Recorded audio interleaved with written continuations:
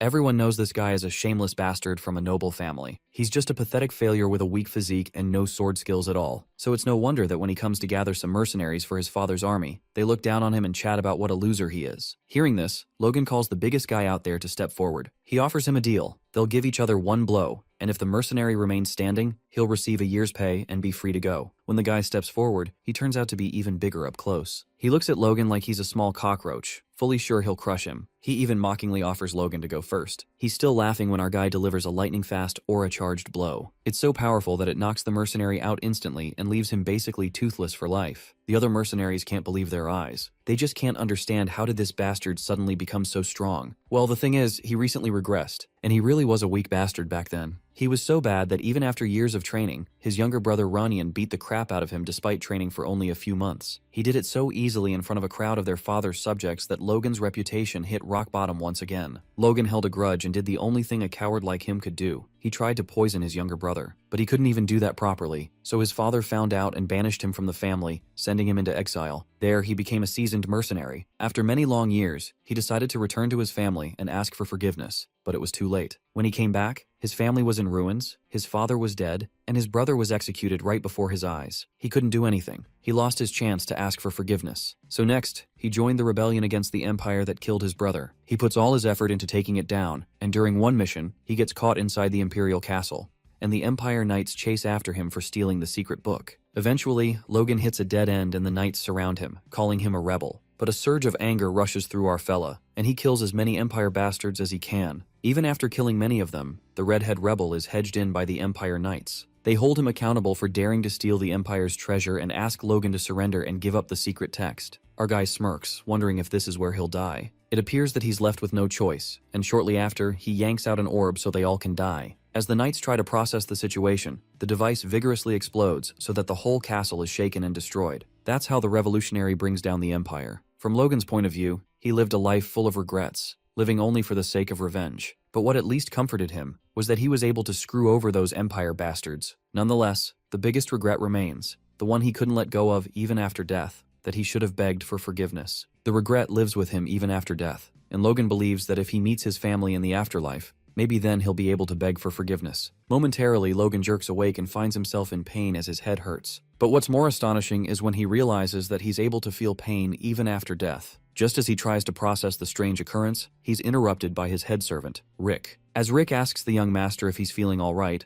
our guy is left in utter disbelief, recalling that Rick died 30 years ago. Bewildered, Logan bluntly asks his servant how he's still alive. Rick freaks out, yelling to bring the doctor as he assumes that Master Logan is badly hurt to be uttering such nonsense. Our guy then looks outside the window where sword practice is taking place and notices the McLean flags hanging everywhere. Befuddled, Logan wonders if he's dreaming when suddenly his little brother, Ronian, calls him out. Our guy pauses for a second and witnesses Ronian, trembling and scared. Logan vividly remembers this scene. It was when they had their first duel where he lost pathetically to Ronian. And when Ronian came to visit him, Logan frantically shut him out and called his younger brother the child of a concubine. Despite all the insults, Ronian used to follow him everywhere, but after that day, he no longer came to see him. In the present scene, our guy despises himself for his past actions, while Rick tells Ronian that his older brother needs more rest. But Logan politely asks his brother to come closer, leaving even Rick confused. Ronian apologizes to him for hurting him, but our guy lets out that he doesn't need to apologize and affirms that he didn't do anything wrong. Abruptly, Logan breaks into sobs and says that he should be the one to be apologizing,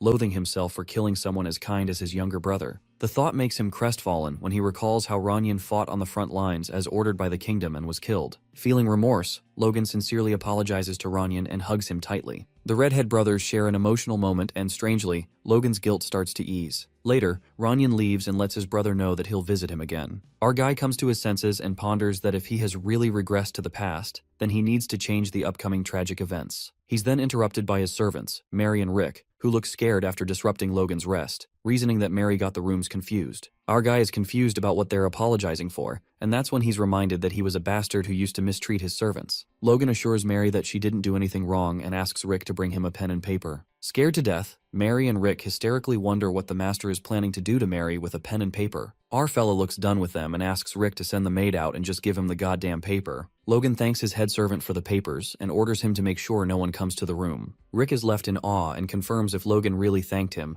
assuming that his head is truly hurt. Our guy gives a death stare and yells at him to get out. The yelling convinces Rick that the master is in his right mind, while our guy is freaking annoyed, but he decides to be patient, as these are all consequences of his own actions. Nonetheless, Logan reckons that the most important thing at this moment is to record everything that will happen. The war against the Empire that will happen in 10 years. A disaster that will bring down not only the McLean family but the entire nation. And coming from the future, Logan feels like stopping this disaster is his responsibility now. But before this incident, our guy focuses on the event that's going to happen a year from now. The War of the Fiefdom. He recalls how this war happened so abruptly and partially destroyed his family, bringing his family into dark times. Later, Logan goes to meet his father. Our redhead fellow walks in the hallway, on the way to meet his father when he notices that the servants look terrified of him as he walks past them. Suddenly, one of the maids freaks out and tumbles. She curses herself for falling in front of the young master, believing that now she's dead meat. Surprisingly, Logan lends her a hand, offering to help, but when the maid glances at his devilish smile, she kneels and begs for mercy. Our guy is confused, wondering what the hell is wrong with these people. But then he looks at his terrifying portrait, agreeing that his smile is awkward. Logan understands that it'll take time for everyone to adjust and becomes adamant about making them believe that he's really changed. With that, the servant informs Patriarch McLean that the first young master is here to see him. Meeting his father after regression, the memories of the past come flooding in. In his previous life, he resented his father for years for kicking him out of the family. He thought of his father as a cold-hearted person who gave up on any expectations he had for his son, and who didn't visit his son for a second when he collapsed after being hurt in the duel. Logan was convinced that his father was cruel for heartlessly casting away his child. But in the present, our guy calls himself a fool for resenting his father and thinks about how heartbroken his dad would have been to kick out his own child. He finally meets his father and gets emotional after seeing him. His father, the patriarch of the house of Baron McLean, Patrick McLean, is surprised that Logan looks better than he thought and asks him what the matter is. Our guy is a bit disappointed. He didn't expect his father to be this cold, but he realizes that he's the one who hasn't seen him for 20 years. Nonetheless, Logan cuts to the chase and asks Patrick for his permission to go into isolated training on the family plot. While his father is surprised, from Logan's point of view, the only way to win in the regional war is by strengthening the whole territory's forces, strengthening the knights and soldiers, and reinforcing and developing weapons. And to bring his vision to reality, our guy needs money. But alas, the McLeans are notorious in the kingdom for being a beggar family. Well, he didn't see this coming, but his family has no money. But Logan had already thought this through and found a way to earn a lot of money at once. With the incident in 3 months, he could earn a whole year's worth of the family's budget all at once. For that, our guy needs to build martial abilities and have a voice. But before Logan's plan could proceed, his father bursts his bubble and assumes that he's trying to run away after losing to his younger brother. But Logan justifies that he realized how he's been lacking all this time and makes him believe that he's trying to get his act together. Unfortunately, Patrick isn't convinced at all and mockingly adds that a lack of effort isn't the only reason he's a loser, assuming that Logan hasn't come to his senses after all. Logan isn't surprised, since he knew his father wouldn't trust him so easily. Our boy admits that his behavior was the problem all this time, but the patriarch is sick of listening to this so many times already. His father callously tells his son to leave. But given the life Logan has lived for the past 20 years, regret speaks through him. He acknowledges that he was foolish and immature. Logan states that through this training, he wishes to get his immaturity under control and earnestly begs his father to allow him. His father senses the sincerity and asks him how long he's planning to stay in training. Logan responds that he'll be staying there for 3 months. The patriarch wonders if this much time is enough for him to catch up to Ranyan, and our redhead guy answers wisely, claiming that he is not training for the sake of beating Ranyan, but trying to do his best in a short time. His father is taken by surprise and supposes that Logan has really changed a little, allowing him to do the training. As our guy is about to leave, his father informs Logan that it's still spring, which means the family burial grounds will be too cold. He diligently asks his son to stay warm, which makes Logan smile wholeheartedly. A few days later, Logan gets all prepared for the isolated training. No one can come here since only the immediate McLean family members are allowed inside. Plus, it's huge, so our guy finds it perfect for solitary training.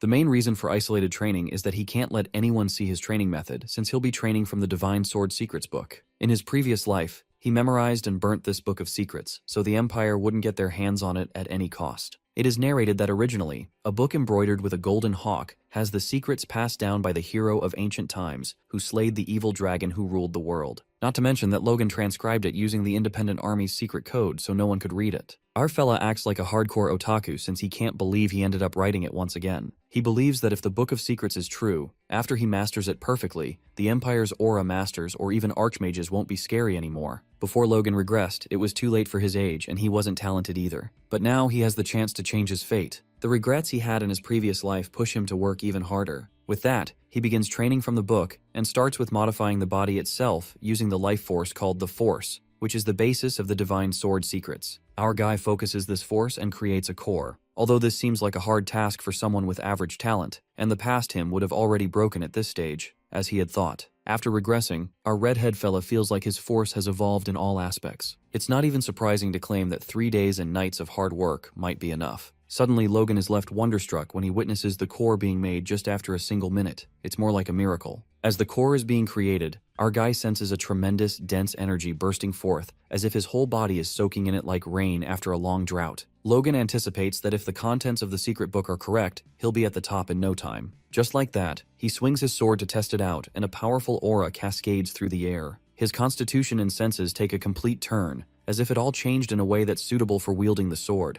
Though Logan is utterly clueless about how the hell he was able to create a core this quickly, he believes that at this rate, after 3 months, he'll get even stronger. With that, our guy continues the training and, after 3 months of devoted practice, he wraps up his last day of training. Among the 10 sword techniques recorded in the Book of Secrets, the sword that cuts through time and space is the time-space slash. With the single core one possesses, which is a 1-star core, the only sword technique Logan can perform is the first technique, slashing wave, and he's fiercely determined to succeed at it at all costs. Our guy wields the sword using the technique slashing wave, rippling divide, and manages to tear through a massive tree like a monster. Witnessing this victory, Logan's happiness feels out of this world since the power is beyond his imagination. He is aware that this isn't a technique that a newbie Force user could pull off. However, he sees his hand trembling and, given that he's worn out after one strike, our redhead guy believes that it's a good card up his sleeve. After accomplishing the goals for his training, Logan couldn't wait to make his father proud of the results. But before that, he decides to wash up first because he smells like shit. Logan arrives at the mansion, but he encounters an obnoxious knight who won't let him meet his father. While our guy asks him if his father is unwell, the knight clarifies that even the young master can't meet the patriarch without prior notice. Rick, the head servant, whispers to his young master that these are 100-year-old rules. Our guy protests that he met his father just 3 months ago.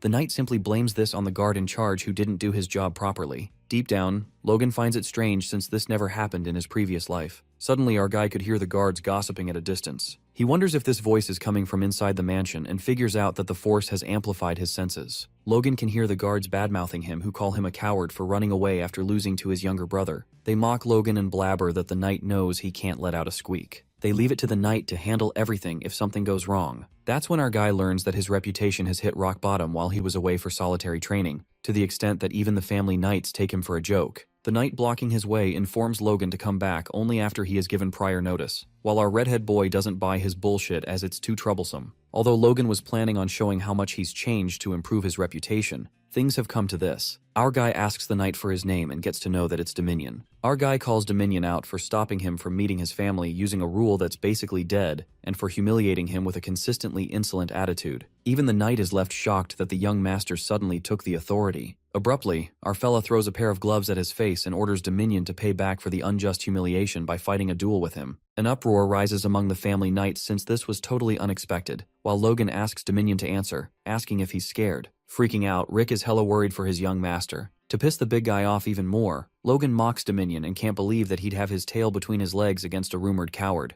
guessing that the knight is all past his prime. Meanwhile, Dominion, boiling with anger, accepts the duel. It's as if he's ready to crush the young master. Logan boasts confidence while the knights doubt this duel, and are pretty sure that the young master will lose the fight. They keep insulting Logan for getting busted by Ronian that day, and then going into hiding for the next 3 months. The knights wonder how this coward is going to last and even bet 100 gold that he won't even last a minute. Our guy can hear their shit talk and learns that no one actually expects him to win. Meanwhile, Dominion, the opponent, remarks that Logan looks pretty relaxed and warns him not to get hurt. While Dominion's anger is visible, our guy is amused by how he dared to pick a fight with him. yet he doesn't have the guts to say anything to a member of the family in front of other knights. Our redhead dude is convinced that this big fella has no guts at all. On the other hand, Rick is freaking out and believes they're screwed big time. Our guy feels like shit as he could hear that nobody believed in him, and poor Rick has stopped breathing while standing. In the meantime, the referee, who is another knight, announces the duel is to begin. Scared as fuck, he declares only wooden weapons will be used during the duel for the sake of safety. Panicked, the referee is unsure if he should continue with this, but he's left with no choice since young Master Logan is so stubborn about it. So all they could do was limit them to wooden weapons. But what's more terrifying is that knights are mainly force users, so they could kill a person even with wooden swords. The referee presumes that whatever happens, it won't be his responsibility, but he really hopes that Sir Dominion goes easy on the young master. With that, the duel begins, and Dominion uses Force Aura, throwing the knights into disbelief. The knights are enjoying this, and see that Dominion is really going all out by using force against a normal person. The servants, on the contrary, panic and declares that it's unfair since Logan is not a force user.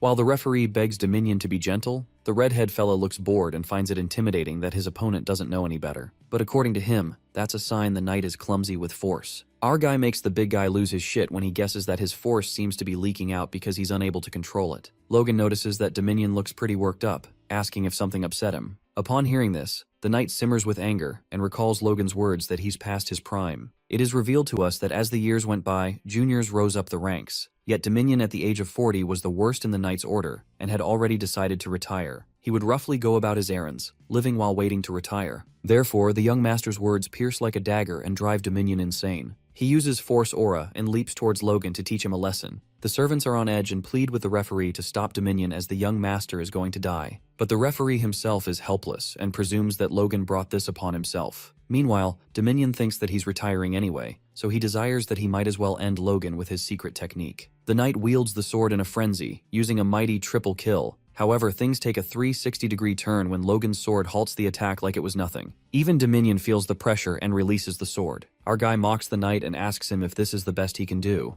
During this, the knights and the servants are left slack-jawed by the plot twist, realizing that the young master is a force user. Logan then calls the referee and declares that he wants to give Dominion a second chance. The knight couldn't wrap his head around what had just happened, putting him in denial that he's weaker than the cowardly redhead kid. The knight couldn't accept this and pushes himself hard to strike Logan once again, but our guy incredibly wields his sword, making Dominion's nose bleed. Our guy defeats the big guy once again, and, even after giving him a second chance, he thinks that it's about time Dominion tucks his tail. The big guy accepts his defeat after getting his ass kicked, but Logan doesn't stop as he strikes the wooden sword across his face once again. The redhead fellow believes that he's shown more than mercy to a vassal who tried to rebel against his superior. What's left now is the adequate punishment Dominion deserves, and in the next moment, our guy frantically begins thrashing the knight, brutally tormenting him. The family knights are thrown into utter disbelief and think that they should stop Master Logan. Gasping, the knights can't believe their eyes that it's the same young master, wondering how on earth he changed so much in 3 months. Not to mention his force has awakened and even his sword skills have totally changed. They conclude that it seems as if Logan has been a swordsman for decades. Eventually, after beating the crap out of Dominion, our guy is announced as the winner. Later, Logan meets with his father, who has been watching him fight. Patrick finds it impressive and curiously questions what really happened during the training. Logan responds that he just got rid of his greed and thought he'd let go of everything. Although it may look like he's lying, our guy actually realized it in his past life. Only after he gave up everything to avenge his family could he become a force user. He barely awakened after turning 40 in his past life. Nonetheless, his father calls it an empty realization and admits that his son has really changed. But the patriarch finds it strange that Logan's first action was assaulting a knight after gaining that realization. Our guy justifies that Dominion deserved this and assumes that his father must have heard from the soldiers what really happened.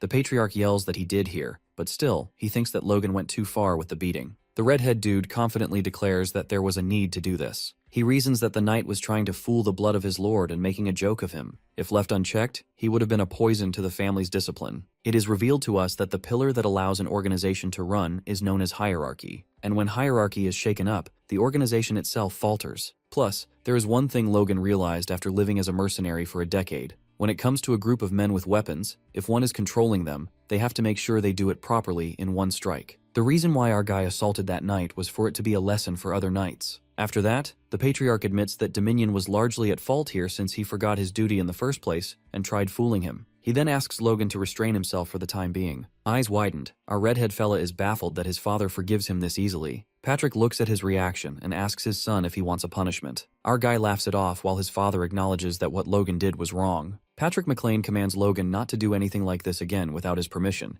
given that he hasn't officially received his rank yet. Before he leaves, Patrick informs him that his fiancée Rena will be visiting soon. The moment Logan hears this, he smirks maliciously since Rena, his cash cow, is finally coming. Shortly, Princess Rena Wolves arrives at the McLean mansion. Princess Rena Wolves walks into the McLean mansion while the workers admire her, full of awe, finding their young master lucky. Rena greets the patriarch, asking him about his well-being, and he's pleased to see her looking like a true lady. Rick is awestruck to witness the princess turning out to be unbelievably beautiful since he saw her when she was young. However, catching Logan with a cold face, he wonders what's wrong with the guy who should be the happiest. The princess announces that she will be reading the letter that the count has entrusted her with, and 30 minutes later, we see her still going on while the knights look done with it. At last, Rena declares that due to unavoidable circumstances, they request to break off the arranged marriage by Chiron Wolves. Silence takes over the place, but Logan doesn't look surprised at all. He's aware that Chiron is beating around the bush, and what he really wanted to say is that he thought Patrick McLean would become an aura user, but he's been stuck as a high-ranking knight for over 20 years, and his son is just the worst. He doesn't find any reason for them to lower their standards and join hands with them,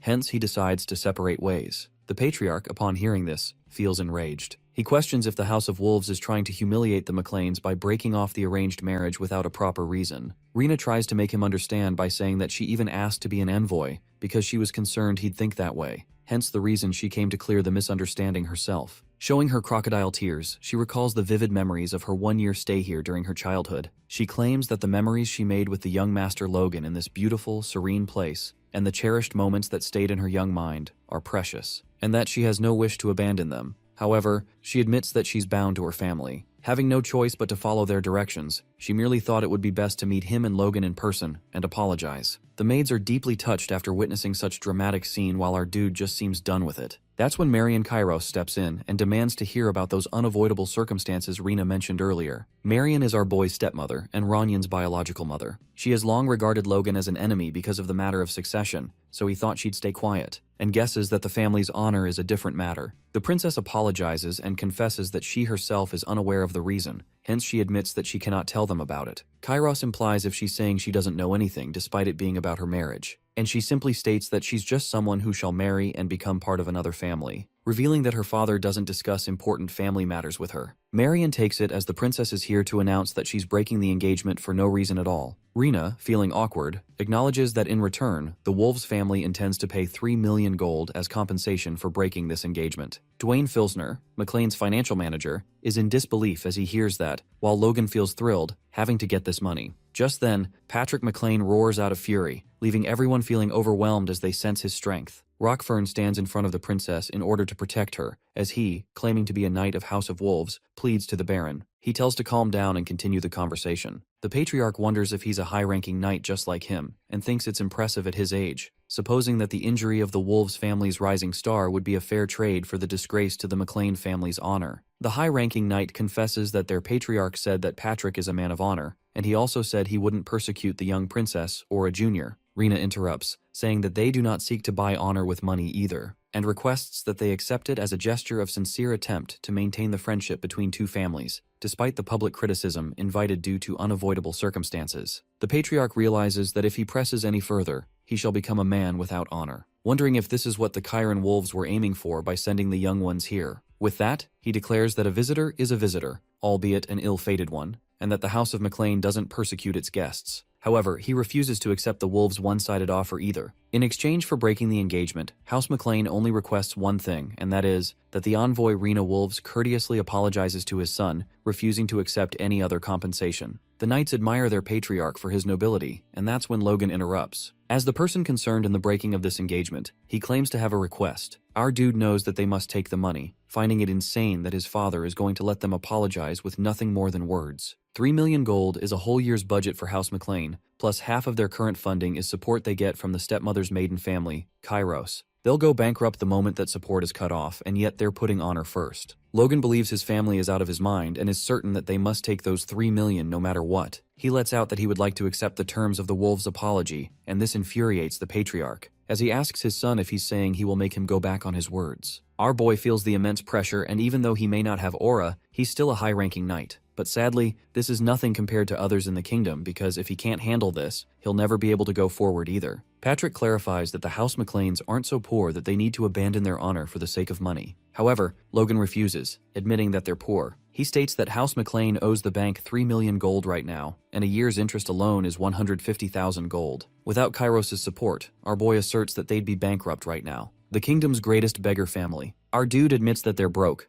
as fuck. But this is all in his head, and since this is an official meeting, he decides to keep his thoughts to himself for now. He elaborates that the reason they must accept the 3 million gold is none other than his father's honor. Patrick asks him if he's going to make him go back on his words for honor, and Logan begs his pardon, reminding him that House Wolves have a higher standing than their family. And the Count is also a Margrave of the East, and even though House Wolves are a leading power in the East, they're not the family they serve as their lord. He fears ending this with just an apology would lead to rumors of them having bowed down to the wolves. Rena points out that House Wolves isn't such an irrational family, claiming that they have the utmost respect for McLean's honor. Our boy mentions her coming to one-sidedly break the engagement, and yet she talks about rationality. In Logan's previous life, he believed Rena was genuinely sad about the unavoidable breakup before something happened. Let's go back in the story, when the princess met him to tell him that they may have to break up today, and insisted on creating a last memory with him. Our main character, whose life as a young master was ruined, believed the decision to risk it all for the woman he loved and run away might just be better. He pleaded with her to leave with him tonight.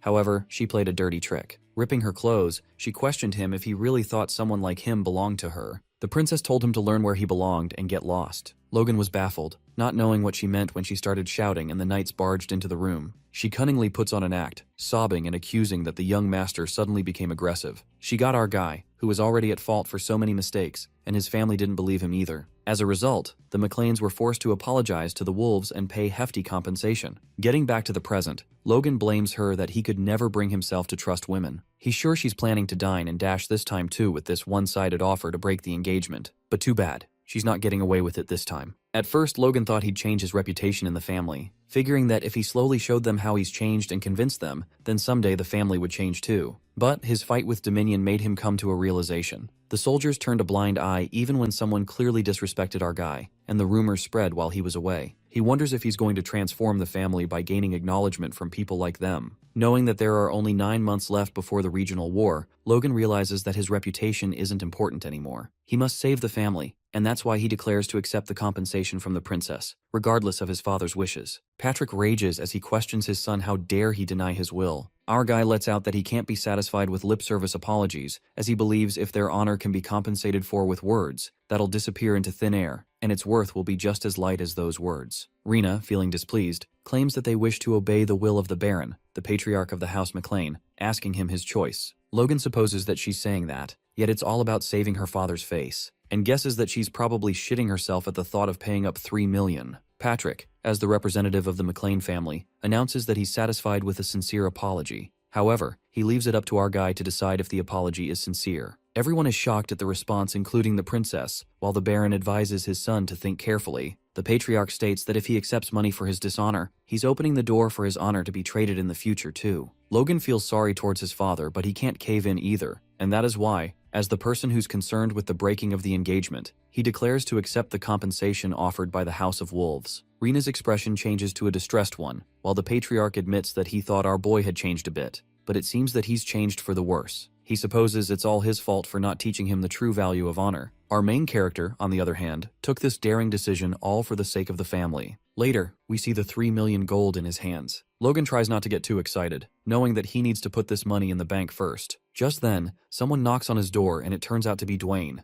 the financial manager and Patrick's most trusted. Hence, Logan realizes that greeting with a smile isn't for him and wonders what he's up to. Meanwhile, Dwayne Filsner is facing the biggest challenge of his life right now. As the financial manager of McLean, he's been running the entire state on an ever-shrinking budget. He had to make up for the lack of money by begging the patriarch's in-laws. Filsner is confused if he's the financial manager or the boss of beggars, wanting to resign so badly if only this wasn't his hometown. But right now, he has the chance to be comfortable for at least a few years, and his opponent is the clueless foolish kid, aka Logan McLean. He smiles evilly as he believes the 3 million has to be shared. Dwayne laughs it off and claims to have just come in to say hello, confessing that our dude left a great impression on him yesterday. The way he stood up for himself without caving in the slightest bit to unwarranted outside pressure. He butters up Logan, saying that he's an amazing appearance truly fitting of the McLean heir. Assuming that he only did stupid shit before, hence it must be his first time receiving flattery, Filsner expects him to open up his heart and wallet. To his surprise, Our guy questions him about what kind of nonsense this is, while Filsner supposes that this reaction is within the expected range. Hence, he acknowledges that the 3 million gold is like rain in a drought in these hard times. He lets our fella know that his wits have allowed the family a huge sigh of relief. Logan is confused as to why the family would breathe a sigh of relief, making it very clear that it's his money. Dwayne is taken aback as he thought it could happen, just the slightest chance.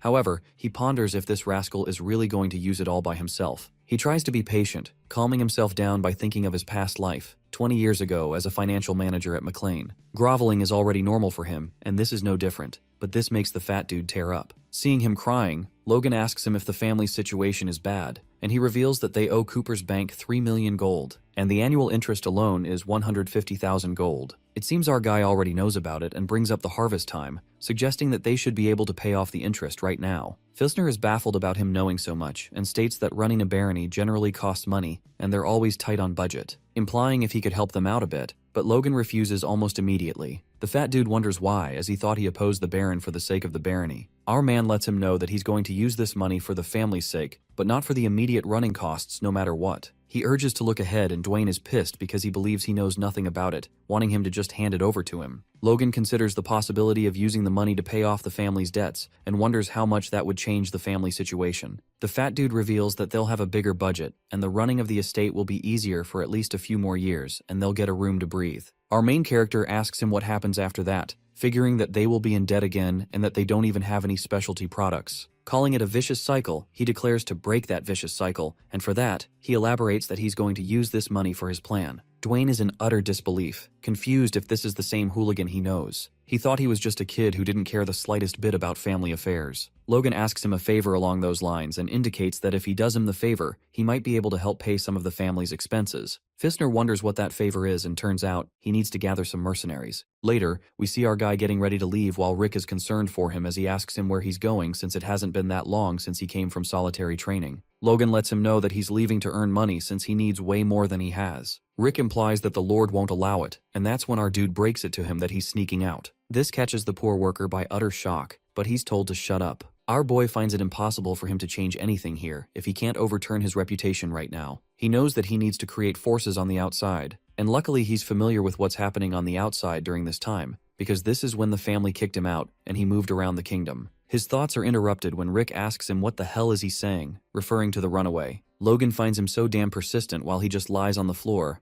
wondering what he's supposed to do if he runs away. He tells his young master to might as well step on him if he's going to go, and our guy is all ready to do that. He assures Rick not to worry and tells him that he's going to leave his father a letter so that no one will blame him. The worker is curious about what he will write, and after a while, we see a furious Patrick reading the letter. That said, heartbroken by the engagement breaking up, our boy has decided to get some air and will be back soon. The patriarch roars his son's name out loud while Rick cries in fear, hoping for the sake of his life that he comes back. Even just 200 years ago, the McLean family wasn't in the position it's in now. The vast and extensive country, which stretched from the neighboring Tesron Viscounty to the Sylvan and Parina Viscounties, as well as the Bifrost Plains, was reversed as the ruler and lord of the southwestern area of the Grandia Kingdom. But until the current lord, Patrick McLean, the useless work of the last 3 generations of ancestors caused their title to be demoted with the size of their territory greatly decreased. The vast storage of grain that was once called the McLean Plains was given to the most powerful vassal, and the useful land was divided amongst different vassals. The place that they ended up in, as if chased out, was the rough and dry land near the southern mountains. There were no suitable regional products, and the copper ore mines that were common in mountain territories didn't exist. In this state, even if they won the regional war, they would need to ask for help from Kyros continuously. To end this vicious cycle, they need lots of money, much more than the 3 million Logan has. And there is someone in Grandia Kingdom's greatest trading city, Kale, who can give him that money. Seeing the street vendors trying to sell their items, our guy is reminded of how remote McLean is. Based on his memory, this person he's looking for spent their youth in Kale. The residents say that he lives somewhere around here and he's the gold bug, Philip Claude.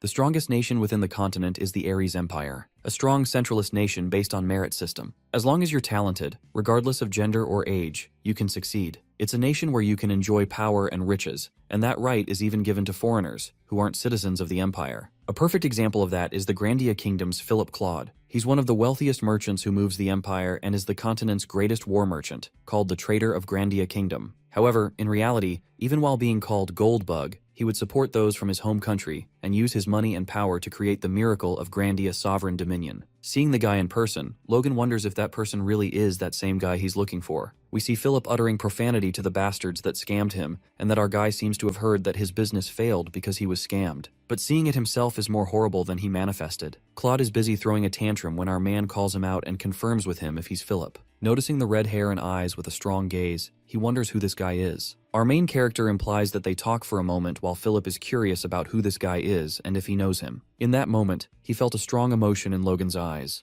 an emotion that businessman Philip had seen countless times: greed. Judging from his timing and how he's wearing an old armor, he assumes that he's definitely a mercenary gangster. And that's when he panics and tries clarifying that it's not the repayment date yet, and that the commercial property sale proceeds in 3 days. Hence, he tells him to come again then. Logan lets him know that he's not here to receive his debt, but the panicked fella fails to listen to anything, wanting him to go away. Our guy tries to calm him down and repeats that he's not someone here to receive money but to invest money. This catches Philip by surprise, and realizing that he's not here to receive money, he thinks of him as a crazy bastard to want to invest in someone who's completely failed. But considering the possibility that he's telling the truth, he asks him how much he's planning on investing. Logan declares to support him enough for him to repay his debts and make a comeback. Claude is tempted almost immediately, but catching sight of dirt on his armor, he supposes that he's come from far away, so he comes to a conclusion that he's being scammed. This pisses him off to the core, and he ends up lashing out on our man, declaring that if he wanted to scam him, he should have prepared properly, just like those bastards who scammed him. Philip figures that he's not an investor as he mentions the crest on his armor, which belongs to the Southwest McLean barony. He rants out that it's a beggar family that needs to live off the coattails of their in-laws, and finds it suspicious that he wants to invest, when that family can't even repay their own debts. Warning the red-headed dude that if he's caught impersonating a noble, he will be executed, he lets him know that he chose the wrong person. With that, the poor guy breaks into tears, while Logan is impressed with his astute judgment even at the bottom. He wonders how he should appease him, and that's when he displays his powers,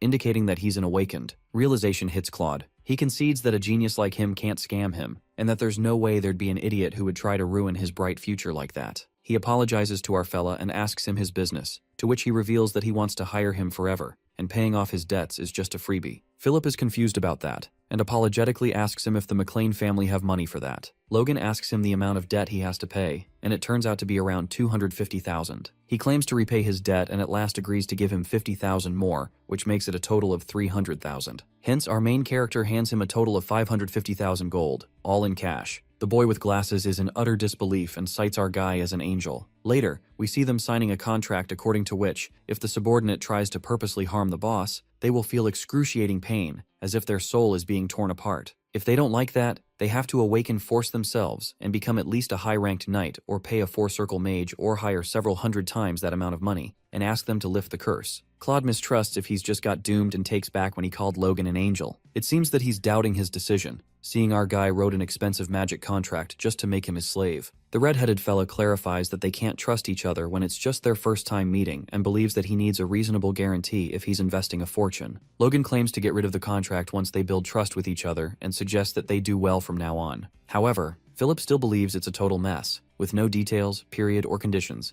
but he's got no choice but to trust him. He's curious about what he must do, and Logan instructs him to buy some monster meat, to which he tells him that he's a real psycho. His reaction makes sense to our dude, who understands that monster meat contains poison, hence burning them is common sense. But in a few years, the situation will drastically change. This is because it becomes known that they can make a monster blood neutralizer with common ingredients, and some areas lacking in food begin consuming monsters, and that winter, cases of disabilities being treated upon consumption of the monster, Kalok, began to appear. Even those who had their private parts injured and became physically sterile saw the effects, and a year after, the Royal Mage Tower validates this. Kalok becomes impossible to find throughout the continent, and one species disappears simply from the research results that they were good for virility. With this, Logan is convinced that he can not only make 3 million, but way more than that. Meanwhile, Philip is contemplating whether he should just run away. Claude freaks out when he hears Logan claim that he'll be using a whopping million on monster meat, making him believe that he's a crazy bastard. Our guy tries to convince the kid that they'd make more money even if he spends more on it, but Philip's reaction says it all, and he's clearly against the idea. The kid then asks Logan what's the per unit price range to buy monster Kalok meat. The redhead fella responds that Kalok meat isn't really worth anything right now,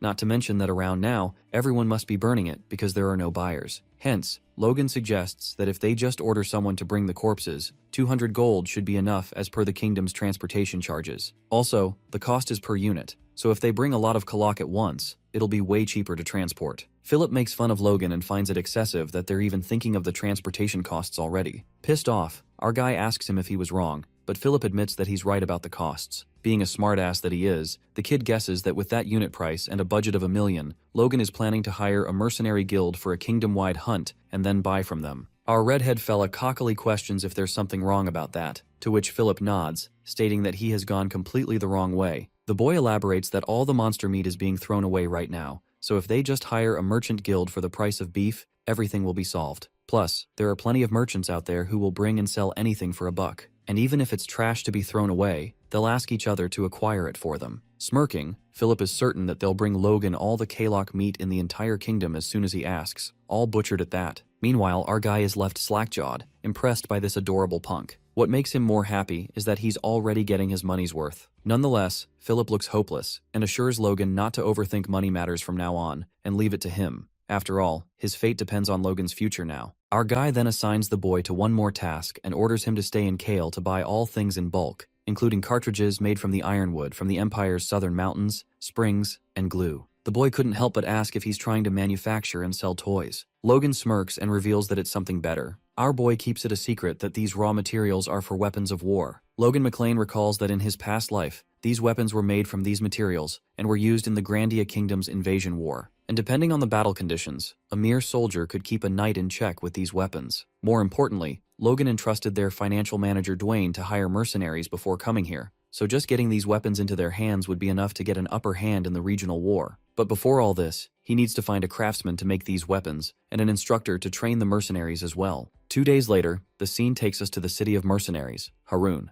Logan requests A-rank mercenary, Kaisalon, to hire him as an instructor. Kaisalon refuses, reasoning that he'd never proactively trained anyone before. Our guy tries to convince him that it wouldn't be this hard since he just needs to train the C-rank mercenaries he'll be hiring. The mercenary looks uncertain about this. He justifies that he has only guided a few youngsters, advising Logan to entrust this to professional educators. But our guy seems persistent since he worked with Kaisalon in his past life. This guy can wield every weapon there is, and even has excellent horse riding skills. Moreover, Kaisalon's value shines when he becomes an instructor. Not to mention that the mercenary squad he raised after he had been gravely wounded and thus retired boasted skills better than any other of their kind. Given that Kaisalon isn't in the mood right now, our guy decides to use money as bait, making him walk into a mousetrap. Logan offers him 4,000 gold for the job, which leaves Kaisalon swooning, since A-rank mercenaries get a max of 2,000 gold per month and our guy offers him double. This was enough to make the mercenary drool, but Kaisalon decides not to fall for it and refuses the offer again. Being a persistent bastard, our guy increases the offer to 6,000 gold, but Kaisalon seems to have excellent self-control and says that he prefers combat missions. Well, our redhead fella seems to have no choice and uses the last-ditch effort, closing the offer at 7,000 gold. The mercenary hears the amount and bumps his fist into the wall. While it might look like Kaisalon is enraged, the moment Logan finalizes the offer at 8,000 gold, Kai loses self-control and delightedly accepts the offer. With that, our guy's hiring goes successful. Later, the mercenary gets to know that Logan is the first young master of the McClane Baron family. Our boy wonders if Kaisalon's not curious why he's hiring mercenaries from the countryside of the fief, but the mercenary bluntly responds that he's not curious at all when he's getting the money. Our guy is relieved to see his clear-cut mindset. Just then, they're interrupted by a noise where a mercenary hits the slaves and gets them moving quickly. As Logan looks furious, Kaisalon mentions that the nickname of the city of Harun is the City of Mercenaries and Slaves. He reveals to our young master that he'll see a lot more of that since this is where the slave market is starting. Our guy seems to know already and says that he has to buy a slave from this market. As they walk forth, a vendor takes Logan for a clueless country bumpkin and tries to sell him slaves at a cheaper price. However, Kaisalon's one death glare was enough to scare the fuck out of him. It seems that Kaisalon has quite the terrifying presence. Our redhead fella is convinced that hiring him was definitely worth it. At that moment, Logan notices a shop with more guards and thinks he's come to the right place. He reveals that he's here to buy a dwarf, and the vendor mutters that otherworld species are rare, so they take special care of them. Logan tells the owner to stop with his bullshit and points at the dwarf he wants. That dwarf turns out to be an old and arrogant one. The owner assures our young master that he'll find plenty of use for him, adding that this dwarf is known to be a great craftsman, one of the few with an expert rank at that. Eyes widened, Logan McClane is astonished since the dwarf race is innately skilled with their hands, a race that creates and fixes objects and finds meaning in it from their youth until old age. An expert rank dwarf is beyond the skilled craftsman he was looking for. Nonetheless, Logan only worries about the price and asks the owner about it. The old man attempts to hit the jackpot, muttering that it's for 200,000 gold. Logan gives him a death stare and asks him if he looks like a pushover to him. After negotiation, the old man agrees to 50,000 gold, regretting his life decisions while our guy happily takes the dwarf, amused at how the vendor took the price down by 150,000 in a few minutes. The dwarf finds Logan quite unrelenting, but our guy calls it basic. The craftsman then asks our young master where he'll be headed now, and learns that he's going to the McLean estate in the southwest, where he'll be making things that Logan requests. But a problem arises. While dwarves are known for being skilled with their hands, that's not the case with slave dwarves. The reason is that despite being a race of craftsmen, without passion, they can't create a true work of art. Hence, to instill passion in this slave dwarf, our guy promises to send him back to the mountains if he does his best work for the next 20 years. Knowing that these years are nothing to their kind, the dwarf is left in awe. Shortly, their attention is diverted to a commotion where a slave is on the loose, the one with the odd eyes. The blue-haired slave runs away frantically, carrying his younger brother on his back. However, with no luck on his side, a mercenary kicks him and he tumbles. The owner appears enraged as he's been bitten by his slave. The slave merchant beats the shit out of the slave for biting him. While Logan witnesses this brutality, Kaisalon tells our guy to get going since they're just slaves. But our boy feels unsettled when he somehow finds the odd-eyed slave familiar. That's when it hits him that it is Victor. Logan abruptly calls him out, but then he stops. He never thought he'd find Victor, the noble slayer, at the slave market. It is then revealed to us that in Logan's previous life, there was an immensely famous aura user in the kingdom. He was a slave in the past who ran away after killing his master. After being wanted for killing countless soldiers and knights that pursued him, along with even nobles, the odd-eyed fellow went into hiding as a wanted criminal. Then 10 years later, when he reappeared, he used aura, proof that he had ascended past humanity. That boy slaughtered the entire family that owned him. From that point on, that slave killed every noble he came across in Grandia and earned the notorious title of Noble Slayer as an aura user. Logan then jogs his memory and remembers that according to the timeline, the slave escape incident happened a year after he became a mercenary, which means Victor would indeed be a slave right now. Our hero thinks of rescuing this boy right now to have a future aura user on his side, but he can't ignore the fact that this odd-eyed boy is an unstoppable homicidal maniac. He's a literal lethal weapon who would slash his own allies, and Logan plans to lock him down. Meanwhile, the odd-eyed boy bites his owner again. As the mercenary is about to hit the slave, our guy intervenes with his sword. The owner notices Logan's armor and realizes that he's a customer. The vendor justifies that he was just training his goods. Logan wishes to buy the slaves and the owner corroborates if he's talking about these rare red and blue odd-eyed kids. Our guy asks the price first and gets to know that it's 10,000 gold for each. The slave merchant thinks he's being a smartass, but Logan knows clearly that a sturdy young slave costs around 300 gold, and this baldy is setting the price many-fold for kids who are nothing but skin and bones. Considering the future of the noble slayer, 10,000 is still cheap. But since there's no way the owner has an idea about this, our hero outwits him because he doesn't want to let this scumbag make money. And so Logan objects and mentions that these kids are about to collapse, not to mention that one of them is on the verge of death. The slave merchant clarifies that these two rare kids are the only ones in the market, but the McLean guy doesn't buy this bullshit and makes a deal for 500 gold each. A price higher than that of a healthy slave is more than enough. As that bastard tries to argue, Logan fixes a hostile stare, ironically questioning if he doesn't even know the cost of a slave. The owner stops in his tracks and gives it a thought. He presumes that this kid Victor is always causing trouble and will continue to in the future. So he concludes that it's better to sell him and agrees with Logan's deal. Later, Victor, who's riding on Kaisalon's back, regains consciousness. Even the mercenary is shocked since the injury wasn't one that should allow quick recovery. Logan also looks relieved, but, in reality, he has been releasing force as they've been moving, so it's only obvious. His force is better than the magic of most low-level priests. However, our boy supposes that Victor's little sister detected the force, even though Kaisalon failed to catch that. In the next moment, Victor spirals out of control as he leaps towards Logan to attack him. However, our guy grabs his hand and doesn't understand if this odd-eyed kid is full of spirit or just plain stupid. Logan forcefully chokes him and tells him to ponder the situation he's in. Our guy clarifies that he's not the slave merchant, advising him that it's great that he's full of spirit, but he needs to learn to pick opponents wisely. Our young master hopes that this is the last warning Victor needs, and assures the boy that if he obeys him, he guarantees protection for him and his little sister. He also warns Victor that if he gets frantic like this again, he will get rid of him, including his sister. Logan then releases his neck, and the boy falls to the ground. Our hero believes that it will be enough to scare him, and opens up that he plans on fostering Victor as a knight. While the boy appears surprised, Logan divulges that knights are honorary nobles, and naturally, that odd-eyed boy will be able to escape his status as a slave too. And not just Victor, but he also wishes to make his sister a knight as well. The boy shudders with eagerness and declares that he'll do it. Just as Logan thought, Victor's sister was the way to control the noble slayer's violent nature. Our guy then informs the boy that they will start their training once they get back to the house. He then calls out Hamar, the dwarf, to make him sign the contract. Logan opens up that it's a magic contract that says if Hamar works for him for 20 years, he'll send him back to the mountains. Hamar is rendered speechless since it's too hard to believe that Logan will send him back to his people. Argai gains the dwarf's trust since it's hard to trust a promise with words only. Tears stream down Hamar's face as he expresses that he wishes to go back at all costs. He bows to Logan to express his gratitude, calling him master. The redhead fella couldn't believe that a contract was enough to get the dwarf motivated, realizing that he's the one in profit here. With this, Logan reckons that he has got everything.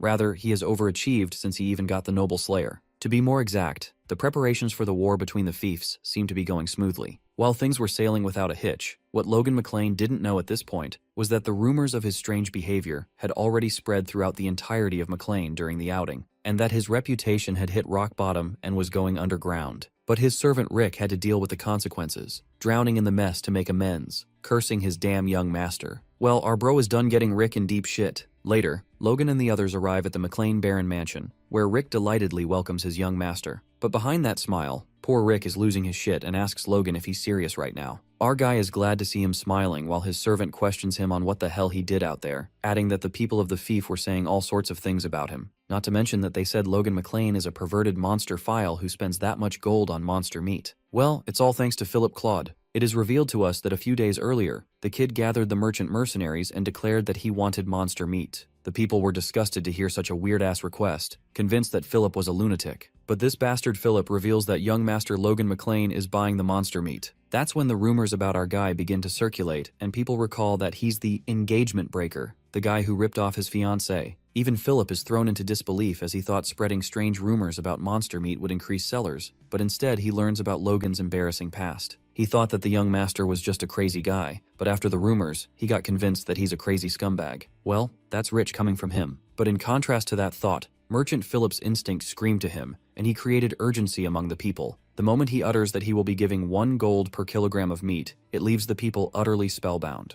And smartass Philip, knowing that no merchant would refuse to sell trash if a scumbag is willing to pay money for it, offers money to the greedy people and demands they bring him all the kalak meat, preferably smoked, sealed, and sliced. That's how Philip's aggressive salesmanship resulted in merchants gathering kalak meat. Yet rumors about our guy spread throughout the fief near Kale as well. In the present scene, Rick narrates this whole story to Logan. Our guy laughs and admits that Philip did his job right. Rick freaks out and wonders how the hell could laugh right now. He asks Logan to look at the faces of those who came with him. They look rather unsettled after hearing such things. Our guy believes that it'll be over soon, but his servant informs him that even Patriarch Patrick is furious. Soon after, Logan meets his father, who asks him if he enjoyed running away from home, and our guy shamelessly admits that it was a rewarding trip. The Patriarch infuriatingly remarks that he has heard rumors that his son went around doing all sorts of crazy things. Our fella states that rumors are just rumors, confessing that he does not have an ounce of shame for his actions. These words give his stepmother a chance to blabber. She scoffs and tells the Patriarch that young Master Logan has no awareness about his position and how his actions are dishonoring the family's name. Our guy thinks his stepmother is being excessive and reveals that he merely spent the money from his engagement breaking as he pleased. This brazen attitude makes the mother lose her shit. The stepmother, as she asks the Patriarch if he's still going to side with his son, carelessly commenting that the young master's roots themselves are at fault. The moment she utters such bullshit, Patrick frantically screams at her to stop and asks her to leave since he wishes to talk to Logan alone. His father gives him a last warning, and having a frank chat, Patrick tries to talk Logan out of it and asks what is wrong with him. He couldn't understand why his son is doing these things. Our guy realizes that his father won't let it slide this time and reasons that he wouldn't understand even if he told him. The Patriarch rhetorically asks if Logan isn't the one who needs to be understood and opens up about what people around are saying about him. They're labeling Logan as violent, cruel, money-obsessed, and lately even insane. Enraged, his father gets tired of covering for him and gets sentimental when he asks Logan to tell him beforehand if there is a time he will stop in the future. This way the Patriarch could at least make the excuse that he tried his best for his dead mother. Our guy is left speechless since his father never mentioned his mother before, not even in his previous life when he kicked him out. Logan assumes that his father hasn't fully let go of his hopes for him yet, and so he implores the Patriarch to just give him 1 year to prove the reasons for his actions. Our guy grimly asks his father to do him this favor. After he leaves, these words leave Patrick feeling peculiar. He didn't know the word favor could sound this strange between a parent and a child. He holds onto the locket and determines if Logan fails to prove himself in a year, then he'll have to make a decision as the head of the McLean family. The Patriarch opens his locket and apologizes to his dead wife Raina for Logan's actions. He promised Raina that he would protect their son and raise him well, but Patrick feels like he was too neglectful. Later, our guy meets his brother Ranyan on the way, and discovers that he has already awakened his force. Logan gets happy to see his brother catch up since, in his previous life, it did not awaken until the war between the fiefs. Surprisingly, Ronian thanks his older brother for being awakened and lets out that the knights were stopping him from meeting Logan when he returned. While the knights are embarrassed, our guy is taken by surprise that Ronian got past 2 knights as soon as he awakened. Our young master then plans to teach his brother the divine sword secrets after the force stabilizes, so that he can become much stronger than he was in his past life. The scene then takes us to a cottage in the south of McLean, where Dwayne informs young Master Logan that he has recruited 350 C-rank mercenaries as asked.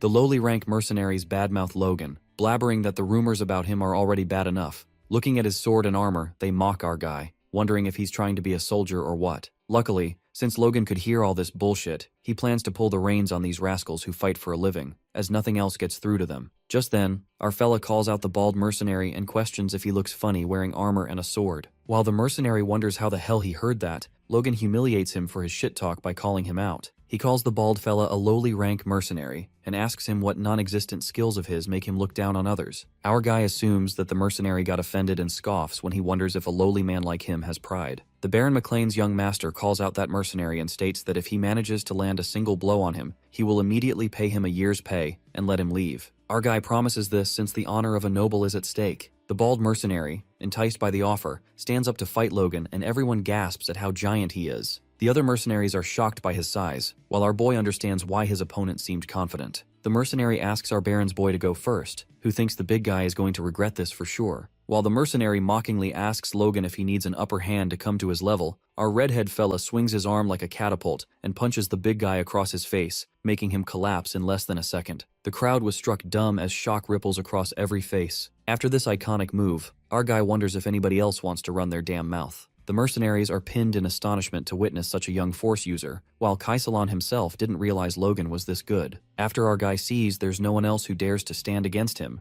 he properly introduces himself and reveals that he's the one who called them here. He clarifies that the only reason he's throwing money around and hiring mercenaries is because he plans to train them to be crossbow cavalrymen. Upon hearing this, the mercenaries appear clueless since they don't have any idea what the hell a crossbow is. The A-rank mercenary whispers to Logan that crossbows aren't efficient weapons for cavalry use, and our fella seems to know this clearly. Since the red-headed fella came from the past, it is revealed that crossbows are far more destructive than bows, but inexperienced shooters take more than a minute just to load them. But if they're on a horse, they're bound to run out of firepower in just a minute, even if they are carrying 3 or 4 loaded crossbows. It's no wonder the mercenaries are baffled. However, Logan ain't bluffing on this one. He even says to Kaisalon that if he thinks he's blowing money cosplaying as a soldier, he commands the A-rank to train them first, and he'll find out the reason soon. The young master of the Baron believes that these crossbow cavalrymen will be a great force for McLean, even beyond the forthcoming war between the fiefs. Kaisalon has no choice but to follow his command. The scene then takes us to a few days later,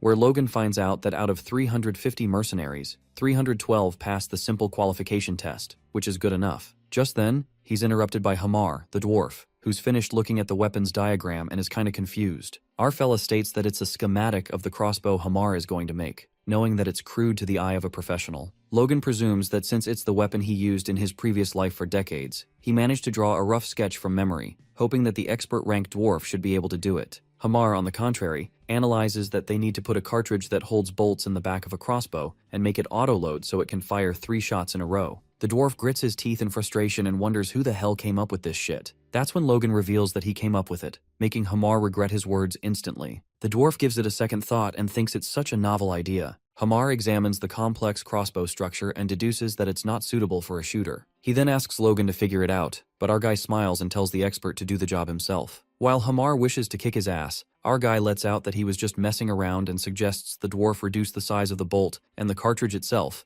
It's a one and done. So Logan postulates that they can make the cartridge prefabricated and have them reload every time they shoot. They will be known as magazines. Eyes widened, Hamar calls it a weapon that's beyond their time. A crossbow that fires shots in under a minute. And there's no doubt about it, this weapon was created in the future before our guy regressed. After that, the expert-ranked dwarf gets on with this motivating challenge and lists the things needed to make the weapon, including a cartridge, spring, some wood, glue, and a bowstring. Logan gets curious about the time it'll take to be done, while Hamar wonders if the young master is freaking asking him to build something he's never heard of or seen with a deadline. Well, the red-headed fella tricks the dwarf and states that it's still a weapon that humans have made, and bluntly asks Hamar to give up if he can't do it. The dwarf's ego is hurt on purpose, and that's when he claims he will create this weapon in a month. promising to build something far superior in that time. Later, Victor seems to be training under Logan's supervision. Our guy seems to be pushing him hard and reckons that he's only been feeding them and making them sleep for days since they arrived, but he can't believe what a difference that little food made. As Victor's legs tremble, Logan commands him to rest. Deep down, he's astonished by the fact that a 14-year-old kid, who is much smaller than his peers, ran 20 kilometers without any rest. The red-headed fella isn't disappointed at all, admitting that Victor is indeed talented. But what he loves more about the boy is his grit and perseverance, to the point where he feels that all his worries were for nothing. That's when our guy realizes that Victor wasn't the noble slayer by nature, which leads him to conclude that the change in his last life was probably because of his little sister. Moments later, Logan tells the odd-eyed kid to get ready for the next training session, where he will be teaching him the Grandia Kingdom's sword technique, since every knight in the country learns it. As our guy resumes the training, Victor feels exhausted to the point where he wants to pass out and sleep. But then, he remembers that if the price of this exhaustion is good food and a good night's sleep, he better endure it. A jolt of energy runs through the boy, and he follows the same sword technique that Logan just performed, imitating it impeccably. As usual, our fella is impressed, given that he only showed him once, and Victor not only effortlessly follows every movement, but also every single breath. He's convinced that his brother Ronyan isn't even that good despite being the same age as Victor. Nonetheless, Logan believes that if Victor builds up his stamina and performs the kingdom sword technique perfectly more than 1,000 times in a row, he could call himself a knight. The moment Victor hears the word knight, he's enchanted. He just asks Logan to take care of his sister, and that is enough for him.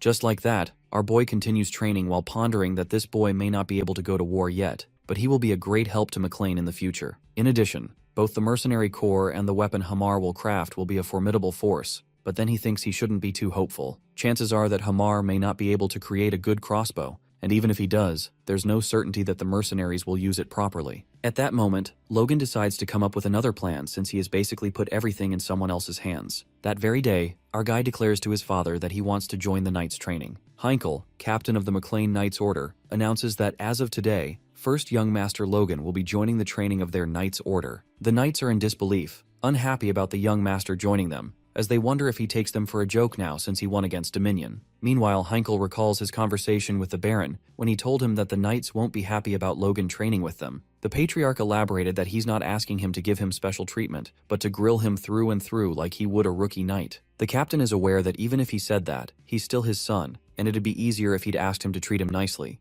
Logan assures him not to worry, and declares if he falls behind a single training drill of the Knight's Order during a week, he will just pretend this never happened and get out of his way. This catches Heinkel by shock, as he decides the Knight Order training for this week to be at triple the difficulty level. Later, we see the Knights struggling with their training as they wonder what the hell kind of training is this. The captain instructs his knights not to die on him and questions them how they can be oblivious to how it feels to be a horse. The training seems to include running with a knight on their back, and Heinkel wants them to feel what it is to be the horse that carries them through the battlefield while they're fully armored. One of the knights was wondering why he asked them to train in full armor, and realizes that they're going through this hell because of that damn troublemaker, aka our boy. He's convinced that he will only last so long before he runs away and guesses that he'll last 3 days, when another soldier interrupts, saying that he won't even last a day. Meanwhile, Logan runs ahead of everyone, carrying a fellow knight on his back. Seeing him smile at that catches the captain and others by surprise. Heinkel realizes that at this point it will be the knights who fall behind and not Logan, hence he orders everyone to halt. Giving them a rest for 10 minutes, he asks our dude about how he's doing, expecting him to give the honest answer that it is tiring, so he can ditch this crazy-ass training. But to his surprise, our main character lets out that it's easy enough, and knowing that knights go through this every day, he believes there's no way they're not strong. He announces that he's looking forward to the next training as well, and the captain realizes that this isn't what he was going for. At night, Logan looks around for his fellow mates. It seems that training with the knights was his insurance policy, in case all of his plans failed. If all else fails, he decides to join the knights and fight on the front lines. That's why he thought he should start hanging out with them now and bond with them. Plus, he can develop his force through meditation, but his strength is also what's important to train his body. That's where Knight Order training will come in handy. Hence he accumulates force, and it works. As his force core is growing, he doesn't even feel fatigued. And all the power for a force core that's only 1 star is more than he expected. Our guy guesses if maybe once he reaches 2 stars, he will have the power rivaling a high-ranking knight like his father. Afterwards, we see Logan declaring the crossbow Hamar made a failure as he asks him if this is all he can do. He wonders where's the thread he ordered, and how this thing only shoots 1 round, plus the magazines which weren't supposed to be integrated. Hamar turns red with fury as he tries to explain, but Logan cuts him off and sarcastically apologizes, admitting that he shouldn't have said that. The old dwarf agrees with him and mentions his pride when he's interrupted yet once again. The red-headed dude guesses there's nothing they can do about it if this really is his best, and confesses that he expected too much from him, and he's at fault for judging incorrectly and spending all that money to see this. Just then, a furious Hamar cuts him off and announces that he will make another within 1 month and come back again. Snapping the crossbow into two, he storms out of the room while Logan realizes that he got so angry that he's gonna start from scratch. Smiling demonically, he decides to grill him more so that he can come out with something amazing. 1 month later, we see the old dwarf giving his new weapon a try as he asks for our boy's feedback on it. He briefs him about this crossbow having 1 less shot than he originally asked for, but claims that this one is easier to hold in hand, and he can change magazines. Logan is beyond shocked to witness the item as it took him less than 5 seconds to load and fire. It has less effective range than the weapon in his past life and it's smaller, but for a mounted soldier, this one's much better. In fact, he finds it's outperforming and can't seem to believe that they've already gotten this far when they're still months away from the war between the fiefs. Hamar stops his blabber when he realizes his master is not listening to him, and that's when he's pulled into the air as our fella delightfully praises him. The old dwarf feels embarrassed at the thought of someone seeing them when Logan calls him out, ever so sweetly. His heart softens at the tone, and just then, he's asked if he can make 400 of these in 2 months. The knights are astounded to see the updated version of crossbows, which flies off quite far. And Kaisalan is in disbelief as he wonders how a crossbow can even do that. Observing the muzzle-loading crossbow of this power, range, and speed, he believes if an army of 300-plus troops were armed with these, it would be unimaginable. Just the thought of it makes him shudder, and he couldn't help but praise Logan as he now understands what he had in mind when he mentioned crossbow cavalry. Our guy acknowledges the hard time Hamar went through, and he even had extra craftsmen assist him. But he didn't expect he'd complete the order he made 2 weeks before the schedule and even make 100 extra crossbows. Praising the expert-ranked dwarf, he believes he's obviously superior, and as much as he'd like to share this with the Knight's Order and other soldiers too, there's the issue of funds and possible leak of technology, hence he decides to hold off on that for now. Logan instructs Kaisalan to equip the mercenaries with crossbows starting today and clear out the monsters from outside the territory. The trainer tries to object when he's cut off and asked if he thinks that's possible. Our main character decrees to make it possible even if it isn't, because if he can't do that, this is all meaningless. However, Kaisalan doubts that he made a weapon like that to subjugate monsters and wonders if he's preparing for war. Later, we see Logan carrying 2 knights on his back as he trains while the others are dumbfounded as they witness that. Wondering if that ridiculous physical ability is genetic, one of them supposed that he must be really good with a sword, just like the patriarch. The other comrade butts in and adds that our boy cannot be compared to the old man, since he even lost to his younger brother before awakening. Even so, the other knight finds it kinda amazing how Logan has been consistently enduring the training for over a month now. The training that was initially designed to drive him away, now solidified as the new symbol of the Knight's Order. It became an unexpected stimulus for the low-rank knights who had been taking it easy in the training, and the knights began to truly understand and empathize with their horses. The strengthening of bonds among the knights was a plus. Heinkel merely persisted with the training since the young master wouldn't quit, but he can't believe all these results. He considers our guy his lucky charm, who walked in on his own 2 feet. Afterwards, we see Logan stimulating his internal consciousness with meditation after pushing his body hard with training. The iterations are synergizing with each other, and it seems that he's making solid progress. Lately, our boy has been seeing signs of a shift in the Force. Presuming if he can improve his martial powers as per his expectation, like Superhuman Aura Master and Archmage, he can surpass all the monsters he saw in his previous life. He then accumulates the Force and his core is transformed into a 2-star core. Now he has the basics to learn the next secret technique of the sword secrets. Just considering the power that the first technique gave him, Logan's sure that the second technique will be far more powerful than expected. He believes if he can just master that technique before the war, even a high-ranking knight wouldn't scare him. Later on, we see the hired soldiers practicing to kill the monsters with the crossbows under Kaisalan's command. He orders them to lift and shoot, and the outcome amuses everyone. Seeing hardly any recoil and how one of their bows went through one guy's head and plunged into the head of another, they're pleased with their weapons. Our guy witnesses the swarm of over 100 monsters getting wiped out in less than 10 seconds, and concludes that their old habit of using a basic crossbow has been broken quite a bit,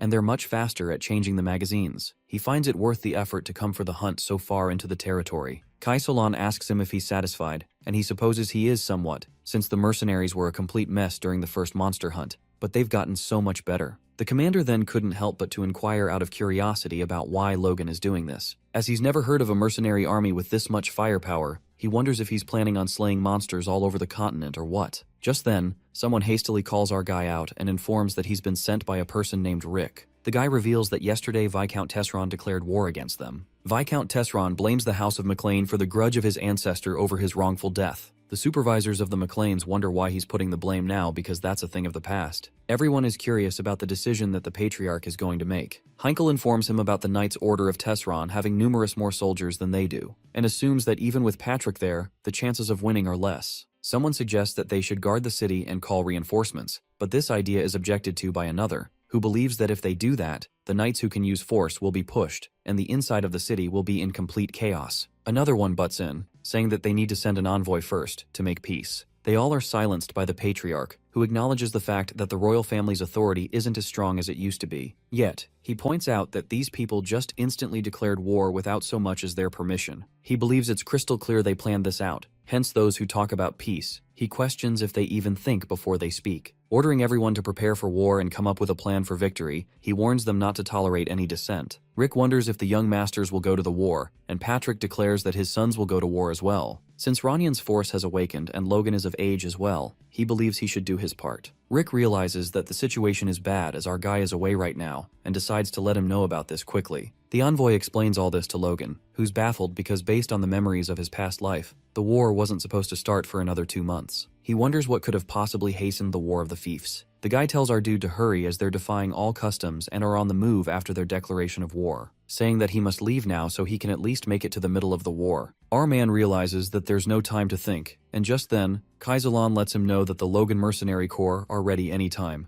The red-headed fella is curious about why Kai doesn't seem too surprised that war has broken out, and he breaks it to him that for them, if there was no war, they want to start one. They're confident because they've got hands on a great weapon, hence they obviously want to use it. Logan finds their confidence valid as they overwhelmingly massacred the monster flock that was larger than normal over the last 9 years. He doesn't think it matters when the war breaks out because all they gotta do is win. Plus, they've got enough combat power right now. Meanwhile, the House of McLean is reeling from the anxiety of an expected war. All 314 people were certain of their victory in war. The war began sooner than they thought. The day after the declaration of war, Tesron's troops showed up at the McLean estate, and their numbers exceeded the vassals' expectation. It seems that there are over 100 knights alone, over 1,000 regular troops, and on top of that, there's almost 10,000 conscripts. It's announced to be an all-out war, and Patrick is enraged as he discovers that, wondering if Haemon Tesron has gone insane. It's not just the clash with a main force of knights who are basically superhumans for the average person in this battle, but to use conscripts in a war not even between nations but a domestic fiefdom war, the Patriarch wonders why the hell he is going this far. At last, it's revealed that Kairos has informed them that they will not be providing them troops. The stepmother is taken aback as she believes there's no way they would refuse because she checked it herself. Patrick demands to gather all men who can carry weapons, and announces that they will respond with full force. Their trusted Kairos turned their back on them. Backed into a corner, McLean gathered as many men as they could to fight against Tesron, and thus gathered 53 knights, 552 regular troops, and 4,418 conscripts, for a total of 5,023 men. This force wasn't even half the number of the Tesron army. The knights wonder where the first young master is, and assume that he probably won't come back and must have run away after hearing the news. Ronyan overhears the conversation between them and asks them what they're talking about, because he's convinced his brother would never do that. He knows he already expected the war would happen, and is certain that there's no way he would run away. Patrick instructs his younger son to play his brother's role on his behalf and warns him not to waver at any cost. Ronyan doesn't want to believe that his brother ran away and realizes that it doesn't matter right now, as they must win the war. The Patriarch orders his troops to charge, and the opponent army is ready for it. While Haemon smirks as he realizes that his enemy has drawn his sword at last, he instructs his army to face them now. The head of the McLean figures out that he has to break through the vanguard first, but as he tries to do that, his attack is blocked by the opponent. Rick witnesses their knights being knocked out, and realizes that they're losing. They were so disadvantaged in this war that they even had to send out a servant like him. He knows that if they're enclosed here, they'll lose no matter what. Just then, he's pushed to the ground by an opponent and instantly rolls to the other side to protect himself. And that's when his fellow ally comes in and stabs the enemy. As he's about to help him up, the ally is killed right then and there. Rick finds running from the enemy as far as possible the only way to survive and decides to head to the rear. But turns out, they've surrounded them from the rear too. Meanwhile, Patrick McLean fights off the high-ranking knight, who praises him for living up to his name.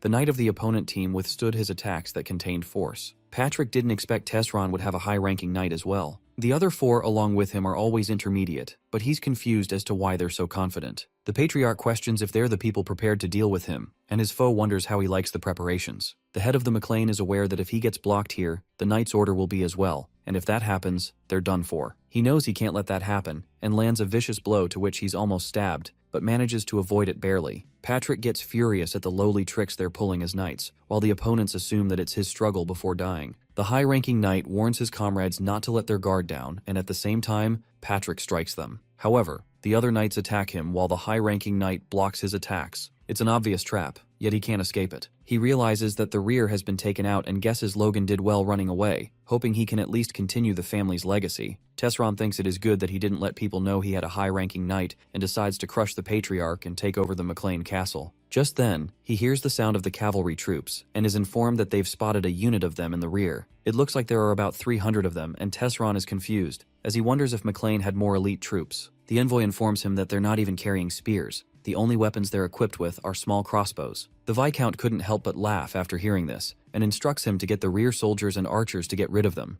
assuming that they were some trash soldiers. However, he's proven wrong when he witnesses his army getting wiped out by them. The damage caused by the crossbows makes them realize how much they've underestimated that weapon, leaving Tesron's army in dismay. They did not expect the McLean forces to have those kinds of troops. All the soldiers who didn't ready their shields are dead, while the mercenary men continue to counterattack. Since they're standing at a distance, the arrows of the Tesron troop won't reach them, which makes them wonder how their arrows are wiping them out. Tesron is in disbelief, unsure of what's happening as the rear turned into chaos after but a second. He's confused about these weapons, wondering what hell kind of weapons they have made. The Count orders the cavalrymen in the front lines to come here and commands them to catch these bastards by charging at them, and Logan is pleased to see them coming on their own. Meanwhile, Ronian is busy fighting the enemy and dodges an attack when another knight walks in and informs his comrade that they don't have time for this, as the battle is taking a strange turn. The young awakened gets his attention as he warns him to look at him. Now that he's experienced an actual battle and not just sparring, he gets it now that he's no genius. He's simply a kid who just had his awakening. Regardless, Ronian decides not to lose. Recalling his father's words, he knows he can't crumble down here. The red-headed boy sees the enemy's back facing him, and so he finds it an opportunity to attack, slashing his sword at him. The knight collapses on the ground. He notices the arrows plunged in the collapsed knight's armor and looks around,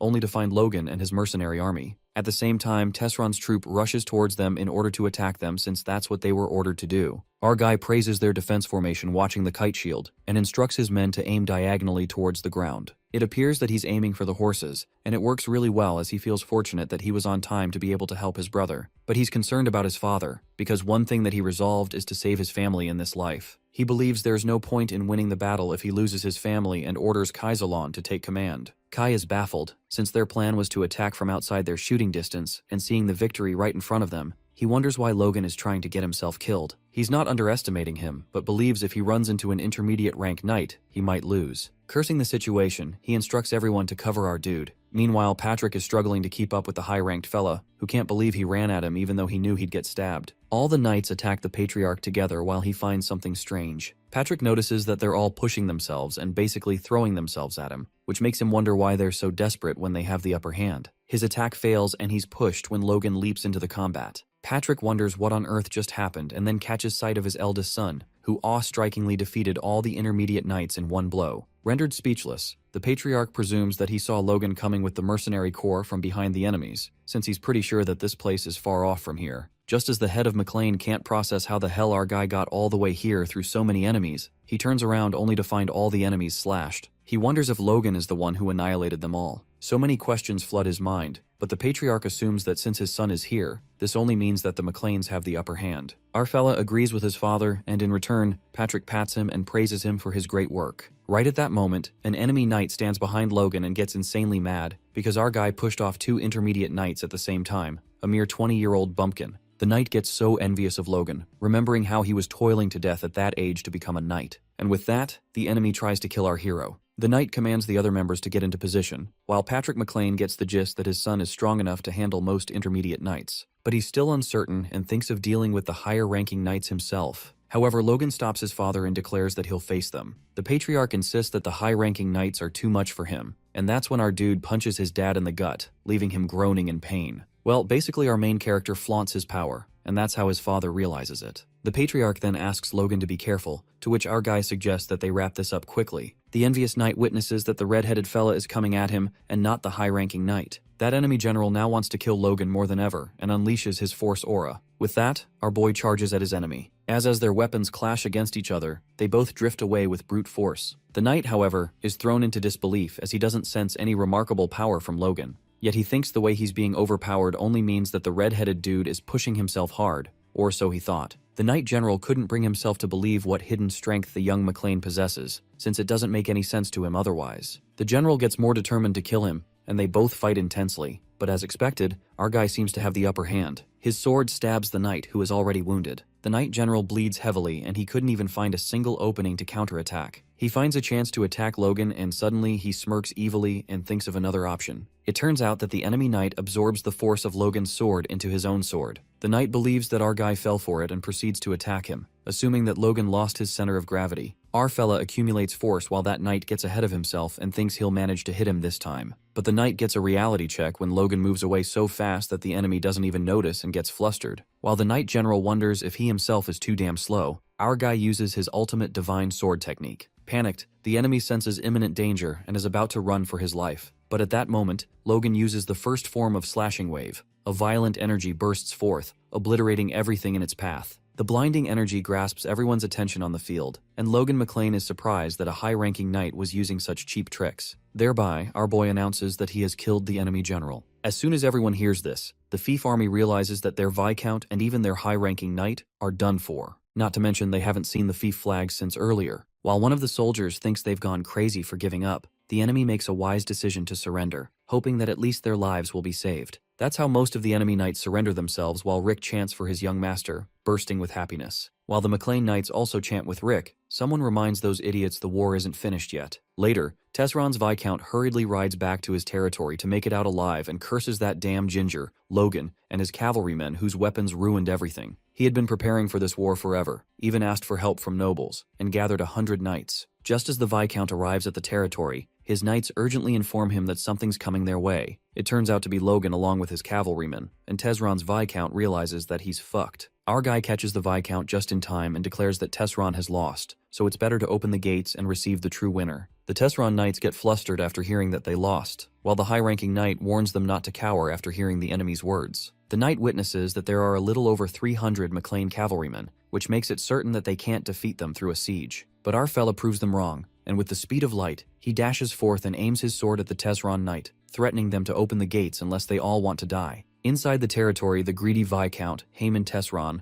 rushes to take some gold coins with him, and that's when Logan sneaks in. Startled, the Viscount wonders how the fuck he got in here, and our fella reveals that his servants gave him away even before he had the chance to put his blade to work. Logan scoffs at Haemon, stating that it says a lot about his reputation as a lord of the fief. Enraged, the Viscount witnesses his own servants selling him out. Haemon seems to have no choice. Hence, he surrenders and agrees to compensate the McLeans with whatever reparations and shares are required per the conventions of fiefdom wars. The Count begs Logan to spare him and his family, while our young master reminds the Viscount of how he announced a war out of nowhere and just barged in within a day. Our red-headed boy is enraged at the fact that now this blonde bastard has the guts to talk of conventions, realizing that he has no conscience. Haemon Tesseron, terrified as fuck, implores Logan that he must maintain the honor of nobles, revealing that prisoners captured in fiefdom wars are guaranteed their lives by the conventions. Our guy asserts that he'll respect the honor and customs of his house, the House of McLean, and so he guarantees Haemon Tesseron his life, even granting him time and permission to take a certain amount of wealth and leave. As the Viscount seems to be happy with the offer, Logan flips the tables iconically and lets out that he'd only say that if he were his father, because his father is a man of honor, so much so that he'd accept a surrender without any conditions whatsoever. Just then, the young McLean's eyes land on a knife, and Haemon desperately asks him to keep it. However, Logan takes the knife only to stab the Viscount, who was betrayed by our guy who said he'd spare his life. But the young master clarifies that he said if he were his father, he surely would have spared his life. Our dude unapologetically takes Haemon's life, who even on the brink of death reminds Logan about the honor of nobles. Coming from the future, our guy knows how many people died because of Tesseron's greed, so he decides to end that filthy life of his right here without flinching. Moments later, the Viscount dies a painful death, but Logan still thinks that he died such a simple death. The blood of Haemon Tesseron is on Logan's armor, and a sense of relief washes through him as they're finally past the crisis. After that, our young master wraps things up and announces that Viscount Haemon Tesseron ended his own life. Momentarily, Kai arrives, and our guy commands him to take a look at the castle's underground prison. The scene then takes us to a few days later, where the patriarch, Baron McLean, arrives at the fief territory and corroborates with Logan whether Haemon Tesron took his own life. Our guy justifies it by saying the Viscount must have been in great despair to do such a thing. But the father's instincts kick in, and the patriarch asks Logan if he killed the Viscount. Well, our main character couldn't deny the facts, accepting that he deliberately killed Haemon. Logan then postulates that they must bring the Tesron fief back into their hands, since he doesn't want to leave the Tesron bloodline alive to create trouble in the future. The patriarch looks proud at how much Logan has grown up and admits that his son must have had his reasons. Our guy couldn't help but wonder if his father changed. Just then, the Baron acknowledges that Logan played the greatest part in this battle and thanks him. As they share an adorable father-son moment, the patriarch declares that he'll have Logan stand as the official heir to the House of McLean. While it may seem like our guy is overwhelmed, he ruins the emotional moment and straight up refuses his father's orders. The Baron freaks out as his son rejects the offer to be his successor and assumes that Logan is worried about his reputation. If that's the case, his father assures him that his feats in battle are enough to turn things around.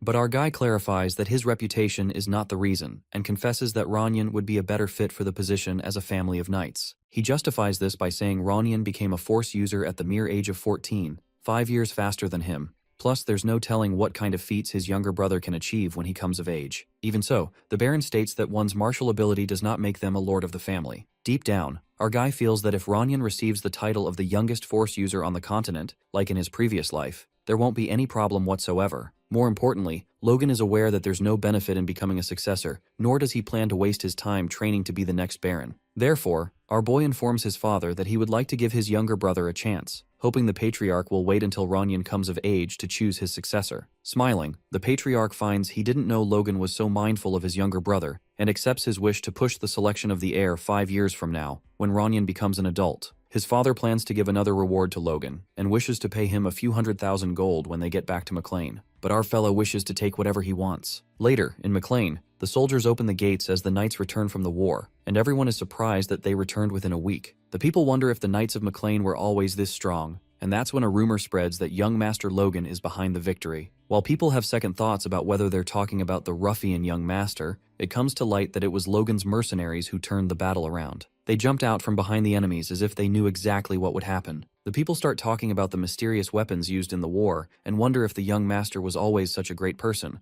not to mention that he took down a high-ranking knight all alone. That's when the people admit that our guy must have had a bigger picture in mind when buying all that monster meat and begin praising him. As our fella hears them, he feels utterly embarrassed, and Ronyan asks his older brother how it feels now that everyone's praising him. Well, all that praise is just making Logan's face turn red, while Ronyan asks his brother to smile at the civilians who are happy to see him. That was the worst advice his bro could give, because the moment Logan smiles, he looks like an evil bastard, scaring the fuck out of everyone. The people assume that smile was a murder warning or a threat to chop their thumbs off. Meanwhile, our poor guy forgets to fix his awkward smile and thinks he's screwed. The patriarch, on the other hand, commands the grand welcome to begin. Later, our guy gets fed up after the welcome party lasts until morning. Abruptly, his stepmother arrives and furiously asks him what the hell he's scheming. As Ronyan tries to stop his mother, she seems to have learned about Logan rejecting the succession and suspects him of plotting something. She believes our guy is fooling everybody, while Ronyan apologizes to his brother and justifies that the matter with her family really hurt her. Our fella assures Ronnie that it's all good. He presumes that despite her long-lasting resentment, his stepmother lost all real power because Kairos betrayed her, so she can no longer be a threat to him. Therefore, Logan decides to come clean so that his mother might accept an apology. That's when our guy addresses his stepmother and admits that his actions over the past few months weren't all that trustworthy. He confesses that he is regretful for his past actions, which were driven by jealousy and inferiority. The stepmother tells her son Ronyan that his older brother is scum. Logan realizes his stepmother isn't rational right now, so he directs his attention to Ronyan McLean, since he's the one who actually deserves an apology. He expresses that he's been wanting to apologize ever since he came back, but he never said exactly what for. Getting sentimental, Logan concedes that the regrets and cowardly nature he built up over the years weren't easy to overcome. He knows that Ronnie was aware that Logan detested him for years. Logan reasons that he tried to avoid his own incompetence by hating Ronyan, and at the moment, he genuinely regrets those pathetic years. Our red-headed boy officially apologizes to his younger brother, but deep down, he's aware that his wrongdoings won't be erased by his current good deeds. However, Ronyan overlooks his brother's mistakes and expresses that he believed that as long as he was nice to him, even when Logan was cold, gold, someday the brother he knew would return.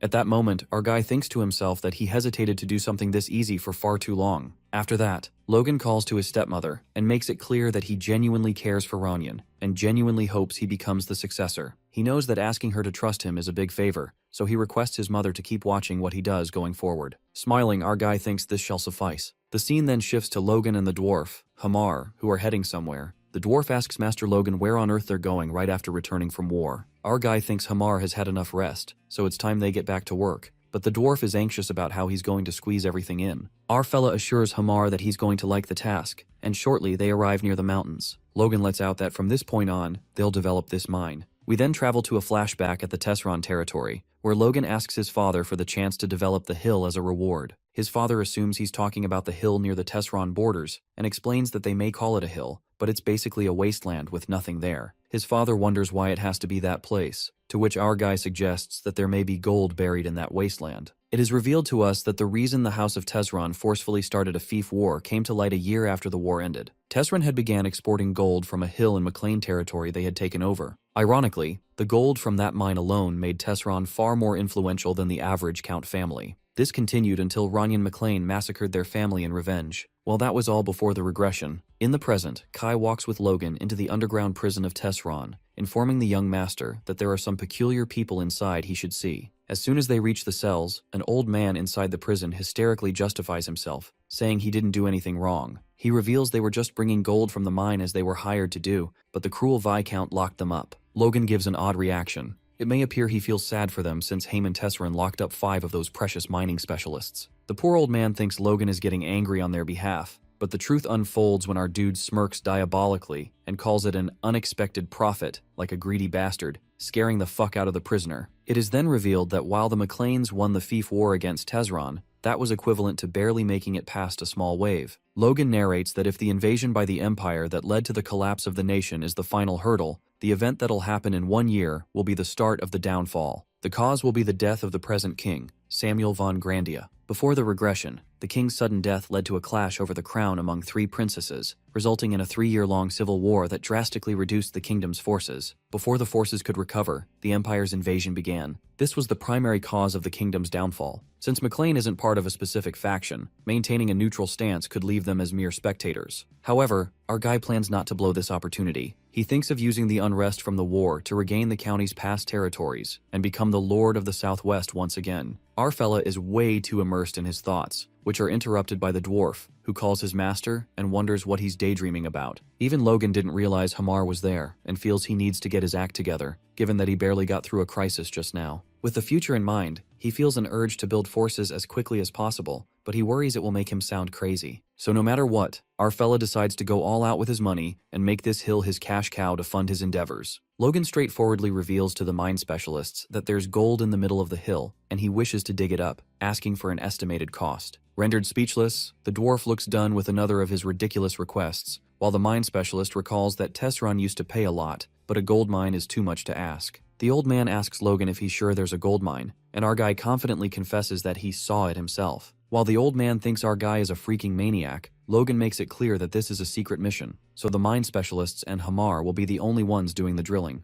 The old man freaks out, as he finds it excessive even if a dwarf is drilling with them. The specialist looks at Hamar desperately, hoping he will say something in their favor. The dwarf opens his mouth only to tell the old man to prepare to die, advising him to sleep less and give up on living like a normal person. The old man realizes he's been screwed big time, while our guy is proud of Hamar. With that, he commands everyone to start work and asks for an estimate. The old man deduces that the initial investment is 5 million gold, and safe development will take a long time. Hamar adds that preparations alone will take 6 months, and full-scale mining will take another 6 months. It's just as Logan thought. The mine is going to take a lot of time and money, but given how this mine made Viscount Tesserin richer than other Count families, he wants to develop it more than anything. Frustrated, our guy wishes he could sell the monster meat right now to invest in the mine, but the meat's effects won't become well known for another 6 months. That's when it hits him. He plans to address the toxic nature of the meat to use it as a medicine right away. Knowing how to use neutralizing agents as a mercenary, Logan thinks of making it himself to sell. Well, our guy is diabolical when it comes to money. The scene then takes us to a week later at the McLean Southern Villa, where Rick, after working his ass off, makes the shady medicine for his master. Our guy clarifies that it's not shady, but a neutralizing agent. Rick then informs his master that the monster meat is in the villa's warehouse just as he asked. Logan excitedly asks Rick to go to the villa to put the medicine in the monster meat. However, the guy freaks out and makes a fuss about it. Our boy is pissed at Rick for throwing tantrums and wants to hit him. Shortly, when our fella arrives at the warehouse, he's welcomed by a disgusting stench that is enough to burn his nose hairs. The vile aroma makes him want to throw up, and Rick already has. But using his force, Logan musters up the courage and heads inside, while Rick is left in disbelief that he's okay with the smell. That's when the selfish master reveals that he paralyzed his sense of smell using force, and tells Rick to awaken his own force, if it bothers him that much. Logan puts Rick to work doing the dirty work, teaching him to first sprinkle the neutralizer on the meat and,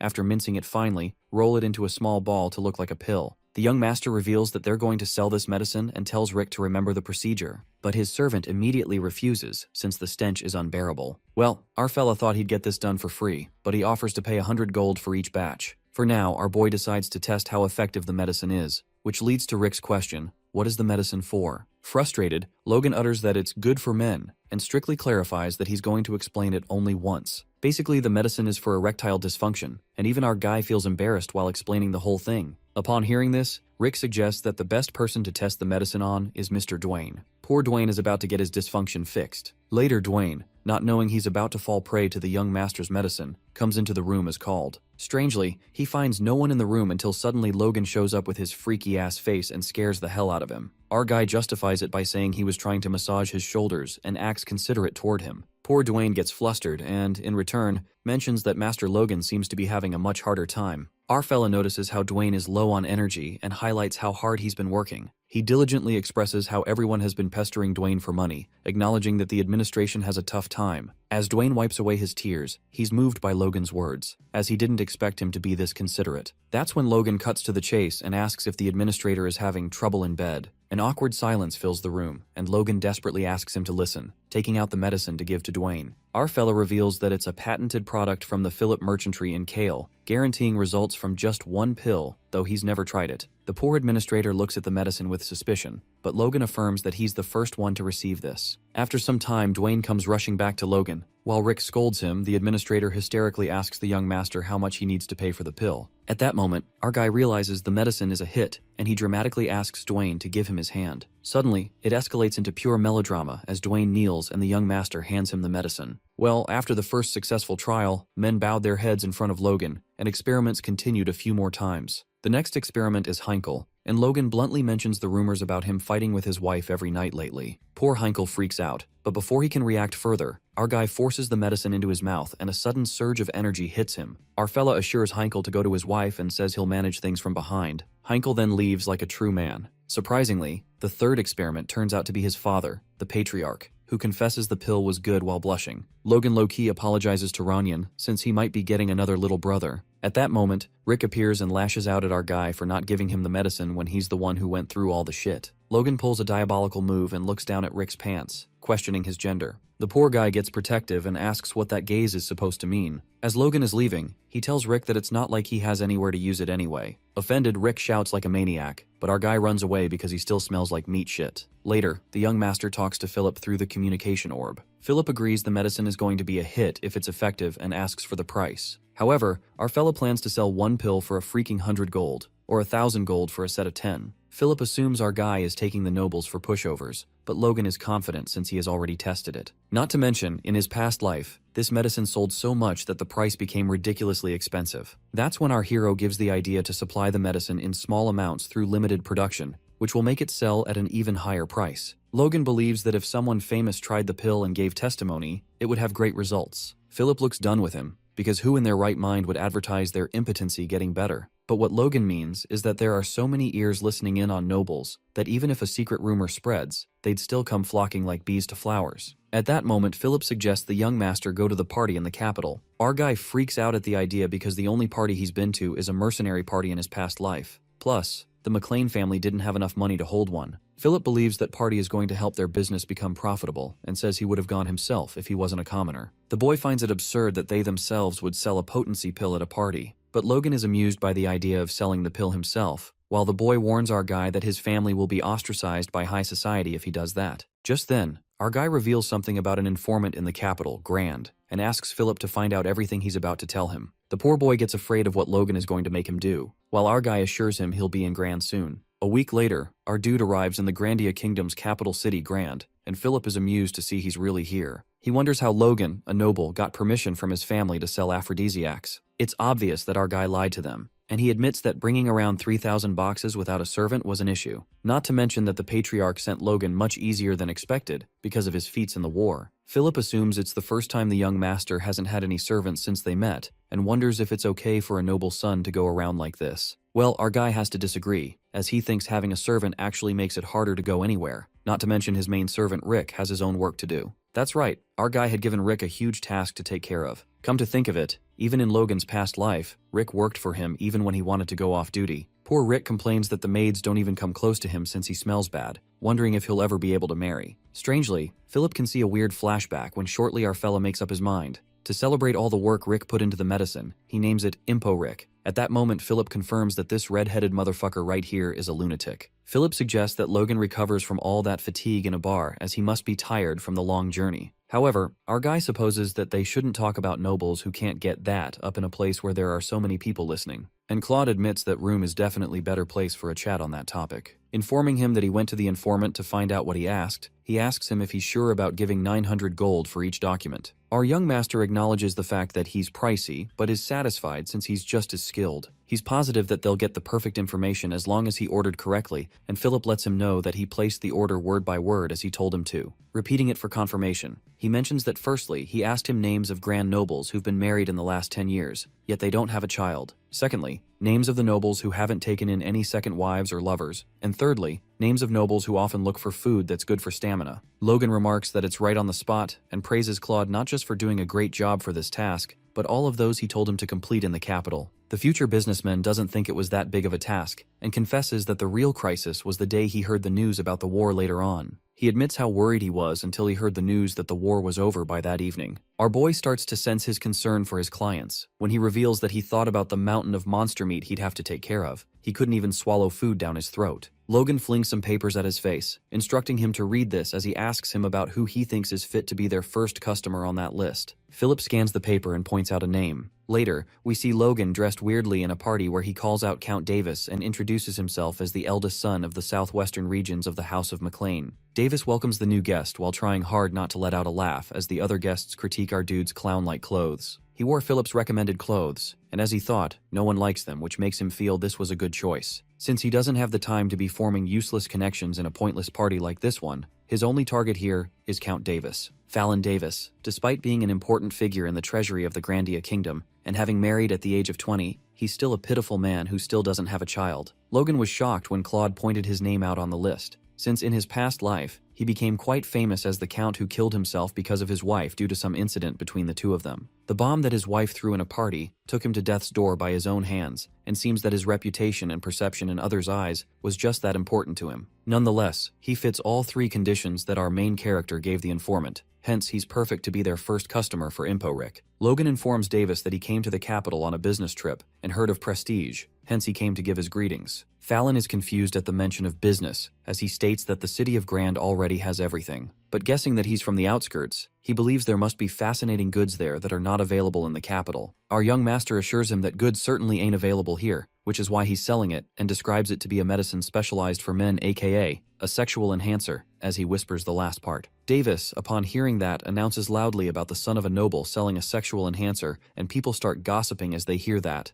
while the count wonders how dare this country bumpkin act up here. Assuming the look on his face is that of humiliation, he asks him if he's got something else to say, and Logan politely tells him that as a sign of courtesy, he brought a present for the influential people of the capital, hence he wants it to accept it. Clarifying that his product, Impo Rick, which will be sold at 100 gold each, he claims that he specially brought 3 of them as a gift for him, letting him know that it's a great medicine without any side effects. He attests to that with his honor as a noble on the line. A few days later, we see the servant of Davis back to our fella, with the assigned task of purchasing the Impo Rick medicine. Seeing his ID card, Logan confirms that he's sent by Fallon and Bullseye. His plan worked. Philip is pleased with their first sale of 10,000 gold from 10 boxes, but the red-headed guy wishes to earn more than this as the rent for this teeny little shop costs 10,000 gold to them. Claude supposes that's expected since the shop is in the center of the capital and rants about how he had a hard time renting it. He suggests that they need a shop because people gathering with one's own eyes has far more impact. Logan agrees with him and lets him know that he will be going to a party, to which the dude with glasses points out that he goes to a party almost every day ever since he came grand, and sometimes he even goes to 2 parties a day. Our hero breaks it to him that having Davis as their first customer isn't enough and feels that he should go and promote it to as many people on that list as possible. A week later, we see the servant of the Count Fallon from earlier, who asked him to purchase that medicine yet once again. Walking to the shop, he witnesses a pretty long queue outside it, and the men waiting outside look familiar to him. Recognizing one of them to be the Chamberlain at Viscount Talon's, and the other to be Count Hamel's butler, he's surprised. He decides to buy it quickly and leave to avoid any rumors when Philip announces that they're all out of stock prepared for today and apologizes to the customers. The men waiting outside are desperate to get it, but Claude makes clear to them that they restricted the sale to 50 boxes a day since Impo Rick is highly popular. They create a fuss over it, and it catches the attention of the bypassers. By limiting the supply, the customers are stimulated to buy, and seeing people gathered makes the other nobles curious, and it's going exactly as Logan planned. The same thing goes on for days and days, and Philip is ecstatic as he informs that their daily sales have been all full for over a month. He reveals how they sold out today as soon as they opened and is convinced that at this rate,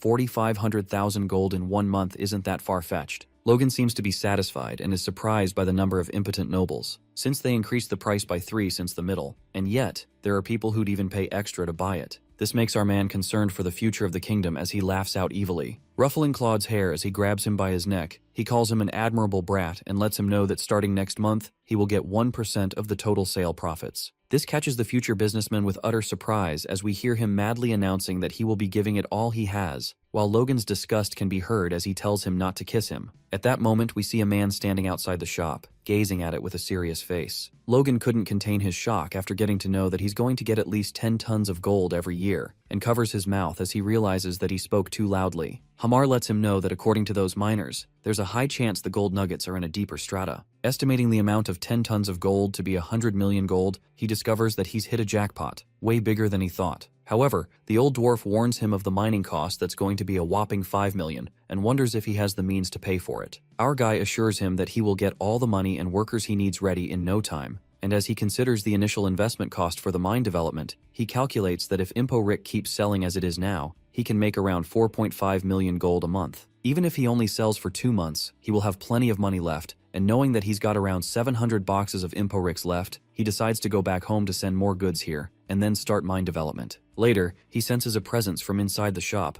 and even though it's really faint, Logan rushes inside. He bursts open the door and looks around, but after finding no one, he ponders if the intruder disappeared. He realizes that there's one door and is sure that he must be inside, and just then, someone rushes from behind him and he instantly strikes his sword, only to find no one. Our guy finds no one, even though he definitely sensed someone here, and as he activates force, he spots the intruder on the roof and leaps towards him. Before he could ask or do something, the guy vanishes and Logan feels no sign of any presence at all, even though he was right in front of him just now, which makes him wonder what the hell just happened. Afterwards, the red-headed guy informs Philip about the incident and supposes that the burglar was at least an advanced force user. He felt that he wasn't just a high rank but on a completely different level. Claude is baffled as to why an aura user would do a petty theft, wondering if aura isn't enough to turn even a slave into a noble. He's curious about what he stole and desperately hopes it's not what he's thinking. Logan tells him that it's exactly what he's thinking and breaks it to him that he stole 2 pills of Impo Rick. That's it. Philip inspects the box and realizes that the intruder wasn't really after money, which means he took it so he could use it himself, and this makes him ponder if there are impotent people among aura users as well. That's when it hits our young master, and he desperately asks him if there was an aura user in the list. The guy with glasses reveals that the informant asked for extra charges, saying that's top secret information, hence he refused. But now that he thinks about it, he realizes that there's one person, an aura user in the capital who doesn't have a descendant.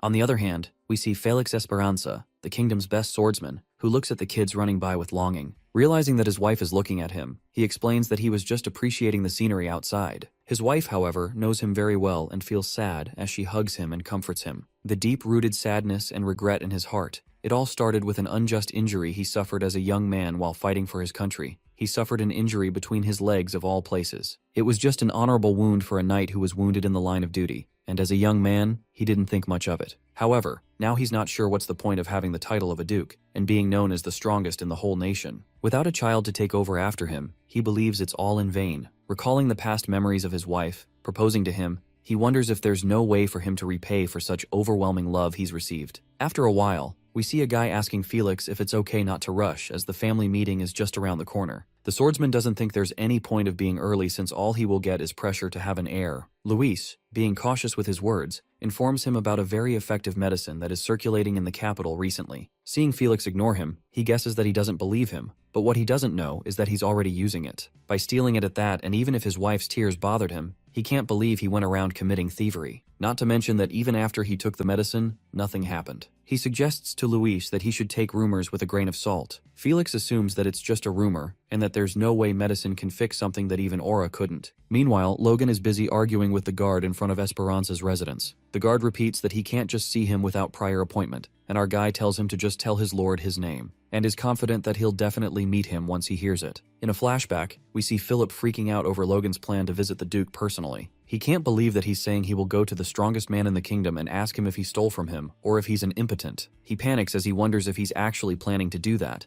Claude warns him that he's asking for trouble and suggests that he acts like nothing happened, but assuming that the person yesterday really was the Sword Duke, he knows can't let this opportunity go to waste. Hence, here he is, waiting in his house when a servant informs him to proceed inside a room. Logan sees this as an opportunity to form a positive connection with one of the strongest people of the kingdom, and upon entering, he greets the Duke and introduces himself. He observes how he looks much younger even though he's 70, and wonders if he's repressing aging using his strong aura. Hearing McLean, Felix lets out that it's in the southwestern region, and is curious as to why our boy has come so far from home. Logan tells him that he's recently started a business in the capital and shows him the goods he brought here as a present. He defines it as an excellent medicine for men and mentions how it has proved effective for countless nobles. But not seeing the reaction he wished, our hero is confused whether he was actually the thief from yesterday and decides to move on to the next level to find out. He acknowledges that a superhuman like him wouldn't need stuff like this, hence the reason why brought something more special, and that's when our fella gets the desired reaction from the Duke. He realizes the reason he was disinterested at first is because he didn't see any effect after using Imporix. In the current Imporix, the poison in the monster meat is neutralized for consumption as an aphrodisiac and treatment for dysfunction,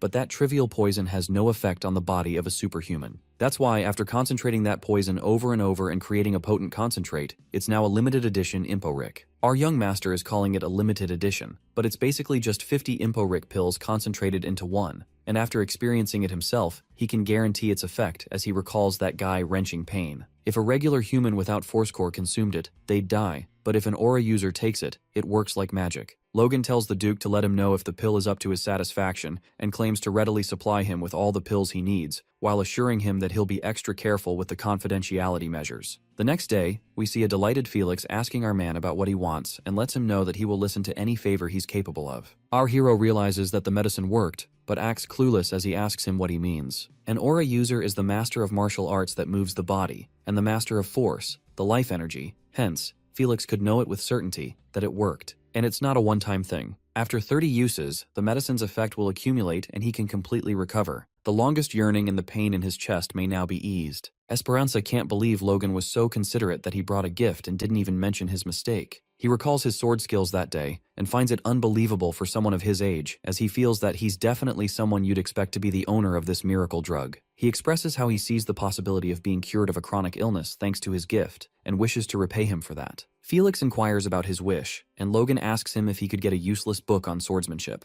The greatest swordsman picks out a book and warns Logan that training in only this will hurt his body, but it's worth a read since it has a few eccentric points. The red-headed guy thanks him and requests if he can write a letter of proof that he's given this to him. Felix has no problem with it, and our fella is satisfied that he has what he needs. He thinks it's a shame that he's only taking a swordsmanship book from the Duke when he's ready to give him anything, but his actual goal is something else anyway. Esperanza announces that he's thought about, and it just doesn't feel right to him. That is why he offers to teach him a sword technique. Logan is in shock after he hears that the greatest swordsman of the kingdom will teach him. Felix understands that he's humble and doesn't desire much, but it seems that giving him just a low-grade swordsmanship book won't put him at ease. Our guy is hearing that for the first time in both his lives, and believes that even having the divine sword secret, he shouldn't need to refuse when the strongest kingdom's man is offering such. Feeling excited that he's hit a jackpot, he thanks him, and the next thing we see them standing against each other. For the greatest swordsman, judging the talent of remarkable young talents is one of his pleasures. He tells him to focus and warns about not being nice while teaching as he instructs him to draw the sword, and at the same time,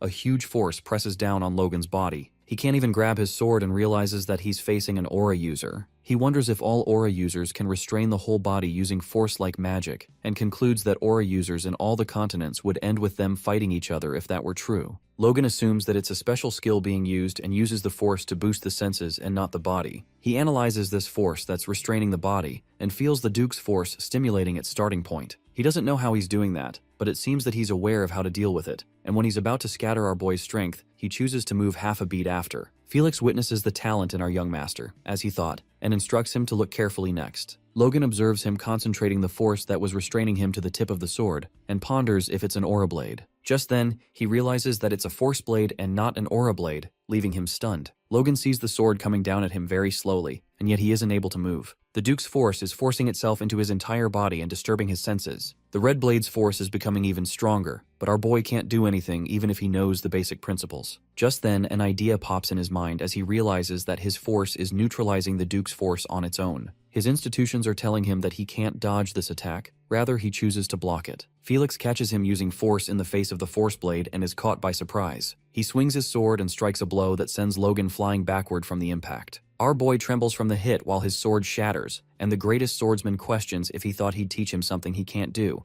and admits the fact that he unknowingly got a bit serious at the end after our dude falls to the ground, unconscious. Felix can't believe that he actually took it head on, and assumes that some are simply fated to excel. He believes it's going to be fun watching over him. Later, we see Logan ready to leave as soon as he wakes up, when the servant informs him that the Duke wants him to rest until he fully recovers. Our guy assures him that it's okay and claims that he's completely fine, thanking the Duke for the potion he gave him. The servant escorts him to the gate and wishes him a safe journey. Meanwhile, our young master scurries away in the blink of an eye and breaks down as he comes far away. The pain kills him, but he doesn't want to use such an expensive potion for a wound like this. He's still in disbelief that Felix would hand over a superior grade potion that is basically unfindable. Logan's force evolved in all this time, hence he can somewhat heal the internal wounds himself. He's aware that the wounds the Duke inflicted on him are going to be hard to deal with. Even so, he's glad that he still gained more than he lost. He pulls out a note along with the potion and finds the coordinates of the communication channel of Felix's mansion, and asks Logan to contact him if he ever faces a learning force blade. The red-headed boy never thought he'd think so positively of him, and realizes that he's practically treating him like a disciple. And just then, Philip pops out of nowhere and scares the living life out of him. He reveals that he was at a distance, waiting for him, and wonders why he looks so pale. He freaks out and asks Logan if he did anything rude to the Duke, and Logan lets him know that he just learned a bit of swordsmanship from the Duke. Our guy coughs out blood as he says that, and this panics Claude even more, and he rushes to make preparations for them to run away by the fastest route. Logan tries to explain to him that he's misunderstanding the situation, but is cut off by more blood splattering from his mouth. A week later, we see a signboard outside their shop that says that ImpoRick is currently all out of stock. The total profits from the sale of ImpoRick is revealed to be around 4.1 million gold. Philip supposes if the sales continue to follow the trend, over 4.5 million a month won't be hard. They squeal in happiness, and Logan asks him if he's so happy that he doesn't mind not getting a bonus this month. The future businessman doesn't want his imagination to be ruined, and lets him know that he made sure the monster meat purchase in Kale would go on without any issues. He suggests buying a house in the capital, considering the loss from the lodging expenses. That seems more reasonable to him. Our young master refuses and declares that they will be here only for a year and a half at most. After that, they will have to move elsewhere, even if he doesn't want to, and Philip is confused about what he means by that, and Logan lets him know that it's something he doesn't need to worry about. Claude tells him to take care of his health for smooth running of business, and admits the fact that he was shocked to see him cough up blood. Logan reminds him that's the reason he stayed shut inside his room for a whole week, and Philip asks him if he really focused on his recovery, because when he came into his room, he was always on his desk doing something. Our man repeats that it's something he doesn't need to worry about,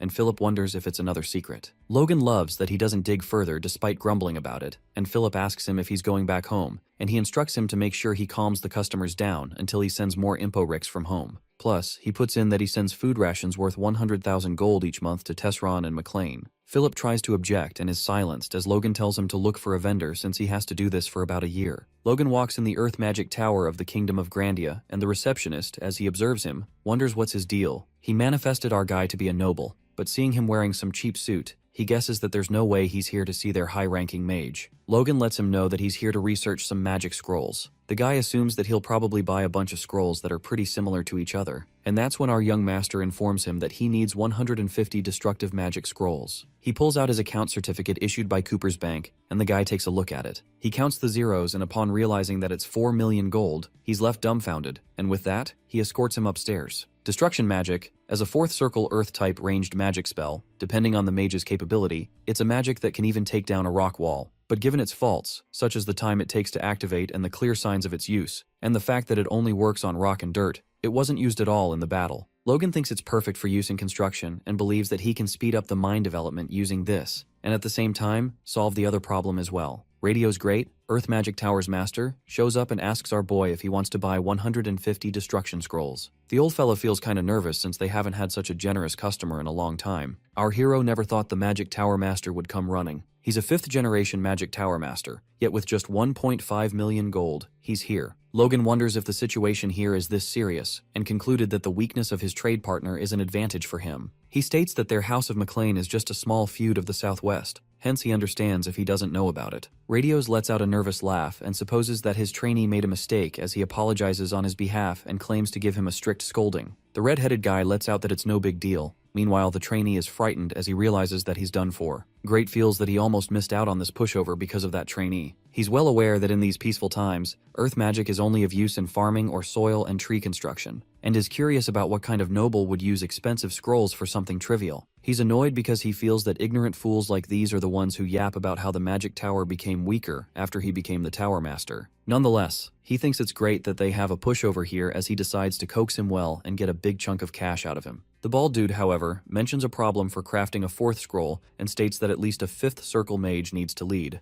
and currently, their magic tower doesn't have a lot of high-ranking manpower. This pisses Logan off, and it seems that Radios wasn't expecting this reaction, but he persists to try and test the waters. Our man gets up, ready to leave, as he clarifies that the payment can't be made in advance since a scroll's per unit cost of crafting is pretty high. He guesses nothing can be done and turns around, claiming that he was planning to buy 150 scrolls every month. He declares to just go to the royal family's magic tower if 150 scrolls alone are hard for him. That's when Radios surrenders to the ground and tries to stop Logan, who breaks it to him that he's going to buy 150 each month, and for 6 months, he'll need a total of 900 scrolls. Though he supposes if 150 right now would be too much for him, 6 months would be a stretch. This catches Great awestruck, as he grabs our guy's leg and cleans his dusty shoes while assuring him that's 100% possible. The old man calculates the amount of 4th circle being 10,000 gold each, and 150 scrolls being 1.5 million gold, and in 6 months, that's 9 million. This drives him nuts as he admits that's an extremely attractive amount. And that's when he suggests Logan hire mages instead of buying the scrolls. Our young master thought these aloof mages hate doing dirty work, hence they normally just sell the scrolls. But witnessing him lend him the mages who are even pricier, he believes he could get the effect of 300 scrolls every month out of them with a 4th circle mage. He wonders if Radios has a 4th circle mage who's willing to come to a construction site in a rural area. The old man clarifies the misunderstanding as he reveals that even he can't order around a 4th circle mage as he pleases. As he sees our dude's disappointed face, he offers to deploy 9 2nd circle mages and 1 3rd circle mage. He reveals that they're disciples who've worked in teams at various construction sites for a long time. In return, he appeals if Logan could just bring down the number of scrolls. Our boy believes that might be good since the construction work is long-term.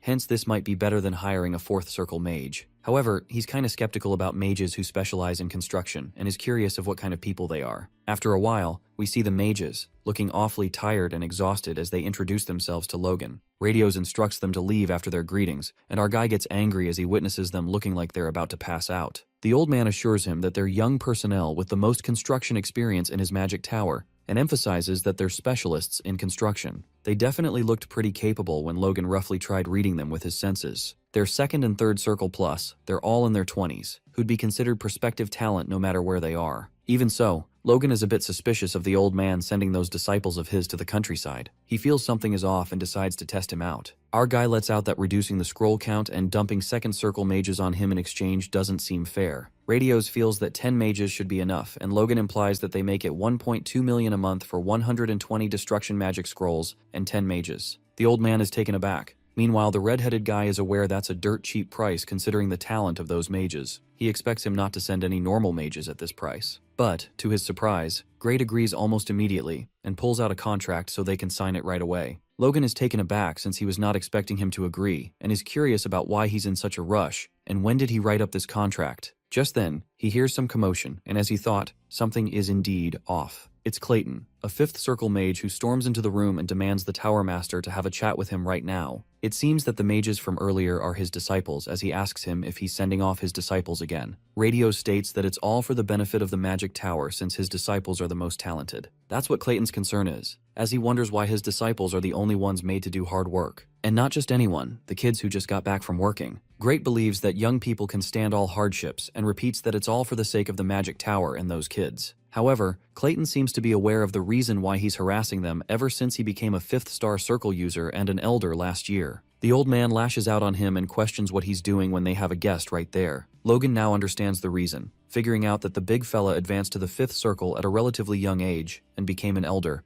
and the Tower Master feels threatened by him. But since he can't mess with an elder, he's poking his disciples for no reason. Our guy supposes that this tower's internal conflict became his good luck. He can't believe he got such a favorable contract. Meanwhile, Radio strictly announces that if he doesn't want to follow the Tower Master's orders, he can leave right now with his disciples. This angers Clayton, and he activates his force while the old man gets ready to fight as well. The disciples are worried for their captains, and they both are all ready to come at each other, when Logan loudly jabs the pen after signing the contract and declares that the contract is finalized. Logan instructs the 10 mages standing there to follow him, while he tells the Tower Master and Clayton to sort it out themselves. He wonders if the contract is valid, even if the Magic Tower Master changes, and Radios realizes that they've shown a pathetic side of themselves in front of their guest. He claims to send the scrolls as soon as they're done when Clayton interrupts him, telling him that he's not done talking yet. The old man questions him if he's saying he will force the official contract of the Earth Magic Tower, and the bulky fella at last gets no choice but to accept the situation. However, he puts in a condition and declares that he'll follow his disciples as well. Radios lashes out on him as he wonders if he, an elder, is going to follow them to a construction site. And Logan is taken aback as well and lets out that he's never hired a 5th circle mage. Clayton lets him know that he won't ask him to pay him separately, and that his only plan is to cooperate with him to help his disciples and get the work done sooner. Our young master quickly bows and declares to serve him devotedly. Meanwhile, the bald Tower Master warns the bulky dude that he's not done talking to him yet. Unbothered,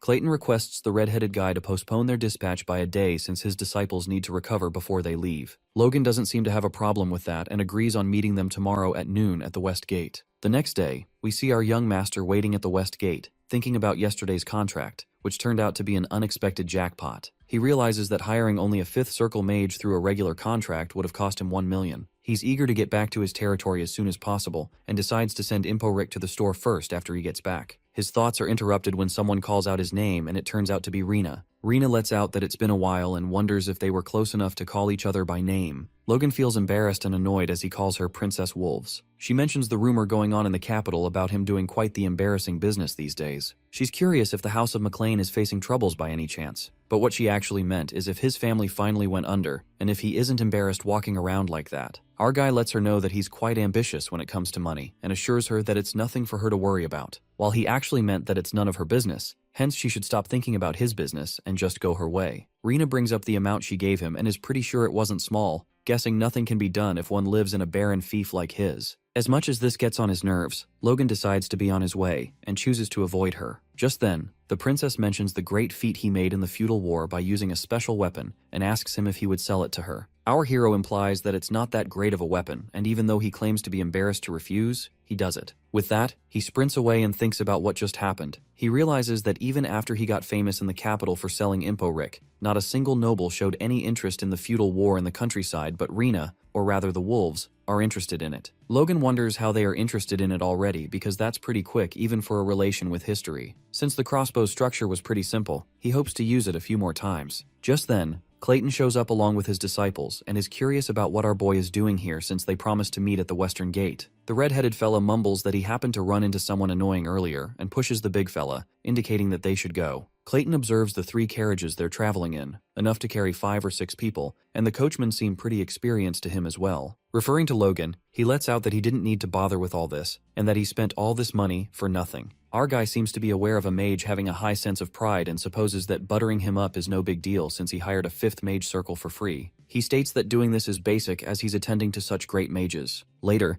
they decide to rest at a place before going forward since it's late at night. Logan is busy meditating when he senses something and pulls his head down. It seems to be a group of intruders who threw the dagger at him, and he managed to dodge that. The intruder finds it pretty impressive for a young master and reveals how he's heard rumors about him in the capital. He asks him if he got his hands on a lot of money by selling some strange drugs, and this makes our guy wonder if they're thieves. He declares that he wanted to practice what he learned last time by meditating freely, and believes that since they've interrupted him, they're going to have to be his practice partners. One of them wonders what he's yapping about and is silenced when Logan slits his throat in a blink. Others are left stunned for a moment, and another one charges at him, only to be defeated in an instant. They decide to run for their lives, but it seems they're unable to move their bodies. Our hero appears behind one of them, using the Duke's technique, and swings the Force Blade. Though it was only for a moment, as he guesses that it's hard to maintain it for long, Logan can't believe he did it. Focusing and compressing the Force through the new authority gives birth to Aura. That day, along with the pressure blade he learnt from the Sword Duke, he also showed him the Force Blade, which is a weaker level of this aura, but he thought that at his level, that was impossible to imitate. Our boy is delighted that he managed to use the Force Blade even for a moment. Just then, he spots one of the intruders, who's busy regretting life decisions. Using the force exuding from the sword to forcefully disperse and overpower the opponent's enemy is the pressure blade. Logan believes this should be good enough to use in a real fight and kills the last one of them. At that moment, we see Clayton appear out of nowhere and claim that he witnessed everything. Mr. Clayton witnesses the one-sided massacre and appears furious. Our guy panics and wonders if the guy thinks he went too far with the thieves, and fears that he'll be in trouble if Clayton refuses to work. But his assumptions turn out to be wrong when the big guy praises Logan's skills. The mage expresses that he hasn't seen many force users, but knows enough to realize that Logan's power isn't standard for someone his age. Our guy is flattered, and deep down, he learns that Clayton wasn't angry. That's just the way he looks. On their way back, Logan is confused since he deliberately went far away from the campsite to avoid exposing himself to someone who's not even an ally. He wonders if the big guy came all the way here to look for him. As the thought disturbs him, Mr. Clayton states that his disciples are having a hard time because they don't have the best teacher. He wishes to teach them all he can while they're together. Our fella believes that Clayton is already good at his job, wondering why the big guy would tell him all this. That's when Clayton elaborates that even after they get to McLean's territory and get to work, he wants his disciples to take breaks and shifts to give them a chance to train. The big guy assures him that he'll work more as needed, hoping Logan will understand. The young knight affirms that this won't be an issue, and abruptly notices mana flowing out of Clayton's body toward the tent where the mages are sleeping. Our knight couldn't understand why the big guy is going so far, to the point that he's even sweating. Logan assumes that he cherishes his disciples greatly, and the mage admits that he has to do at least the minimum. Some days later, they arrive at the mansion and the patriarch asks Logan if he gained experience in the capital. Our boy responds that it was immensely helpful. Since that's the case, his father asks him if he would like to report anything, and Logan decides to get straight to the point. He reveals to the Baron that the business in the capital is going great and they'll soon generate profit. The father freaks out and frantically questions what sort of business he started. That's when our guy opens up that it's the medicine he gave him. He started selling that. Embarrassed as hell, the patriarch tries to process that his son went all the way to Grandia to sell sexual enhancers. While his father did agree he won't meddle in his affairs, next time he takes action, the Baron begs him to at least take his family's reputation and dignity into account. Our guy, on the contrary, is surprised that his father took this well and realizes that his reputation has gotten better. Soon after, Logan reveals that he also happened to meet the Sword Duke and formed a great connection with him. Panicked, the Baron asks for confirmation if he's talking about Duke Felix Esperanza, and worriedly questions his son if he sold him the medicine too. Logan, speaking like a true proud bastard, agrees with his father while the Baron lashes out at him for putting the family's reputation on the line. Unbothered, our fella continues to tell him that he even received a decent secret sword technique in exchange. The expression of the patriarch shifts completely when Logan reveals it's the Iron Blood Sword, the full-fledged intermediate sword skill guaranteed by the Sword Duke Felix. In reality, it's a total lie since our guy wrote the technique himself during the days he stayed at the Sword Duke's mansion. It is then narrated that a merchant of the Empire dug up the Iron Blood Sword from some ruins,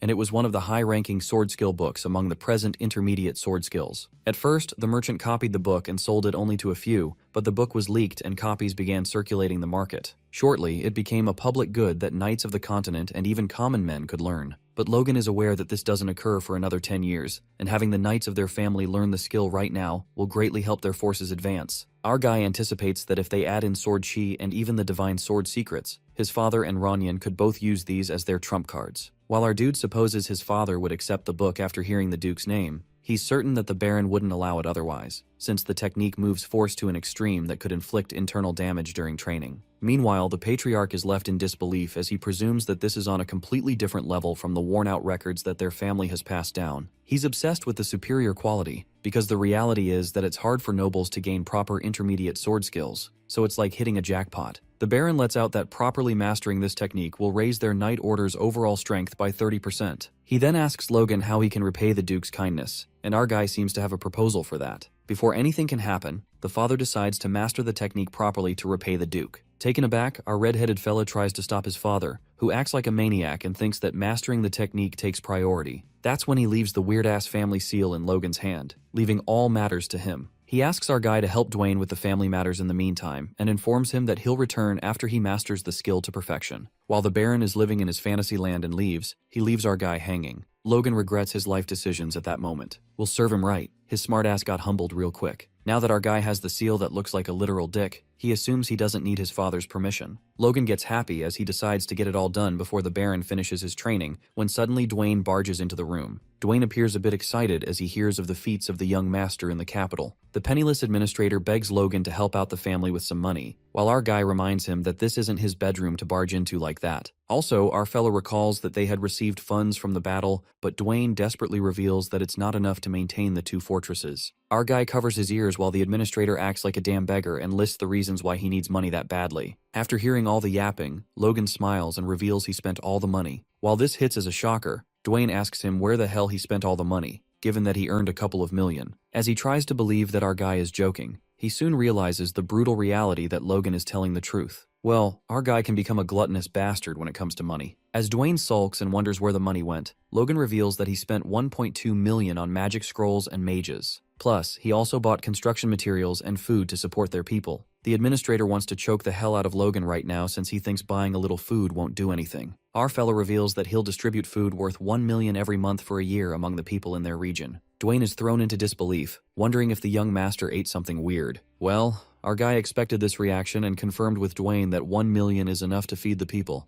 Dwayne agrees and feels curious about the construction, asking the young master what he's building. That's when our hero reveals that they're constructing a dam. The scene then takes us to 2 weeks later, where the McLean fortresses call upon statutory labor. In the Tesseron territory, the people are angry at the nobles for exploiting them. They barely made it out alive from the battle, and now the feudal lord is trying to kill them with work. The people of Tesseron assume that McLean is telling them to choose between dying while running away or working, and if not, starving to death. They come to the conclusion that in the end, it's all the same. Hence, they all unite and plan to use their own hands to attack the feudal lord. Well, it looks like they are calling hell upon themselves. The people of Tesseron gather outside the McLean mansion as ordered. Enraged, they surely plan to rebel this time with this many people since they are being made to work like dogs. Not to mention they have to eat grass to survive so the nobles can live well, and that's what fuels their anger. They decide to take this chance and drag those damn nobles down. As the doors open, they brace themselves to attack while the McLean Knights announce they are going to distribute something. The Tesseron workers halt in their movements, wondering if they heard right, but they snap out of it because they don't trust nobles. Shortly, the Knights distribute bags and inform the workers that, as per young Master Logan's orders, those who participate in the compulsory labor duty will receive a whole month's worth of grain fit for a family. They ask them to form a line so they can distribute it. At that point, the people witness for themselves that it's real food and grain. Overwhelmed, a man among them sobs, and they all begin to chant Logan's name out of sheer respect. Meanwhile, Dwayne asks Logan if it was necessary to force a compulsory order to gather them here. Well, our fella had to do this. Had he not even 1/4 of them would have come. After all, they don't trust the nobles. We then get to know that nobles consider their people as their property, and any nobles with sense consider it their duty to protect them. But for our knight, who lived as a mercenary and as an ordinary person in his past life, he learned that for commoners, the only difference between good and bad nobles is who takes more away from them. Our fella has to admit that even his father thinks about knights more than commoners. After all, his father believes that knights are the strength of a nation, and for this reason, despite the lack of a budget, he still maintains a knight order of 50 people. Logan asks Dwayne to acknowledge how the people must have felt, and that's the reason he gathered the commoners to let them see the truth, so that they can believe in the nobles. Strangely, our guy catches the administrator staring at him like a weirdo. Logan asks him why he's staring, and Dwayne, in awe, confesses that the young master surprises him all the time these days. Our fella thinks Mr. Administrator is being silly, and given that the admin trusts and listens to him, he plans to go ahead with the construction. However, Dwayne immediately refuses and can't fathom why the hell the young master is spending $2 million on dam construction. Logan can't help but think that Dwayne sounds like Hamar and Clayton. The scene then takes us to a flashback where Hamar and Clayton react frantically after hearing that our guy wants to drill a freaking hole in a mountain and draw water from there. Logan, calm as fuck, claims that it's entirely possible and wishes it to be carried out just like that.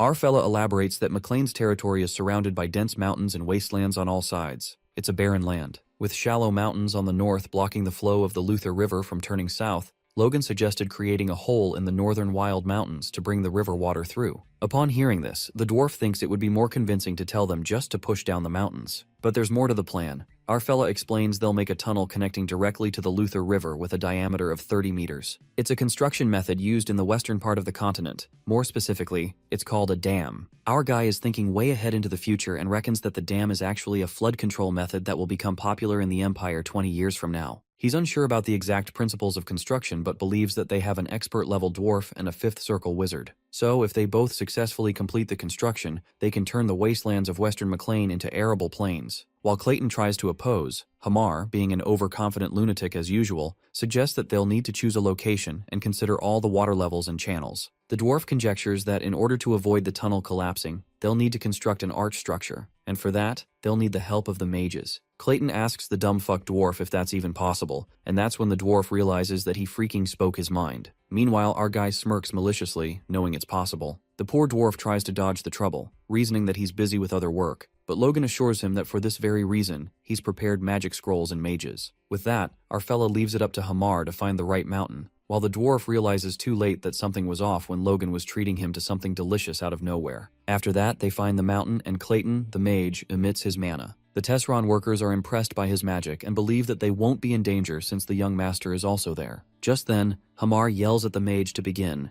and Clayton breaks through the mountain using his magic, warning everyone to be careful of flying rocks. The dwarf lashes out at the big guy for showing off his strength as dust flies everywhere, while our guy discovers that another supernatural power a human can wield is mana. In his previous life, Logan could only faintly sense the mana, but now he can see it clearly. The Earth's power originating from the mana circle in Clayton's heart repeatedly draws intricate yet constant patterns, stimulating the rock wall. Our dude can't believe that he gets to see this, and is proud of how his force core has transcendently developed his senses. Soon after, the mage asks the young master to watch carefully since he's not done yet. Clayton controls the debris with his mana, and while Logan assumes it's some other magic, he notices that the debris from the collapsed cliff is gathering. Shortly, the big guy creates a golem from the debris. Our guy is hooked since the golem is created without any tools, which is truly admirable. Our guy covets the idea that Clayton could make a few more of these golems, since they will not only finish the construction faster than planned, but perhaps even extend to warfare. Logan gets way ahead of himself, and feeling thrilled, he grabs Clayton's hand. But our guy smiles with a diabolical grin that creeps out the big guy as he asks how many golems he can make. Our knight gets overexcited when he witnesses the golems, and asks Clayton if his students can make them as well. The big guy nods and confesses they are from the Golem School of the Earth Magic Tower, after all. But then he mentions one problem in creating the golems.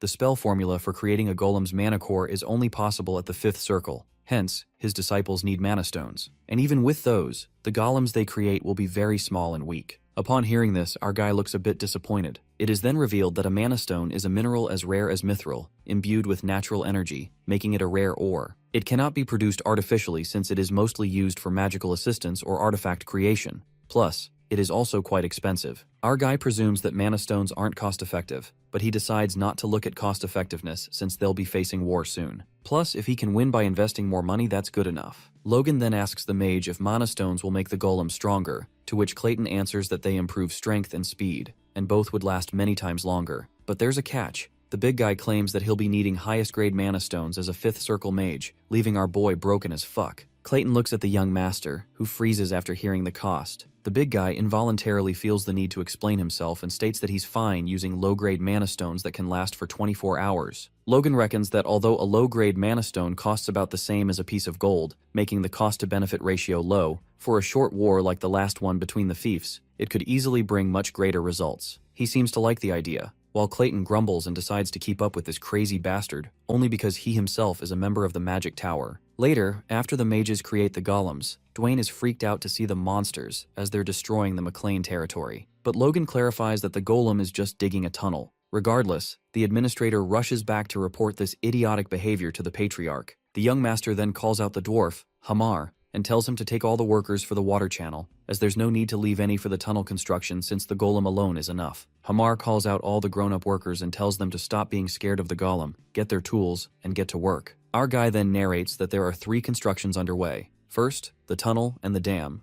Second, the water channel that'll distribute river water to the wastelands. And third, the mine. For the mine, Logan got the drilling results while he was in Grand and deployed workers there before anywhere else. Come to think of it, our guy hadn't had the chance to look over the mine since he got back from the capital, as he was busy with the dam. So the next day, the young master visits the mine and is surprised to see Hamar, whom he saw 6 days ago. The poor dwarf blames it all on Logan for keeping him rushing between the mine and the water channel. Finally, Hamar loses his shit and begs Logan to kill him instead because he can't do this grinding shit anymore. He's done with his life and questions why he needs to do all the hard work alone. While the workers try to stop Hamar as he goes on a rampage, our guy, being a dramatic ass, acknowledges how the dwarf is doing all the hard work and makes Hamar responsible for managing everything himself. The dwarf, trying to ignore the bullshit, lashes out and figures out that this red-headed bastard is just dumping all the work on him. But our guy really promises Hamar that once the construction ends, he'll let him have all the rest he needs. He offers his hand for a pinky promise, and Logan nearly breaks the dwarf's finger on purpose. Poor Hamar accepts his doomed fate while our guy walks away, thinking he did the right thing since the dwarf was trying to act cheeky. Logan feels more than certain now that the mine will be developed faster than in his previous life. And the dam too. Later, our fella contacts Philip and learns that they have reached an easy agreement for the lumber they've been trading, at 100,000 gold per month. Philip adds that once they build the mine and clear the land, the territory will be completely transformed, and he shows interest in visiting sometime. However, Logan ignores him and thinks he should go there next year. Philip freaks out and wonders why he's even saying that. Well, our boy doesn't exactly give a reason, but reveals there's a rumor about a problem with the royal family. He's uncertain about the kind of problem, but he heard about it when he was at the Duke's house and believes it's a big issue. For that reason, our boy asks Philip to try finding out about the rumors while he's doing business. We then get to know the reason why Logan is doing this. In his past life's memories next winter, the king suddenly dies and a civil war breaks out. But uncertainty lingers since the info he received as a low-ranked mercenary might not be accurate. He contemplates that if the king's death is indeed sudden, then it will happen just as in his past life. Otherwise, the timing could change. Just like with the war between fiefs, our guy can't be sure of the timing of the civil war for some unknown reason.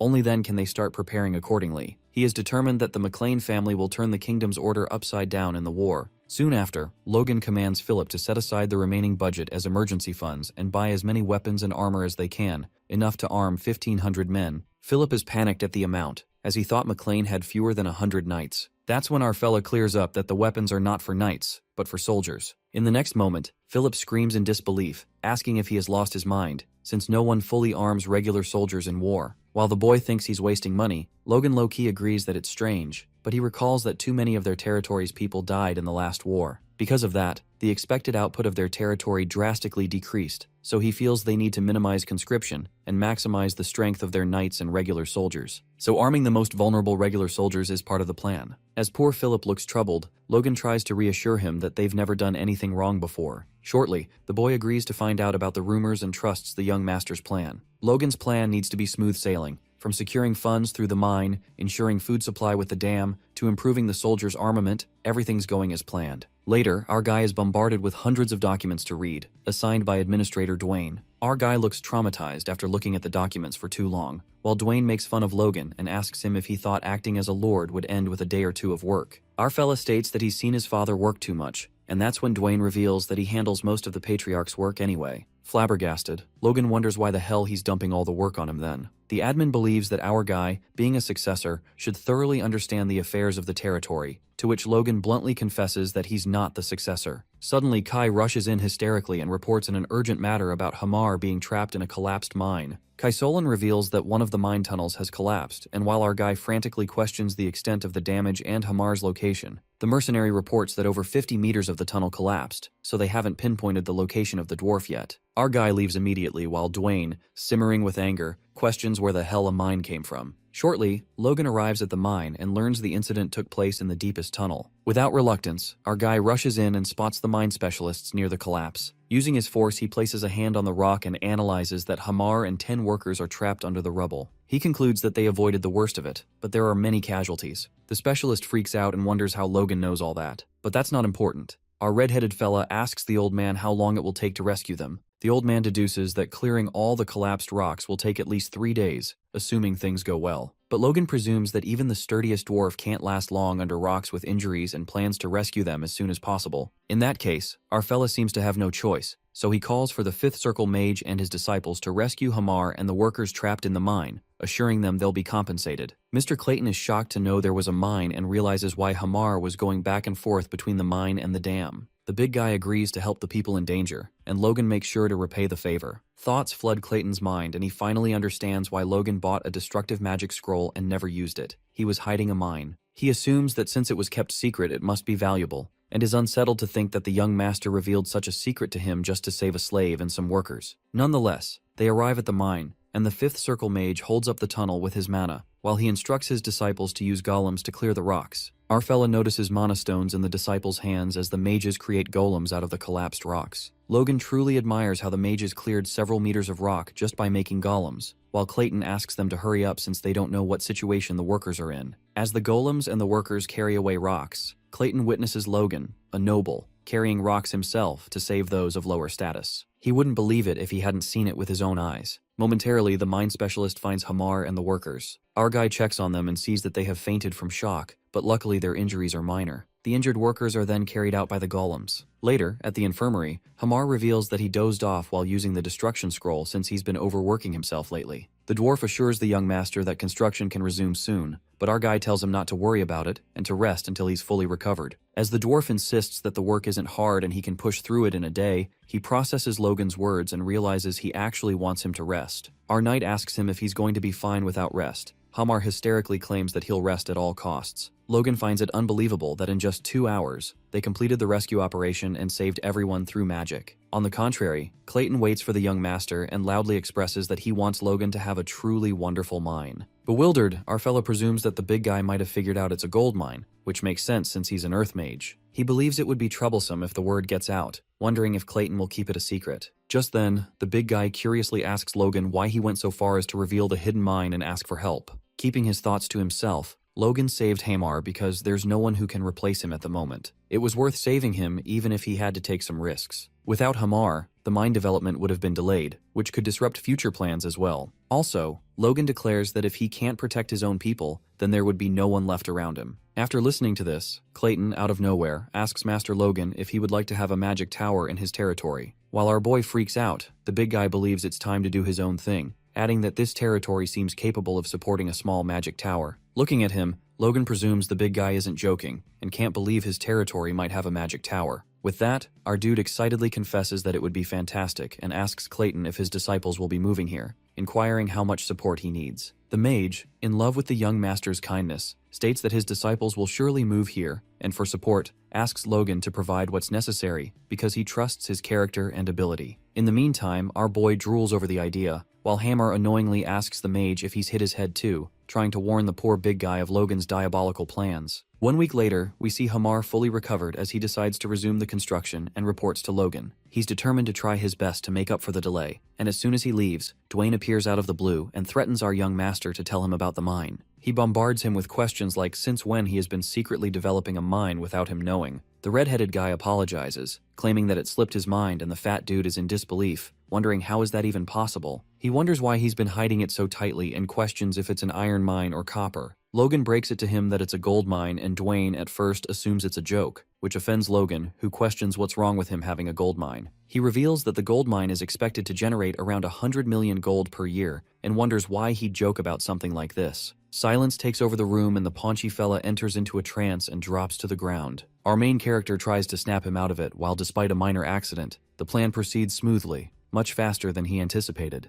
The commoners are summoned on the mountain, as they wonder why they want them to assemble again, because the dam construction is over. One of them isn't so sure about that, since the construction was supposed to take half a year, and yet, they finished in just 3 months. It seems that this meeting is for a final check, and Dwayne informs Logan that all the administrators are here. Our guy is aware that they are busy with administrative work, but he tells them to stay until the end to see it through. An administrator remarks that it's uselessly grandiose digging as he believes that bringing water from the Luther River and sprinkling it once on this wasteland will not change anything. They all pass their unfavorable opinions while Dwayne is awestruck by the sight of the dam. He realizes that this dam isn't just about sprinkling water on the wasteland, but it's directly connected to the underground of the Luther River. Hence, if they can continuously supply water through the canals, this vast wasteland could truly become a fertile plain. Logan sees everyone involved in the construction, from the workers to mages, and even administrators are all here. Therefore, he decides to begin and gives a signal to Clayton. Hamar doesn't seem to like the idea of doing it this way, since they went through all that so workers could open and close the floodgates themselves. Our young master believes the first time should be grand and memorable, as they're showing everyone in McLean what they've created with their own hands. The golems begin to lift the gates, which shocks one of the administrators, but he soon feels embarrassed seeing everyone calm. Clayton orders the golems to open the gate and everyone is eager to witness the miracle, but it seems that something's wrong. The rock monsters can't seem to lift the gates, and this pisses the bulky fella off as he asks the old dwarf if he's kidding him. Hamar is confused since he definitely told them to open it, and Logan finds the situation bad. The golem's strength is actually for show in reality, and it takes about 100 workers turning pulleys to open the floodgates. But this wasn't part of the plan, and our guy is now confused about what to do. Clayton threatens Hamar that his golem's reputation for strength shouldn't get tarnished, and that's when Logan orders the bulky mage to break the gate down. He suggests that they rebuild it, and Clayton,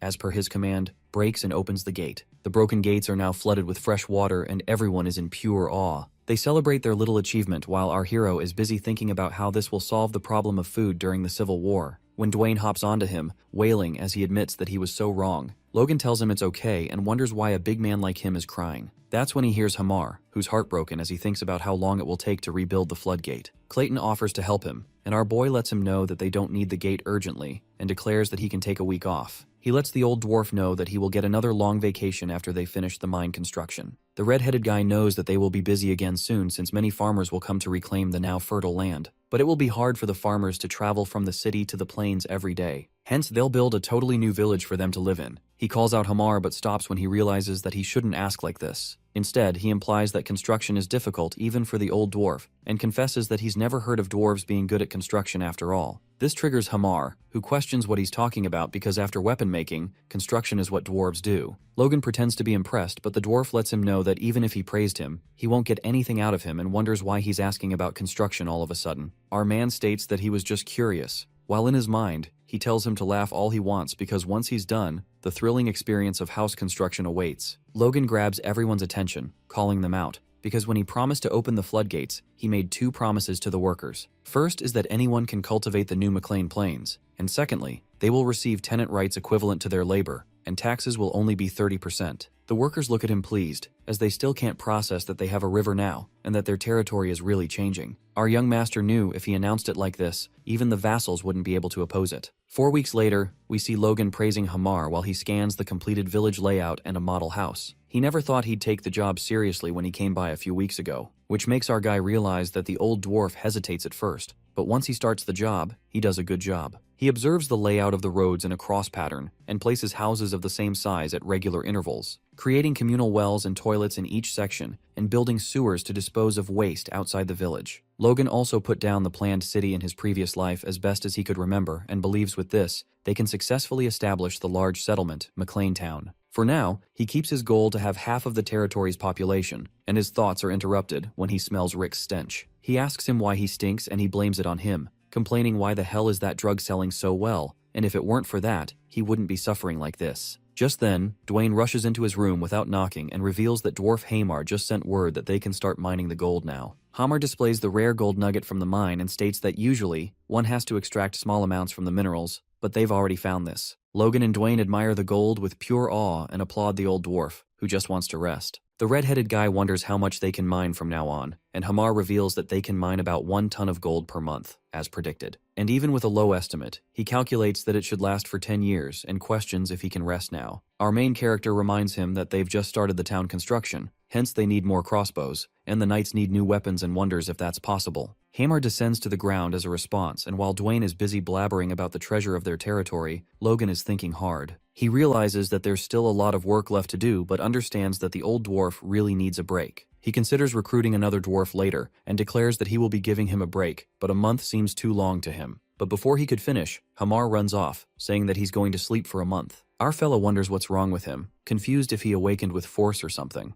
That's when Dwayne starts wailing loudly, thinking about 100 million gold a year from 1 ton of gold per month. He realizes that their territory is saved and they don't have to worry about anything anymore. Logan sees the guy crying even more than when the dam was completed, and reminds him that the gold mine actually belongs to him. He states that he's going to give 30% as tax to his family, but to his surprise, Dwayne claims to trust that he'll handle it well. He mentions the dam project going well and how he hasn't made any bad decisions, hence he trusts him. Our guy is taken by surprise to find him accepting this so readily, and reminds him how they have to be careful about keeping the workers quiet. Because if the news of the gold mine spreads, Befros, Kalia, and the Margraves will cause trouble. The financial head takes full accountability for that, and Logan isn't really used to his obedient behavior yet. He thinks about his father, who'd be a problem since he's done a lot his way while he's been training away. A week later, Logan goes to meet his father, who's now an advanced knight, and even though he expected it when he handed him the iron blood sword technique, to think his skill would progress in 3 months after being stagnant for over a decade. The patriarch admits that his son has done a lot while he was away,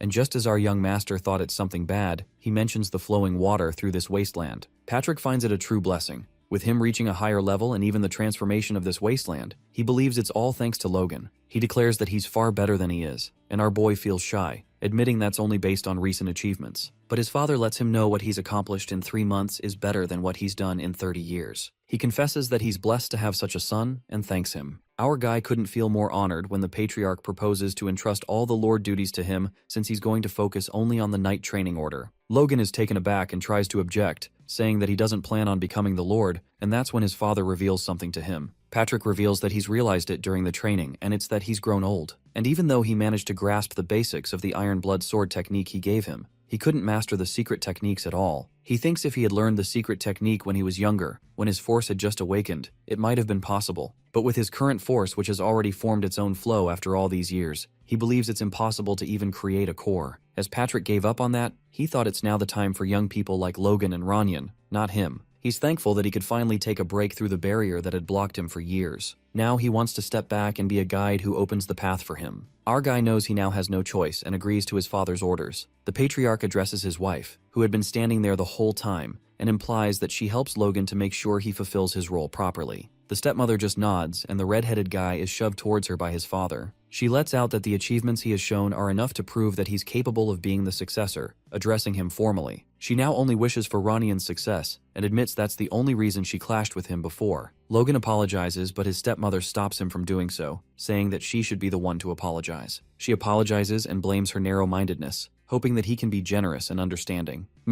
Patrick brings up the swordsmanship our boy has been teaching to his younger brother, and he informs her how he, in just a week, formed a force core and has already mastered the first form. She confesses that it's been years since she's seen Ranyan as happy as he is lately, and requests Logan to continue looking after him. With that, she turns around to leave when our main character speaks out loud that parents shouldn't use honorifics with their children. From now on, he tells her to speak to him comfortably like she did when he was young, and calls her mother. A tear escapes from the stepmother's eye, and Patrick nods his head at his son proudly. Logan informs his father that once the town is completed, they'll start clearing the weeds and reclaim the land for farming before spring comes next year. They're hoping for a much greater yield than the McLean Plains that their ancestors lost. Patrick is concerned if the residents will readily move their homes, and our young master is confident that they will. He plans to give priority reclaiming rights to those moving into the town, plus he explains how the new houses will be much better than the thatched houses most of the residents are living in right now. He also mentions recruitment notices for soldiers that he and Dwayne put up and asks the patriarch if he could take charge of their training.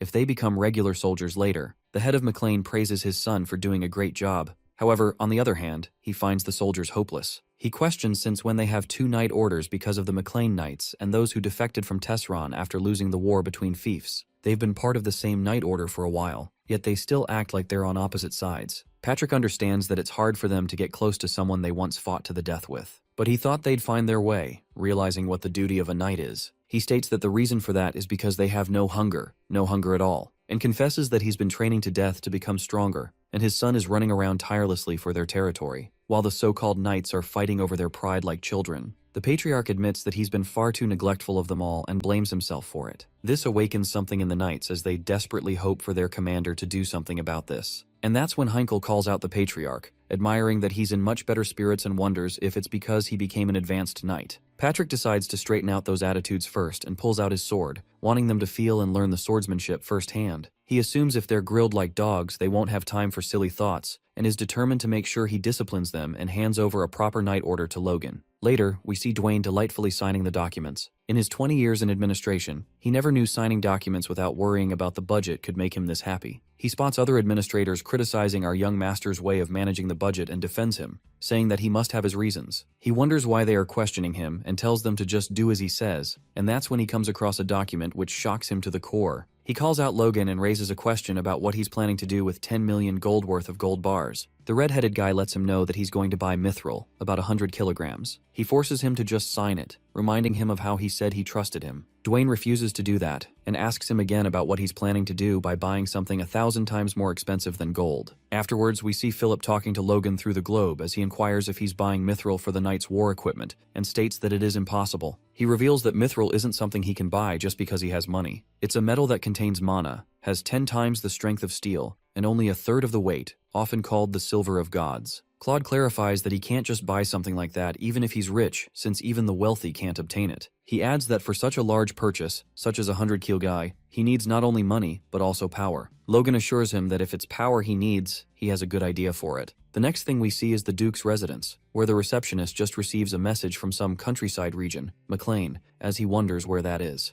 The other guy suggests that he pass it on, since the Duke might be too busy to handle such messages. 30 minutes later, Felix walks into the room and questions the receptionist if they received a message from McLean. The guys are intimidated by their lord, and are curious if he has someone important in those boonies. Felix greets Logan, who asks him if he's been well through the pink orb. The Duke jokes that he's fine except for the lack of news from someone he taught personally, and our boy laughs, wondering how he could have personally messaged him since he knows where he belongs. Felix remarks about him still being a smooth talker and states that he called it a good timing, as he was thinking of expressing his thanks anyway. Logan is confused if he did something for him unknowingly, or if it's a threat disguised as thanks. Just then, Esperanza reveals that his wife is pregnant, and the red-headed guy wasn't expecting that. He congratulates him with pure astonishment, and the Duke mentions that it's all thanks to him. Our boy wonders how it could be thanks to him when he did it himself and covers his mouth as he realizes that he said that out loud. He covers it up by saying that it's a blessing from the heavens, and Felix couldn't help but laugh. He finds him cheeky as ever, and admits that it's a blessing and also thanks to his efforts. But before all that, he believes it's thanks to Logan,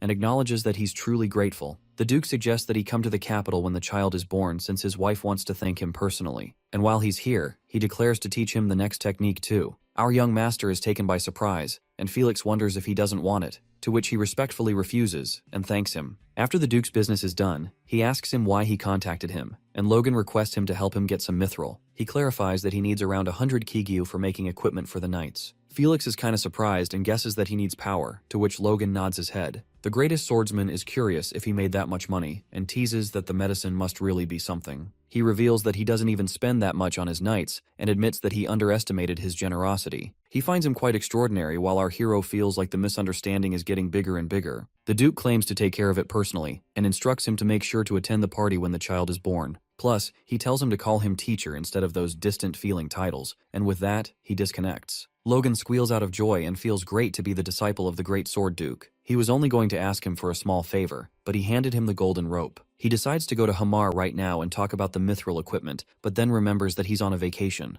Our guy realizes that not everyone can keep going just looking at the future like him, and chooses to let him rest. He couldn't help but to praise what a benevolent employer he is, and believes that Hamar is blessed. Meanwhile, the old dwarf had nightmares for a great while. In the McLean Castle outskirts, we see men under 20, who came for the soldier recruitment and passed a simple test. Dwayne asks Logan if he really wants to recruit this many, since traditionally, he only needs to recruit about 10 times the number of knights. Our guy makes it known that he's going to handle it himself. He is aware that no matter what anyone says, expanding their force is essential. He decides to personally select them, even if they suffer from drawbacks. A territory's power is symbolized by their knight's order, and supporting them from behind is an elite force. They're called regular soldiers or knight trainees, and most fiefs test the physical abilities of boys just before they become of age, and they accept and train only those among them as soldiers whose physical abilities are above a certain standard. Those with talent among the selected soldiers undergo rigorous training that tests the limits of human capability, resulting in the awakening of their force and them becoming knights. But the Empire had a new theory and tried something different. It was stated that physical capabilities and force awakening are two separate matters, and what's important are the senses. With this theory, the Empire used an overwhelming force of 50,000 knights in the war.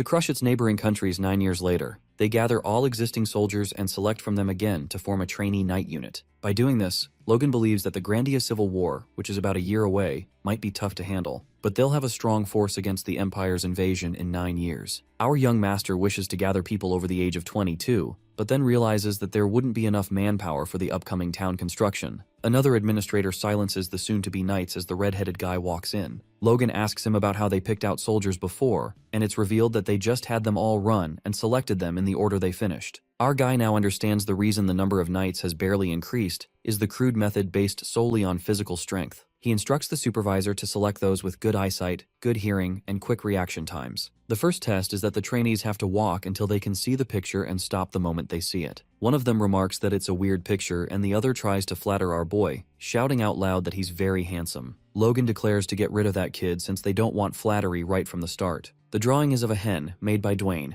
and a kid seeing from afar how it has a comb lets out that it's a rooster. The red-headed guy is caught by surprise to witness the kid seeing this small comb from that distance. The second test is announced to be a word being repeated, and they have to walk until they hear it, and when they do, they have to stop. A kid lets out that he can't hear anything while the other feels their voice volume keeps changing. Just then, another of them announces the answer to be Sparrow, and reveals how Dwayne was calling Logan a son of a bitch earlier. The fat dude is left all flustered as he was talking to himself and wonders how he heard that. Our main character declares to select him, and as for Dwayne, he decides to give him a beating. After a while, it seems that 250 people have passed with flying colors just by testing their eyesight and hearing. Logan is pleased with the results and thinks they should generously select about 500 to make up a force of 1,000, including Tesron. But there were a lot of notably small and thin kids, which he supposes is because they grew up malnourished. He knows that he can't make them like Victor, but they can feed and train them well until they become sturdy enough. Thinking about Victor, he decides to check up on him. Later, we see the odd-eyed kid practicing the sword technique, and the knights present there find him diligent. Victor recalls Logan telling him if he flawlessly performs 1,000 sword techniques, he can become a knight. But the most important is the awakening of force, and the kid is desperate to become a knight quickly. His sister calls him out when our main character shows up and signals her to keep quiet. He observes Victor, only to realize that he's got great talent. A 16-year-old boy who's only been learning swordsmanship for a year is maintaining proper basic stance even while swinging the sword wildly. Moreover, the momentum of the sword when he swings wildly is actually higher than when he's using standard sword technique. Logan wonders if his martial arts skills still resume his nickname, Noble Slayer, even though his personality does not. He believes he's going to need a partner soon since he can't perfect that style of swordsmanship by practicing alone. He calls Victor out and reveals that he's leaving for McLean Castle to train soldiers in Tesron tomorrow. Our guy offers him to come along once he talks about it with his sister properly, and the kid wonders if he can't take Rhea with him. Logan asks him if he wants to take a girl to a soldier training camp full of men,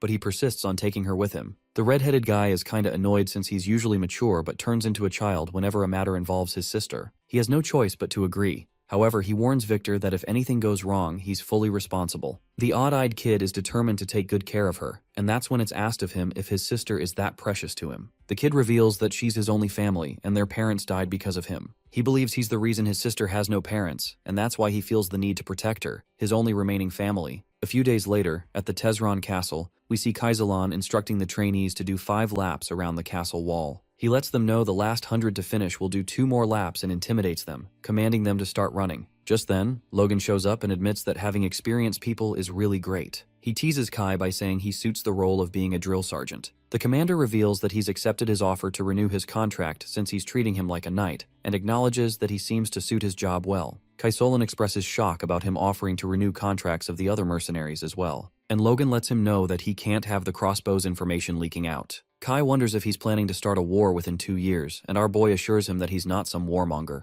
It's just that it is unavoidable sometimes. The other kids are baffled to witness Victor sprinting around, as they wonder what he's made of. Seeing a slave doing so much better, they're motivated to make more effort. Kaisalan is surprised to see the Victor effect Logan mentioned to him, and even though Logan doesn't expect them to have exceptional physical abilities, the will to not give up alone is enough. He believes Victor is definitely absorbing force, and it won't be long now that if he awakens force, he will become the soldier's strongest motivator. But contrary to what he had hoped for, in the not-so-far future, Victor will commit a murder. In the Tesron Castle barracks, we see the trainees feasting on their meal, as one of them confesses that he bears with the crappy training only for the food, while the other feels that he's put on some weight after eating good food for weeks now. He has no other wishes if he could eat like this forever, and that's when he spots Victoria, who smiles sweetly at them and serves them food, telling them to enjoy their meal. The trainees can't help but admire how cute she is and how she's an angel. One of them wonders if he should try talking to her later, and that's when his friend warns him of Victor, who's piercing holes in his body with his eyes. He threatens him to look away before he gouges his eyes out, and they all lower their gazes. The odd-eyed kid is concerned for his sister, wondering if she ate before working, and behind him, we see a man gazing at Victoria hungrily. After a while, Victor brings out food for his sister, after getting to know that she went out the back door to take out the trash. Not seeing her anywhere, he gets worried about her going far alone at this late hour. That's when he hears some noise from close by, and as he goes close to where the sound is coming from, the sight makes all the bread in his hands drop to the ground. Victoria is getting harassed by a knight, who didn't get a chance to say anything as Victor knee-butts him in the face. The guy goes back flying and hits the ground as his nose starts bleeding as he threatens the kid, telling him that he's a slave and he should know his place. His words are cut off when the 16-year-old kicks him and beats the living life out of him. A trainee witnesses the whole incident and rushes to inform the supervisors. The odd-eyed kid is in a trance as he beats the guy, remembering the moment when his parents died and left him with the responsibility of his sister. At that moment, Logan shows up and brings him out of his trance, as he tells him to calm down and take a look around. Victor looks around and sees his sister being escorted away with a lady aimed. Our young master orders Victoria to rest, and for that guy's dead body to be taken care of. After some time, only Logan and Victor remain as he apologizes, and Logan questions if he regrets it. The kid refuses, and clarifies the reason why he's apologizing is because he killed one of his soldiers without permission. The red-headed guy admits that he's not entirely wrong, and assumes that he does regret something, and that's bringing his sister all the way here. He states that his stubbornness nearly caused his sister to be injured, which is why blindly dragging her around and trying to protect her isn't always the best option. He questions if he plans to take Victoria with him to the battlefield as well. Logan tells him that he only needs to think a little to realize it's better not to bring her to potentially dangerous places than bring her and try to protect her. Despite knowing that, he allowed him to bring Victoria because he wanted him to realize that fact. Our guy did not expect things to go this far, but he feels sorry for the girl. He supposes that this will help Victor stop being overprotective. The odd-eyed kid wonders how he will be punished and is ready to accept any punishment, but clarifies that his sister is just a victim. Logan declares that killing someone is definitely a crime. However, he tells him that he did a good job today, but next time, he suggests that he gets his permission first. He clarifies that he doesn't want his future knight to be held back because of some worthless pervert. Victor looks at his master with awe and claims to keep that in his mind. Later, we see Kaisalon concerned if it's really okay for Logan to make this decision on his own when a slave killed a commoner. Our main character clarifies that Victor is his slave, hence he's his property. Besides, he adds that he heard from other trainees that the dead guy was known for being a pervert in his village, and even before coming here, and often made lewd comments about Victoria. Hence, he proclaims that he used his property to kill a heinous criminal. Kai gets what he's trying to say, and acknowledges the fact that Victor killed him under his orders. Logan claims to publicly shame him for his crimes and hang him on the castle gate and tells him to warn the other soldiers as well. The commander is curious about what he's making on the map, and he reveals that it's a surprise event for the soldiers. News of Victor murdering someone left the soldiers shocked, but when the dead soldiers' crimes were revealed, the soldiers defended Victoria.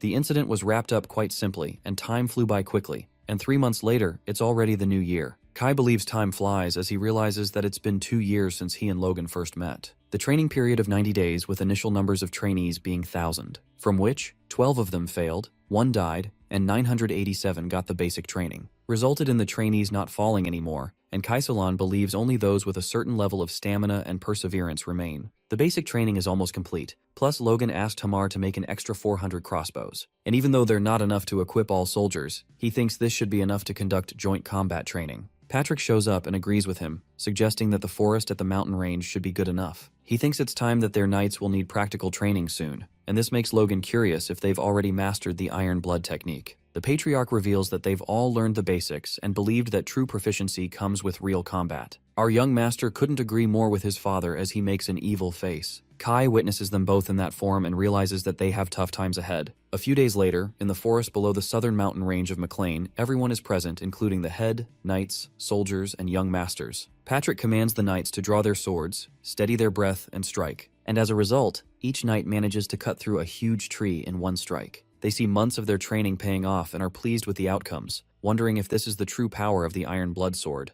The soldiers are amazed by the knights and can't believe what they just saw. That's when Logan alerts them not to let their guard down because this is no ordinary forest. He lets them know they're in a monster forest, and at the exact time a swarm of goblins appears. The knights slay the goblins with ease, and the rest of them scatter left and right. Our hero orders the other troop to use the crossbows and sweep away any goblins that are running away. The knights take down goblins with bows like a piece of cake and realize that they're not even a big deal. Just then, horned wolves appear and the knights feel intimidated by them. Kaisalan commands to deploy the crossbow cavalry, and the arrows are fired, but it seems that they don't work on the wolves. Logan orders the swordsmen to take position, and not let a single one through. Some of them fight like pros while the others struggle as our guy helps them by slashing the wolves. He instructs one of the soldiers to take the injured one and fall back, and as he expected, most of them are useless in unexpected circumstances. Though he finds the ones who ranked in the top 100 in the sense test definitely different, and among them, Victor has definitely broken out of his shell. Logan believes it won't be long until he steps into the realm of an aura user. Patrick takes down the last horned wolf when Heinkel informs him that they're done over here as well. The Patriarch realizes that it's already been a month and a half since they started this combat training. The Knight's captain reveals the reason for it, stating that it's discovery of 3 towns teeming with thousands of monsters. He's glad that they found the monsters in advance, because just imagining all these monsters swarming and attacking the castle feels spine-tingling.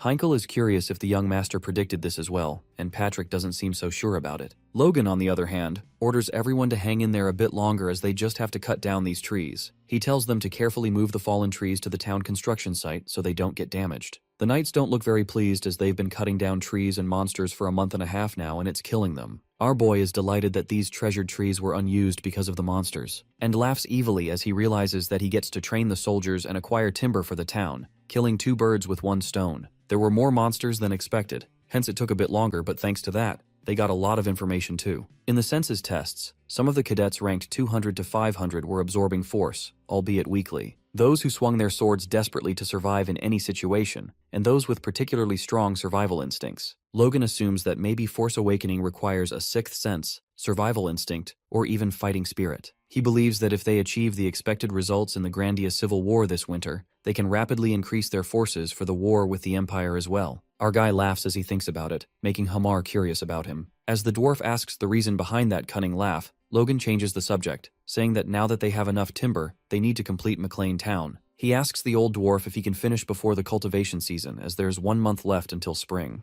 Hamar nods his head and agrees, which catches Logan by surprise since he thought it'd be difficult. That's when the old dwarf prompts him that they have the mages with them, and reveals how the workers have also been pretty motivated ever since the dam construction. He adds that they have enough food and building similar houses will increase efficiency over time. Logan looks at Hamar, starry-eyed, and wonders if he's always been this reliable. He's loving the effect of the vacation and teases him, asking him if he forgot the magic tower in the center of town. Later, we see Clayton using magic to help the workers and catching them being shocked. He tells them to pack the soil quickly. Logan thanks the big fella for once again accommodating his unreasonable conditions. He assumes that it must have not been pleasant to build a magic tower in a new town, not a city. And Clayton feels flattered as he brings up the annual support fund of 10 million gold that our guy promised him. Whether it's a city or a town doesn't matter to him, and since it's the center of the largest town in the kingdom that's even bigger than a city, he's rather excited for it. He believes if everything goes as per our young master's plan, this town will become the center of the territory, even more so than McLean or Tesseron City. Clayton suggests that he builds a castle in the middle, but Logan doesn't find it necessary. For him, as long as they make it convenient for the people to farm and live in,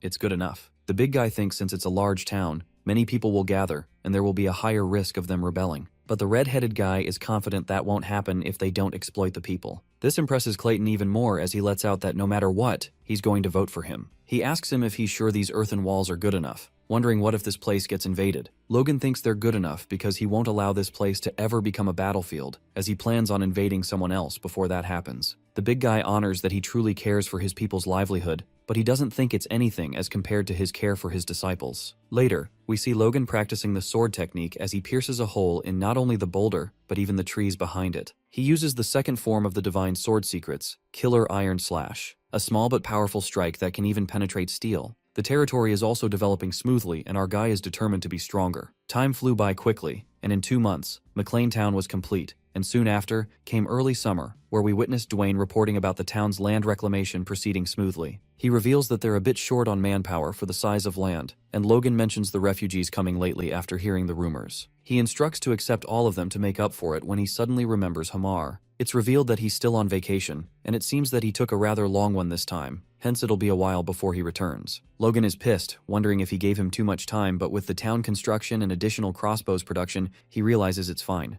Dwayne mentions the large amount of mithril that he's heard about being given to Hamar, and that's when our boy discloses that he gave him that, so that he can play around with it and during vacations make some weapons for the knights. He sarcastically states that handling rare metals is a dwarf's dream after all, With that, he changes the subject and states that the town settlement is complete, and there's no major issue with the land reclamation. Though, it seems that he's worried about one thing. Afterwards, an angry Viscount Max Pareda is shown, as he discovers that McLean reclaimed the wasteland. He believes there's no way that harsh land can be cultivated when his servant reveals to him that they seem to have drilled through the mountains to bring water from the Luther River. Pareda is confused to hear that they did something crazy like that to reclaim the wasteland and wonders where they got the money for that. The servant informs Max about the rumors that the first young master made money from business, that he discovered a gold mine, or even that money rained from the sky. The Viscount doesn't want to hear these absurd rumors and demands for the facts to be focused on. He questions what he thinks the yield from the reclaimed land will be, and it's revealed to even conservatively be double theirs. Max can't afford to just sit back when a neighboring territory has suddenly become rich. And as he questions if they can find an excuse, the guy proposes that there's not really a need to make one up. He states that some of their territory's people have fled to their town, and they can use that as an excuse to infiltrate them. He suggests that they could get that land or the neighboring Tesron plains as compensation. They realize that it's too risky to take it all by themselves, and think of a guy named Soto Sylvan as a problem. Pareda orders to count the Sylvan Viscount since they have taken like them, hence he believes they probably have quite a few people leave too.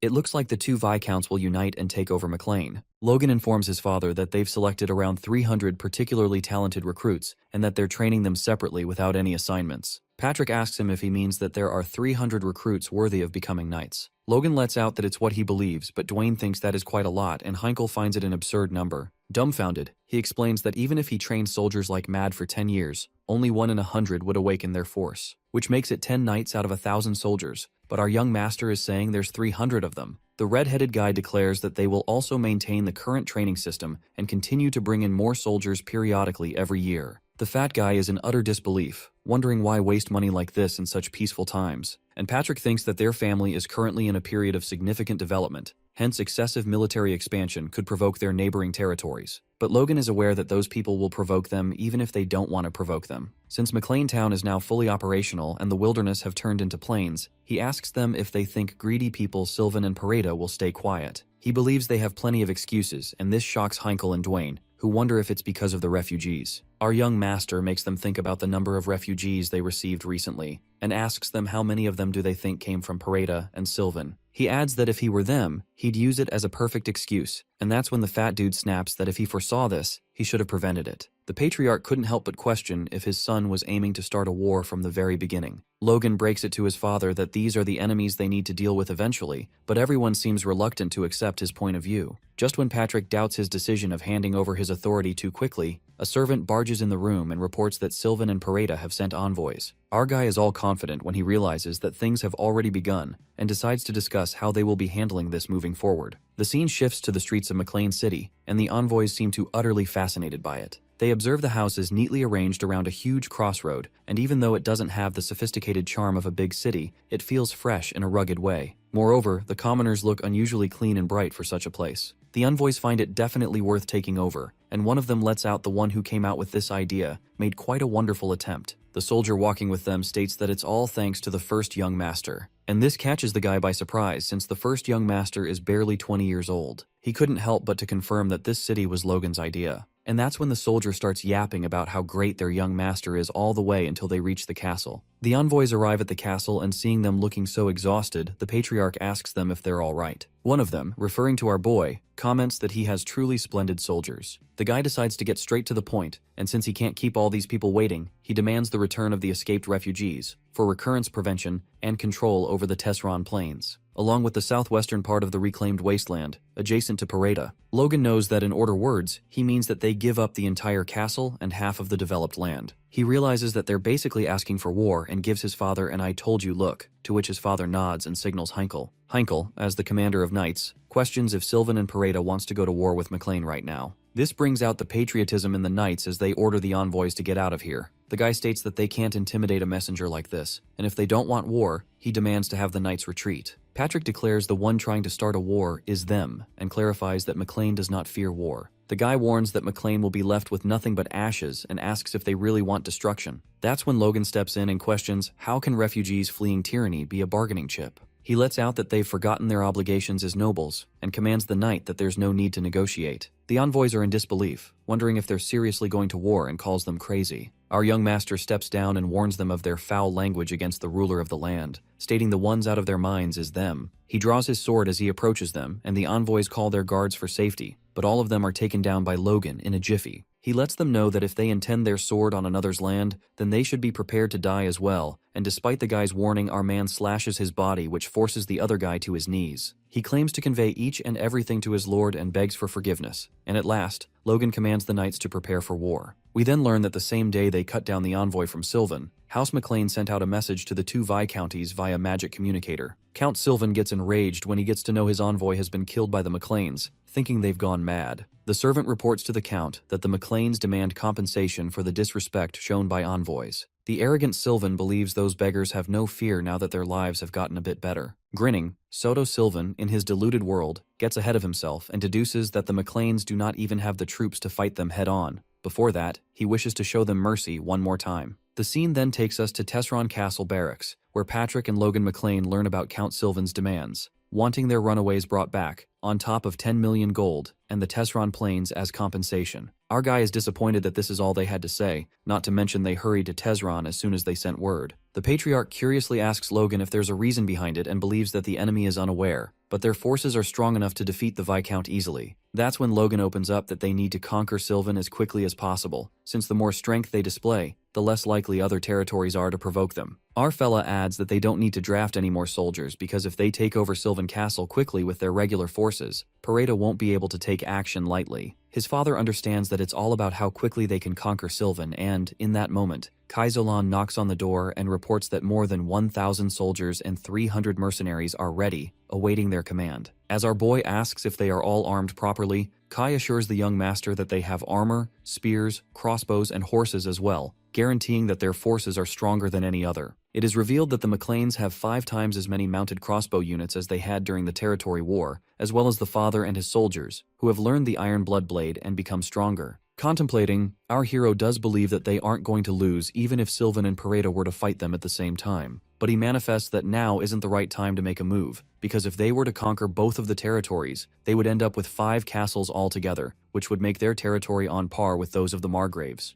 And if that happens, both forces of the first and second prince will try to rope in House McLean during the upcoming fight for the throne. And they must not gain the attention of those factions just yet, because the man Logan plans to place on the throne is the third prince. Logan then narrates that in his past life, the first prince became the king, but he only used House McLean as he wished before abandoning it. The purges he carried out over the years after he ascended to the throne resulted in the kingdom's power suffering greatly. In addition, the second prince is not much different from the first prince in terms of reputation. In the end, the only remaining choice is the third prince. Though he is the third in line, he is the son of the queen, and, despite his youth, he's very skilled, so the current king wanted him to be his successor. But before the third prince had a chance to build up his support, the king suddenly died, and that's how the third prince was cast aside. As of now, the third prince is the only choice Logan has in order to avoid the tragedy of his past life. Our fella intends to win the civil war and make the third prince the king. And in order to do that, he just needs to take over Sylvan Castle and maintain a territory slightly larger than a Viscount's, with 3 castles in total. Snapping out of it, our guy finds Kai smiling like a maniac and can't help but ask him if something good happened. That's when Kaizolan reveals that he has great news, stating that Victor has awakened his force and has been waiting outside for Logan to report to him. Logan can't control his happiness and calls Victor inside for him to show his force. The odd-eyed boy emits the force, and our guy learns that the talent Victor had as an aura user in his past life has remained.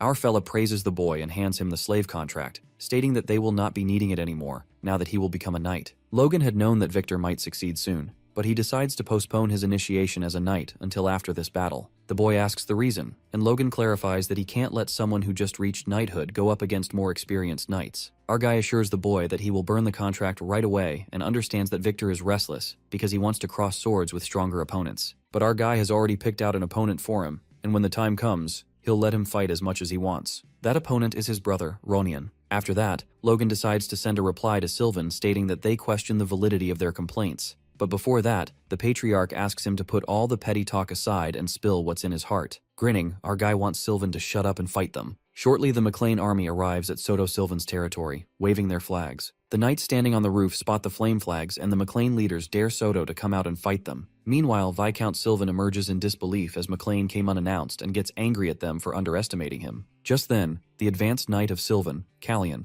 requests the Viscount to let him fight Patrick McLean. Callian affirms that their 120 knights and more than 2,000 soldiers are ready to fight since the McLeans sent that ridiculous threat. Soto Sylvan presumes that their forces are much stronger than the enemy's and notes that Callian has become an upper-class knight too. Soon after, the Viscount questions about Pareda's response, and the knight reports that Pareda has not responded yet, which means they're still deciding what to do. While Callian states that it will take half a day for Pareda's forces even if they are coming, the Viscount dude, thinking he's a smartass, dwells on the possibility that if they were to take down House McLean right now, Pareda might strike them from behind. Soto finds it strange that the McLeans charged here as soon as they sent the demands, as though they were lying in wait, and House Pareda grew hushed. Even Knight Callian finds it suspicious, and Soto suspects that those Pareda bastards have come to an agreement. As the Viscount trembles with anger, Patrick McLean shouts the Viscount's name and wonders if he's too afraid to fight them. That's when Count Sylvan orders the knight to contact House Bifrost right away and tell them that once they defeat McLean, they will dedicate half of what they gain to Bifrost as tribute. He tells the knights to do whatever it takes to keep Pareda from attacking them and to crush those McLean bastards. Soto assumes that Pareda has stabbed him in the back, and he plans to crush Max Pareda after defeating McLean,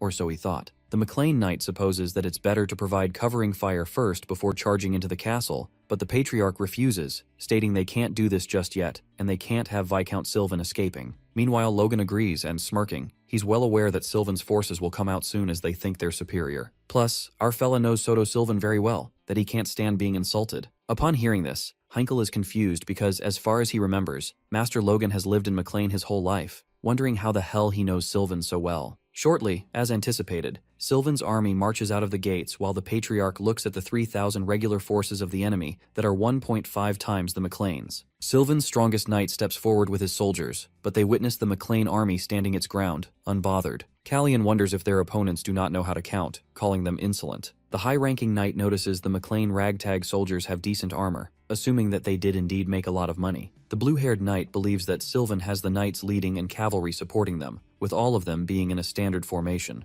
The fact that it's standard means it's proven to be effective. That's when the McLean cavalrymen make their move as Kaisalon commands the soldiers to shoot arrows. The enemy, Callian, is disappointed in Patrick McLean for using crossbows on the battlefield. The Sylvan army raises their shields to seek protection from arrows. However, things take a tragic turn for them when the arrows break through the shields with brute force. Callian frantically reports to his soldiers that it isn't an ordinary attack, commanding them to gather and maximize their force. He warns them to protect their bodies and charge. The Sylvan high-ranking knight gets enraged as he realizes how powerful the crossbows are, knowing they would kill the knights if they reacted even a little late. He's flabbergasted that these McLean rascals were hiding the weapons all this time and desperately urges to kill them. But there's more to McLean's strategy when Kaisalon orders the crossbow cavalry to spread out, ignore the enemy knights, and target the soldiers. Manifesting their defeat, Callian thinks of retreating, and that's when Patrick McLean calls out the Knights of Sylvan, asking them to face them if they have the courage. The Sylvan high-ranking knight is left in disbelief after he witnesses Patrick using a force blade, wondering when that lowly bastard reached the advanced rank. Soon after, the Patriarch then commands the brave Knights of McLean to annihilate the enemy. The captain of the McLean Knights, Heinkel, is rendered speechless given that only 6 months ago, the Knights of Sylvan were on the same level as them. But now they're easily overwhelming them, plus some of them are advancing to the next level during the battle. It's then that Heinkel is hit by a realization that their master's training wasn't in vain after all, referring to the Patriarch and Logan. Just as Heinkel is in his moment of awe, the soldiers of Sylvan attack him, but in that split second, the McLean Knight incredibly makes them disarm without harming them. The Sylvan soldiers are in utter astonishment, realizing that while Captain Callian is also a high-ranking knight, he's not as fast as Heinkel. It is all thanks to the Iron Blood Sword. Heinkel overcame the wall that he was stuck behind for a long time to become a high-ranking knight. With intermediate knights not being a problem at all, he's only left to deal with the high-ranking knight of Sylvan Callian. At that moment, Logan emerges and leaps towards the blue-haired knight. I mean, to be grilled by a 20-year-old will be a harsh blow to that knight. It is then narrated that Logan completed the second style of the Divine Sword Secrets. He had progressed almost to the level of a high-ranking knight, but all he had assumed was easy to overcome had remained impenetrable for the last few months. It was a period of anxiousness where he felt he could glimpse beyond it. If it's a high-ranking knight from another fief who hasn't learned the Iron Blood Blade like his father or Heinkel, then he'll be able to surpass the wall. With that, our knight charges at Callian, who's startled as Logan clashes with purely brute power without any technique or dexterity. Callian calls him a numbskull, and his pride is hurt badly when he's pushed back against a mere intermediate knight. The blue-haired knight realizes that he's let his guard down and warns the McLean brat, Logan, that he won't go easy on him. As our dude presumes he's talking bullshit, Callian materializes 3 swords with his force aura. Logan assumes that only the real sword is the one he's holding in his hands. However, as Callian comes to attack him, our fella learns that all of his swords are real, while the blue-haired knight thinks he got lucky as he aimed for Logan's neck. Our guy praises Callian's intriguing stunt and reveals that he's got some tricks up his sleeves too. Suddenly, Logan emits a strange aura, and Callian could feel his swords flailing the closer he gets, as if they've been entangled in this. It is at that moment the Sylvan Knight loses it and screams at Logan not to fuck with him. Meanwhile, our guy is impressed that he created more swords despite being under the pressure of the Force Blade. Just like that, Callian frantically charges at him, and, surprisingly, his several swords manage to falter Logan's aura. Shocked, our guy feels like he's fighting 5 men at once. He immediately calms himself down and decides to restrain just 1 or 2 blades so that he can create a gap. Logan plans to take it slow as the swords are aimed at him and mocks Callian's power, uttering that it's so weak that he's bored. Right at that moment, our hero's heart skips a beat and his force aura gets stronger tenfold.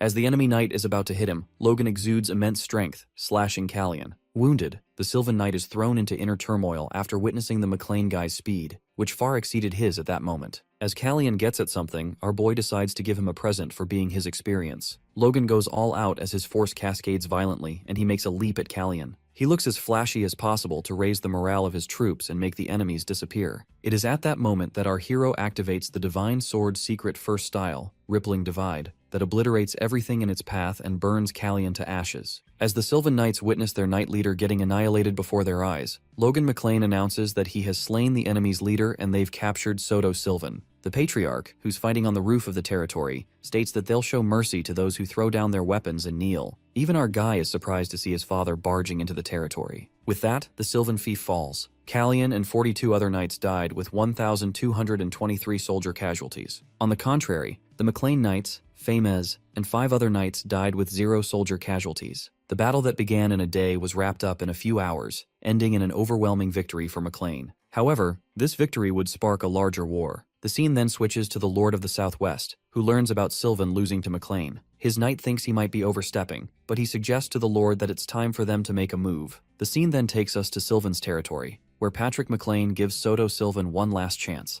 asking him to apologize for his sins and to leave this land with his kin after taking minimum belongings. Helpless, Soto warns McLean that this sort of outrageous seizure of control will not be tolerated by the Lord of the Southwest, Count Bifrost. As soon as the guy utters this, Patrick's nerves pop while Logan feels that this is the worst thing to say in front of his father. It is revealed to us that the fall of the McLeans can be attributed to the mismanagement of the Count at that time. But the one who caused a rebellion to profit off of the chaos was Bifrost, one of McLean's vassals. McLean's former bountiful land became the Bifrost Plains, and it naturally made Bifrost the lord of the southwest region. But thanks to royal interventions, Bifrost did not order McLean to serve under him, nor would he have gained much from doing so. Still, hearing Bifrost's name is enough to ruin his father's mood. Enraged, Patrick believes that Soto wishes to die without that opportunity, and in that split second, Logan decapitates the Count of Sylvan. Our guy states that he respected Soto's wishes for an honorable death, and finished him off painlessly. While his father appreciates him, our boy ponders that they did give Soto a choice, and hopes that the other nobles won't use this as a means to attack the McLeans, especially Bifrost. But Logan decides to be careful as the Lord of the Southwest is an enemy they can't handle yet. The scene then takes us to Sylvan Castle, a few weeks later, where Logan reports to his father that Pareda has made no moves yet. His father wonders if there's a reason Pareda would do so. Our fella then asks about the Tesron Castle, and Patrick responds that Clayton, the mage, is there, so he should be able to hold even if something happened. Logan thinks it through and contemplates that brute force was not the only attribute that caused their victory against Sylvan. Viscount Sylvan underestimated them while the McLeans brought the most force they could. With only one card up their sleeves, the Golems, they wanted to keep hidden, staying behind Tesron. But managing 3 castles is still a hassle, and our guy reckons that they need to make things more efficient. That's when Logan suggests his father shift the center of their lands, since if they set towns as the center, it will make it easier for them to manage castles. Even the servants of Sylvan agree with the idea, and keeping the knights stationed in the town of McLean will make them prepared to march to Tesron or Sylvan on command. The patriarch thinks it's a wise idea while our guy won't need to touch things himself now. After that, Patrick recalls that they captured 75 of the Sylvan Knights and learns that they are all in cells. He then asks Logan to persuade them to serve under McLean, and our fella finds it easy since no man would have sworn absolute loyalty to Soto Sylvan. Smirking, our dude loves how a single battle earned them this many knights. But if Sylvan had moved even a little more cautiously, they'd have had quite the casualties, and they'd only have been able to capture a quarter of the knights. Our guy affirms that it won't be like this in the future. Nonetheless, he decides to stop dwelling on this victory and is about to warn his father to stay vigilant. In the meantime, the patriarch lets out that even the forces of Pareda no longer seem fearsome, and with a brisk smile, he thanks his son Logan. Flattered, our guy decides to let his father enjoy it for today. Just as there's a moment of peace, abruptly, a servant frantically barges in and informs the McLeans that they've gotten a message from Lord Bifrost. The servant reads the letter out loud, uttering that as the Lord of the Southwest, he expresses deep discomfort with the yearly wars by McLean. The Lord mentions that with a request from Viscount Sylvan, Pareda and McLeans must cease their conflict immediately. Upon hearing this, the patriarch simmers with anger since Sylvan started it, and now is asking for intervention, adding that the Baldy has no sense of shame. But the letter doesn't end here, and Lord Bifrost acknowledges the reason for this constant conflict is because he has not properly performed his duties as a lord, and not properly pushed for coexistence within the region. For that reason, the Lord invites the heirs of each family of the Southwest on his 50th birthday, next month, to come discuss future goals for the region as a whole. This letter doesn't settle well with the patriarch as he shrieks and calls it bullshit. The intensity of the patriarch's scream tears away the servant's clothes as he finds it absurd. While the poor servant concludes the letter that highlights the importance of participating, Patrick sees this as a polite way to make a threat and clarifies that they won't bow to these threats. Amid the chaos, Logan declares that it sounds interesting and persuades his father that it's not a bad idea to visit Lord Bifrost. Calm washes over the patriarch as he respects his son's will, but he bangs his hand on the table, stating they won't themselves kneel to Bifrost. That last frantic scream even tears the servant's pants and the poor guy is left naked yet traumatized. But even the paper tears away and Logan wishes to bury that guy now. Nonetheless, the patriarch decides to listen to Logan, and our guy discerns that no matter what they do, they can't win against Bifrost yet. Patrick nods and calculates that they have 2 advanced knights, 15 high-ranking knights, and a total of 300 knights. The servants are surprised that the patriarch is detailed on knights, and Logan adds that things may seem to be going well for them, but they're crossing a fine line. And now that they've overtaken Tesron and Sylvan, Bifrost is watching them closely. So if they try to flaunt themselves when they are right next to them,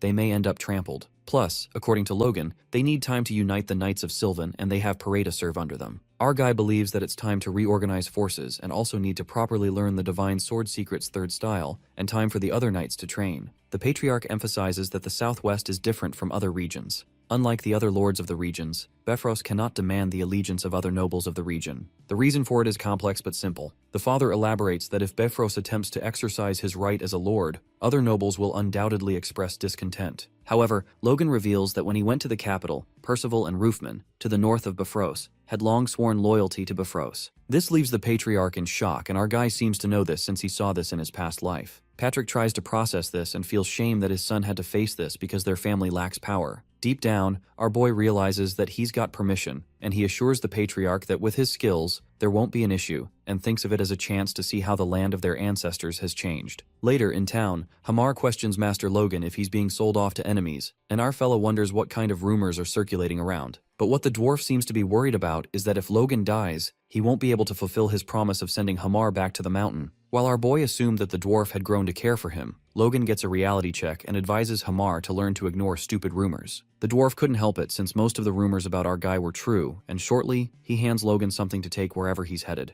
It turns out to be a sword of pure mithril, and our boy is left in awe when he looks at the McLean logo. Later, Plone Pareda, the Pareda's heir, arrives at the Bifrost Castle gate in a cart, and while he waits until someone receives him, he glances at someone who's from McLean. He still can't believe that the McLeans occupied Sylvan. He's surprised that the guy is alone without any guards, assuming that they took quite a bit of loss in their war with the Sylvans. Plone's intrusive thoughts get a bit too much, as he even planned to have taken their heads if it weren't for Bifrost's intervention. Intimidated, the blonde Plone gets out of his cart and asks the guard why he's getting the same treatment as someone who looks like a nobody, referring to Logan. While the knight tries to shut him up, the Pareda heir boasts that if it weren't for the Count, then they'd be on their knees begging him to save their lives. As our guy knows he can't say anything straight to his face, Plone, the ugly face, greets our boy and praises him for killing 6 knights in an instant. Just then, The blondie notices Logan wearing armor under his clothes, yet the hilt of his sword is clean. Our guy introduces himself, and the Pareda heir is shocked to see the gingerhead younger than he imagined, starting to believe the rumors were exaggerated. Smirking, our dude goes a little hard on the handshake and squeezes the fuck out of Plone as he cries in pain. Logan apologizes and covers up by saying that he thought Plone was about to initiate a strength contest. The blonde guy gets hella pissed that he draws out his sword to teach that despicable, impudent McLean bastard a lesson in manners. The knight warns them that personal fights are forbidden in Bayfrost's territory, while our boy scoffs and humbles Plone's arrogant ass, wondering why he doesn't know his place for someone who's an heir of a territory. This further triggers the blonde heir, and his knights dash towards Logan for insulting their master. Just as Pareda's knights wield their swords, our fella grimly draws the sword out, and in that second, he uses force that breaks all of their swords into two. While the knights are left dumbstruck,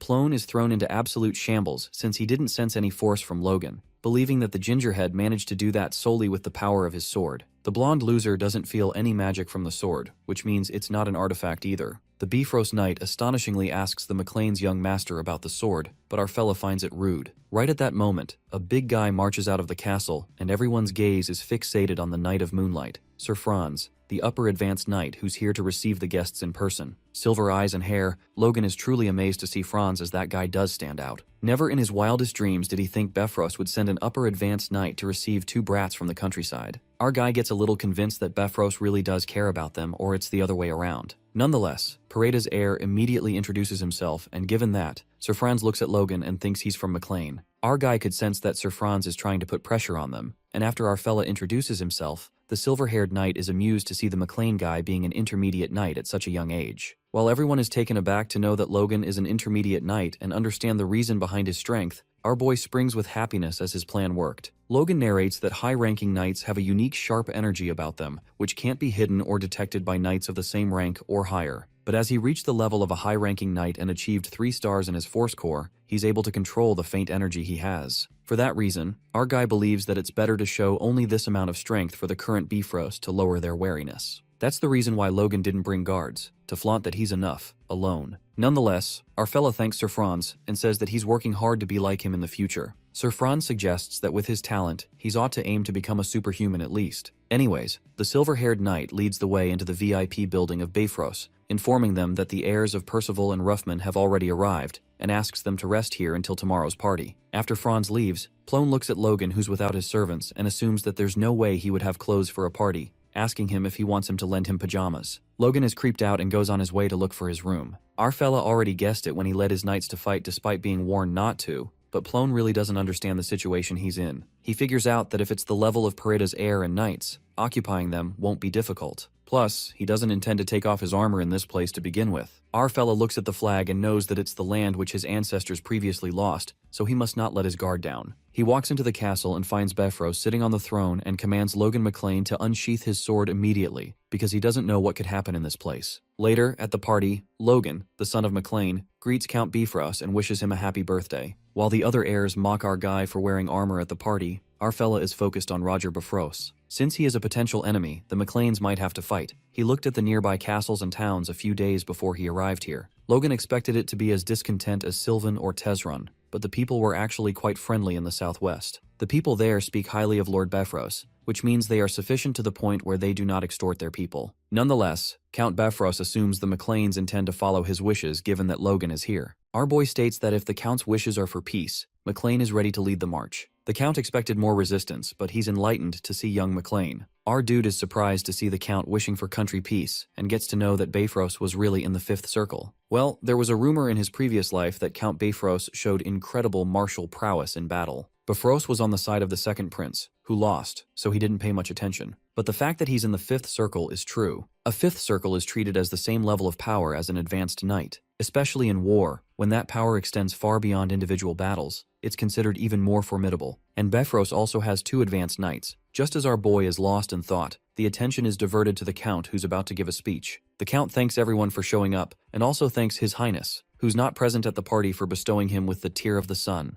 The people gasp with utter astonishment as they didn't expect Bifrost to be this close to the prince. As the Count of the Southwest continues his speech, our guy gets bored and wonders if this guy is going to repeat the same thing as in the message. Bifrost eagerly exclaims to bond together as one, and the Highness, who's likely to succeed the throne, wishes for the support of their region. But Logan sees this as a fancy way to say shut up and come under the second prince. At that very moment, Count Bifrost changes the trajectory of his speech towards the heir of the MacLanes. As the room fills with anticipation, the Count praises our boy who led the MacLanes to the victory of 2 wars recently, and a genius who became a knight at the age of 21 only, stating that even the advanced knights he knows have failed to reach such prowess. Our fella smiles awkwardly and wonders what Bifrost is planning with all this flattery. That's when the Count wishes to make an offer, not intending to force Logan, and reveals that Count Valtermine, the grandfather of the second prince, is searching for talented men like him. Bifrost expresses that he would like to recommend Logan to Valtermine to be his student if he'd like. Meanwhile, an uproar erupts in the crowd as they can't believe that the Count is talking about the superhuman, master of the blazing heat sword. Our guy, stuck in a tough spot, respectfully refuses the offer,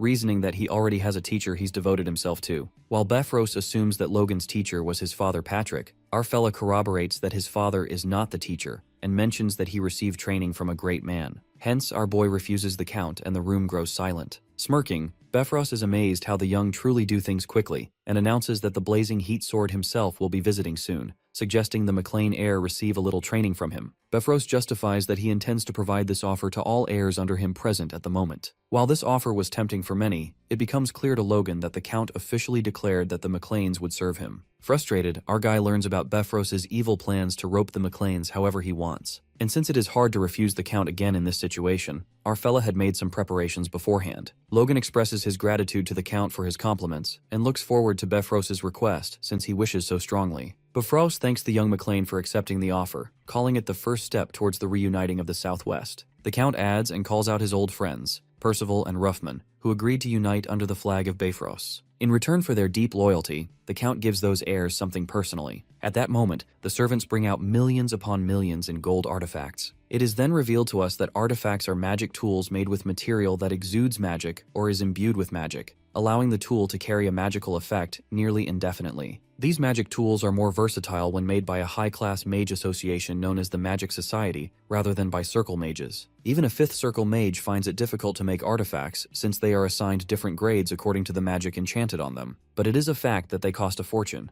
Even the cheapest material used to make them would be mithril. In order to ensure these expensive materials don't go to waste, they are usually enchanted with magic of at least class 3 and higher. And in order to create a class 3 artifact, the mage casting the magic must be 2 classes higher. In other words, the price for such items can only skyrocket, and our guy is left in wonder that Bifrost is just giving away these as gifts. Just then, Bifrost calls Percival and Ruffman forward, asking if they swear allegiance to him. Both heirs swear allegiance to Count Roger Bifrost. The Count then bestows upon Ramon Percival the Sword of Lambton, and to Eric Ruffman, the Hammer of Saxon. Eric and Ramon gush with happiness to get such lavish gifts, while Bifrost boastfully claims that he's never stingy with his gifts. He makes it clear that noble houses willing to become vassals of House Bifrost going forward will also be rewarded like this. Our guy could sense that the Count is watching as he blabs about the rewards. Suddenly, a drunk guy declares that the sword Logan MacLane carries is a better weapon. It turns out to be dumbass Plone, the Pareda heir, and he rudely says that the Count was making a big deal out of his gifts, adding that the sword Logan carries looks nicer to him. While everyone is confused, Plone keeps stating facts as he's drunk. As his servant shuts him up,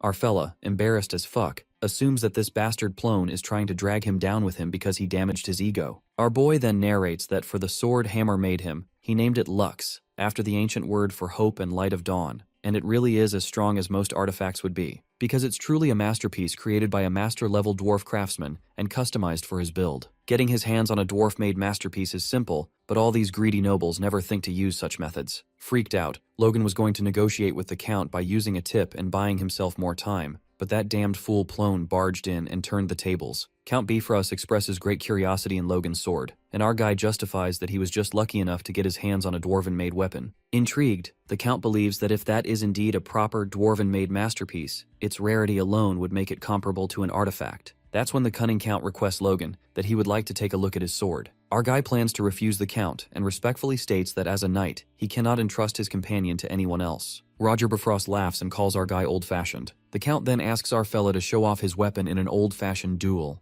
Count Roger implies that since they happen to have 2 young men here who have just been given artifacts, they can compare them. The Count calls Ramon Percival, who's also a middle-class knight, and to make it interesting, Bifrost adds a condition to it. He says that if Ramon wins, the dwarven-made sword will be his, and if Logan McLean wins, Bifrost will give him a suitable artifact as a reward. And now the Count is gonna get scammed the shit out of his treasury smug face since our guy loves him some free stuff. Roger Bifrost announces to draw their swords if they agree to these terms, and Logan, grinning, is freaking happy since things have gone in an unexpected direction. Our guy then draws his sword since he can't refuse free stuff. Ramon Percival offers Logan the first strike being the oldest, but Logan refuses, saying that he doesn't wish to hear later that he had a disadvantage in this fight. Ramon decides to show him that there are skies above the heavens, as he believes being called a genius has made him arrogant. He pulls out his artifact, and its glamorous glow catches everyone's attention. Logan can't decide if he's trying to attract more attention, or if it's something else. He wonders if he purposely gave him an artifact more focused on flashiness than actual use. In contrast, Hamar's Lux is rather plain, but it's perfectly balanced, sharp, and durable. A sword only needs to serve its purpose well to be called beautiful, although Percival doesn't seem to have the brains to know that. He charges at our guy, who's aware that Franz, the Moonlight, is in the audience. Hence, he chooses to hide his full strength and be careful to hide his confidence even more so,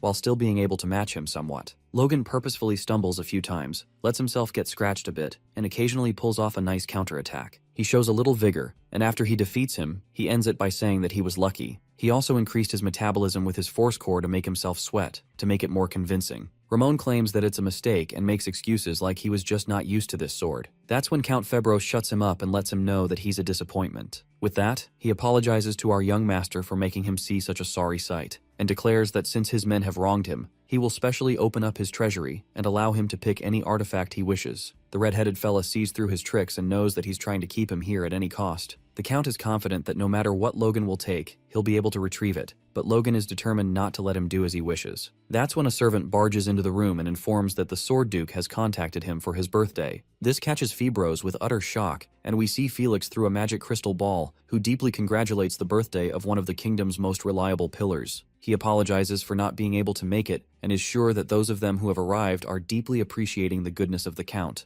The Count thanks the Duke as he never expected him to contact him directly, and it seems that he's really sucking up to the Duke, getting off his high chair. Just then, Felix spots Logan over there and turns out it's all Logan's plan, who tries to act normal even though he's not the best actor. Our boy follows along and confesses that it has been a long time, addressing the Duke as teacher. Everyone present there is taken aback after hearing the word teacher as they discover that the country bumpkin is the Sword Duke's student. Felix expresses that he's at a loss of words to suddenly see the face of his student who never contacts him and asks him when he's coming to the capital. He reminds Logan that he told him he would host a banquet for him, and Logan sincerely apologizes, explaining that due to trouble between families, he might need to stay at Bifrost Castle. Esperanza addresses the Count and asks him if that's true. Bifrost nervously lets out that if the Sword Duke himself wishes for Logan, he can delay his needs any time. Our young master knows that he made the right choice asking him for help. Despite being a neutral party that is not associated with either prince, Felix is the superhuman who holds up the royal family. Even the Count cannot refuse such a man's orders, and that's why the red-headed guy asked for his help. The next day, Logan is instructed to have a look around the room filled with artifacts and is told that the Count has guaranteed a single treasure, anyone.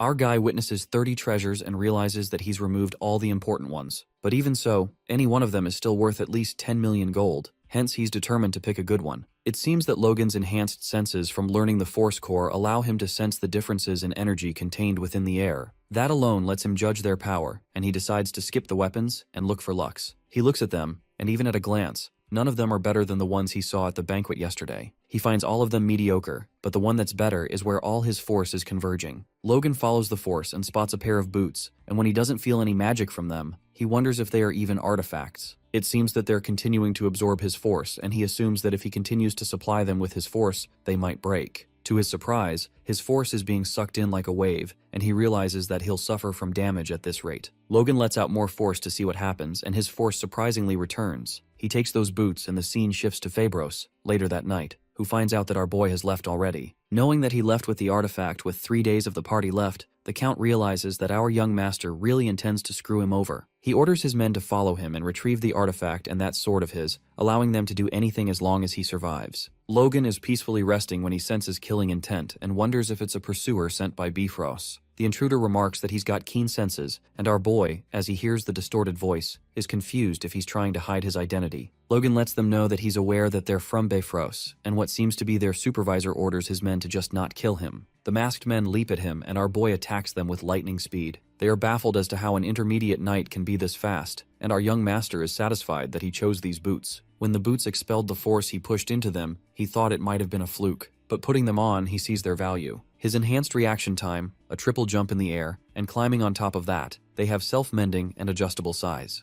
This was at least an artifact above the 4th rank. The men ask their superior for permission to aim for Logan's vitals, otherwise they can't suppress him on his own. Their captain finds it embarrassing, and decides to step in himself. Logan witnesses the silver force blade and realizes that it's Franz. He states how he never knew the title of Moonlight was earned through sneak tactics, and Franz seems to have noticed that he not only has hidden his true strength, but has far exceeded it. The Moonlight Knight reveals his identity, and our guy thinks there's no point hiding it now that he's shown his iconic silver force blade. Franz declares that he will be taking those artifacts as payment for this lesson, and our young master asks him if he's not embarrassed of his title, to which he tells him that this is the reason he intends to make this a harsh lesson. Logan observes the peculiar stance. It's as if he's holding a whip, and just as Franz moves his force blade, it's revealed that it can actually move like a whip. Our hero finds his attacks relentless against the opponent, and even though he's been using his force blade since earlier, it isn't working. Now that it's come to this, our man decides to use everything he's got. The masked men witness Franz's force as sturdy as ever, and Logan is baffled that he didn't feel any impact, even though he used the 1st and 2nd forms. He dodges a close attack, knowing that he would have died if he had let his guard down.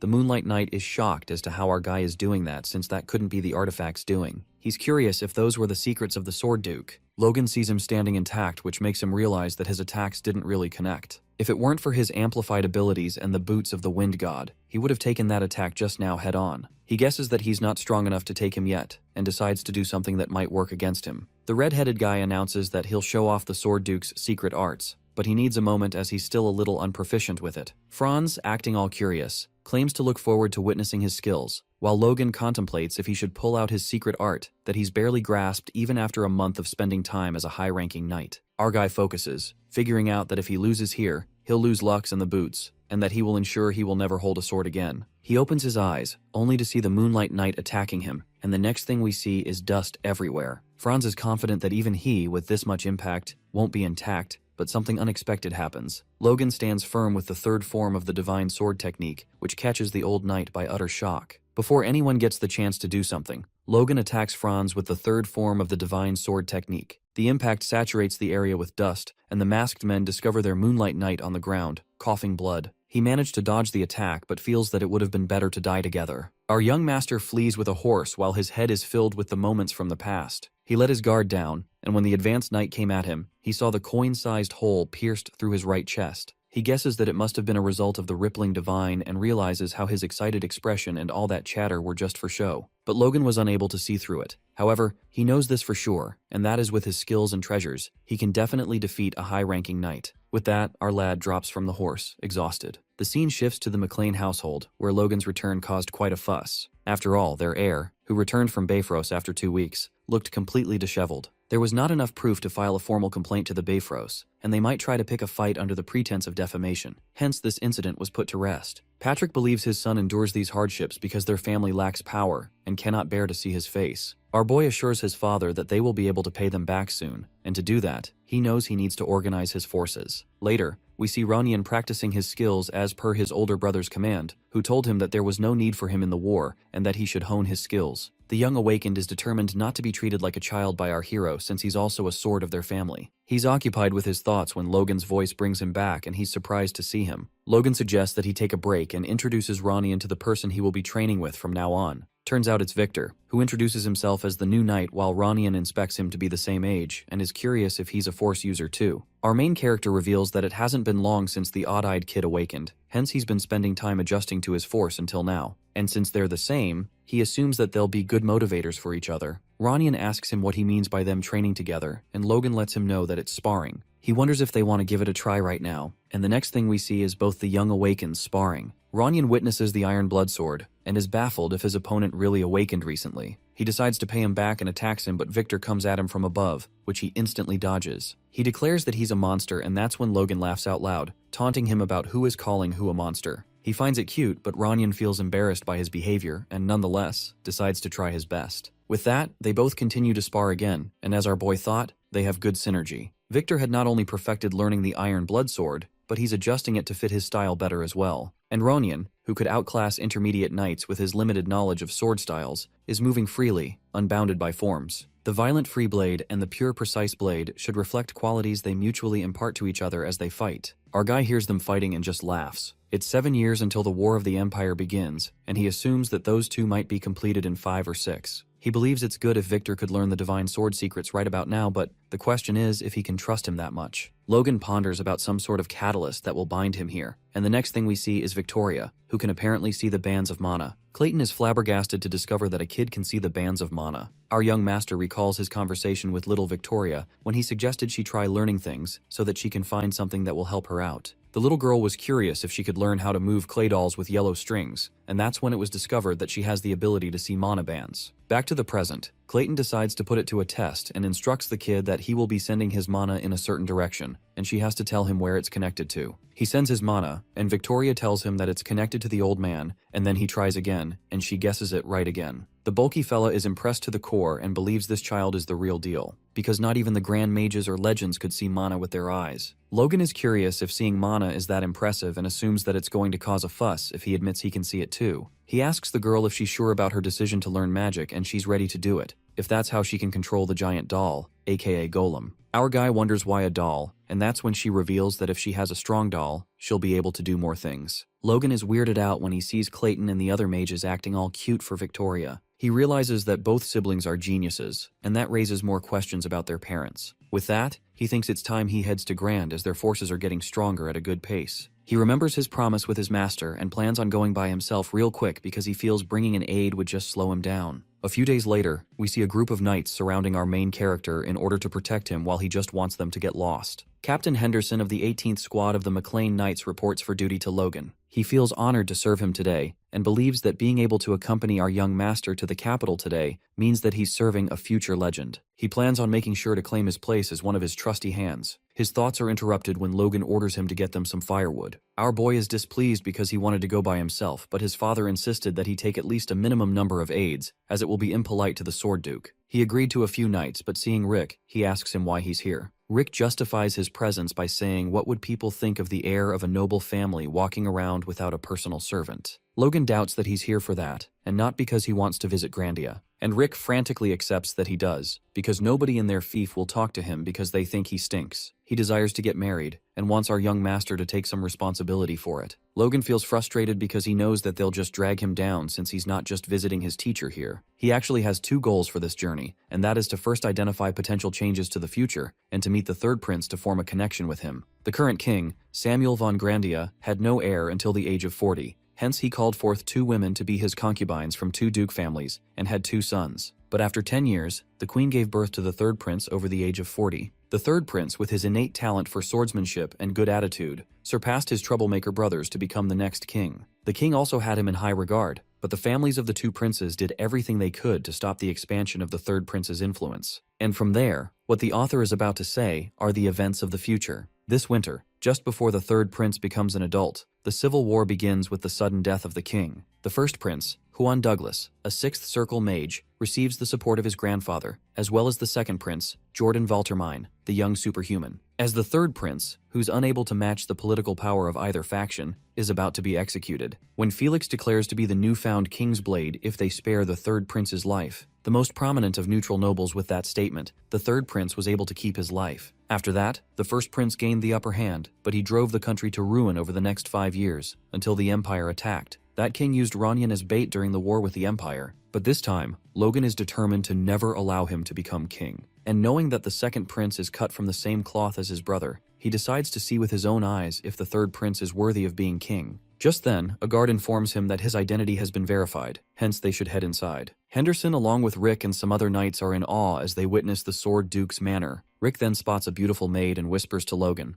implying that if he gets things going with the Duke's maid, it would benefit their family as well. His words are cut off when he's hit on his head, and that's when someone calls out our boy's name, instructing him to follow him. The guy tells the others to follow Ermin, and it's just him and Logan now. Logan finds him familiar, and that's when the guy introduces himself as Luis Howing, Duke Felix's overseer. Our young master is surprised as he discovers that he's Captain Luis of the Grandia Liberation Front. In his past life, unlike him, who was burning in vengeance, he was a man with ideals. He still clearly remembers the last time they met. It was when Luis needed Logan's help since he was the only one who could interpret it. He told him to memorize everything, and even if he must burn the book, he should remember everything and pass it on to someone with talent. There was something else the captain gave him along with the secret text, but our guy can't remember it as he feels a sharp pain in his head. Luis asks him if he's alright and he thanks him, letting out that he must not have rested well last night. The captain advises him to take good care of his body while he's still young, telling him how it all comes back when they age. Logan remembers that he said that in his past life too and is glad that he got his grip now. He decides not to think about that memory from the past, much as he just needs to ensure it doesn't happen in this life. He's escorted to the room where the Duke and his wife are waiting for him, and as he enters, he expresses that he's overjoyed that they seem well as ever. Felix's wife guesses that he must be Logan, and admits that she's heard a lot about him from her husband. She acknowledges the fact they owe him big time, and he congratulates her on the birth of their heir. The Duke occasionally tells his wife to sit as she's been standing the whole time, and that's when she reveals that he has something she wants to ask our lad. She asks Logan if he could choose the child's name, and upon seeing his shocked expression, Felix lets him know that they've been discussing it for quite some time now. They believe it's all thanks to him and wish for him to choose the name of this child. Our young master is speechless because he's aware that a name decides and illuminates the path a child is to walk. That is the belief the people of Grandia have held since ancient times. Nobles seek out well-respected individuals the moment their children are born to name them. They even hold feasts in celebration of their children's names. But to leave such an important task to him when they've only met twice is shocking to him. Logan can see they've had significant influence on each other's lives, and even though it's a heavy responsibility, he sees no reason to refuse. Hence he agrees, and the Duke then rushes his wife out of the room so she can rest amidst her persistence. Meanwhile, our dude just sits there, giving himself the title of the one who named the sword Duke's child. As soon as she leaves, Felix confesses that he's not great with words and suggests that they talk with bodies. He's surprised by how quickly Logan's level has risen in such a short time and demands to see how strong he is now. The next thing we see is them standing against each other, ready to duel, and our guy attacks the sword Duke, but they're blocked easily by him. He believes if it's a battle against the master, he can test his limits, but Felix tells him to stop and questions what he thinks he is doing. Felix asks him if he's implying that this is his full power, and as Logan refuses, he instructs him to try his hardest. Our boy realizes that this is the first training they had since they became teacher and student, hence he can't let him down. He uses the rippling divide technique, and as he's about to use the killer iron slash, the Duke, with a sword up to his neck, questions if he intends to fall after only 2 attacks. He hits our young master on the leg and he tumbles to the ground. Without showing any mercy, the Duke orders him to get up and asks him if wasting his force like an idiot is all he knows. Logan is baffled as to why he's calling his Divine Sword Secrets combo idiotic, since he managed to wound even the Moonlight Knight with this. Felix demands of our boy to show him everything, his true swordsmanship, and makes known that he doesn't want to be disappointed any further. The red-headed guy claims to demonstrate it properly and decides to go once more with the killer iron slash. Felix supposes that he doesn't seem to have understood it. With that, he just disappears in the dust, and the fact is that Logan didn't even hear him take a step. As he's looking around for him, he appears from the back, which catches Logan off guard, and he's hit in the face. Our boy gets frustrated as he repeatedly fails, and Felix wonders if he's really trying. His body trembles and he's clueless as to what the Duke even wants, going on about swordsmanship. Felix believes he might have made gains in sheer power since they last met, but he finds his swordsmanship unchanged, worsened to be more precise. He lets Logan know that his fundamentals are broken, and questions if he thinks all good swordsmanship is to put all his force into some special move. The greatest swordsman reveals that his fundamentals need to be the basis of getting stronger. Even if he gets to the next level with luck or talent, it merely raises the height of the next wall. Our young master wonders if that's so, since he easily gained power because he regressed, along with the memories he had from his past experiences. He spent all his time on the Divine Sword Secrets, and the fact that he acted so arrogant with just that bothers him. He realizes that after he'd come back to the past, he misjudged himself because things were going his way. Logan insists on getting another chance from the Duke so that he can repave his fundamentals from the start. The next thing we see is our boy passed out, being taken to the medical ward. Felix states that the sword is learned with the body. The more painful it is, the better one learns. And Luis laughs as he detects how he has taken a real liking to Logan. The Duke proposes that maybe if he didn't waste his talent, he would, although he admits that he does like his determination. Just then, Rick comes there and introduces himself, claiming that he's here to deliver a letter from Baron McLean. Felix suggests that he could have done so virtually, and that's when the servant reveals that it wouldn't be appropriate for our guy to know. The letter conveys that it's meant for Count Felix Esperanza, whom he so dearly respects. Patrick understands that they're in debt to him for a favor they could never repay, and mentions the great secrets bestowed on them by him, which resulted in their family's knights growing stronger. Even though the patriarch feels shameless to ask anything further, he knows how dearly he holds Logan to bestow on him the secrets of the sword. He explains how his son went through pain last year and declares that the McLeans would forever be in their thanks if they were to take this request. Felix finds the request interesting and is curious if Logan still knows nothing of this. Rick reveals how their young master believes it's not the time to worry over such things. The thought of a 20-year-old boy, not interested in women, pisses the Duke, and he proclaims to try his best. 1 week later, Felix suggests that Logan go on a date and lets him know that he intends to find him a match. Our boy is confused as he asks him if he didn't want him to focus on training while he's here. The Duke lets out that a calm heart is needed to train properly, and that it's something he's realized only after he met his wife. Logan is bewildered about how he would have time for any engagements when a war will break out in a few months. He finds it too sudden and wonders why bring this up now. That's when Felix reveals that he received a request and he worries for the future of his beloved pupil. Our guy guesses it's from his family, and his teacher tells him that his father is rightfully worried about a grown heir unable to get engaged. Logan realizes that he has no choice since he can't just ignore his words and decides to meet them.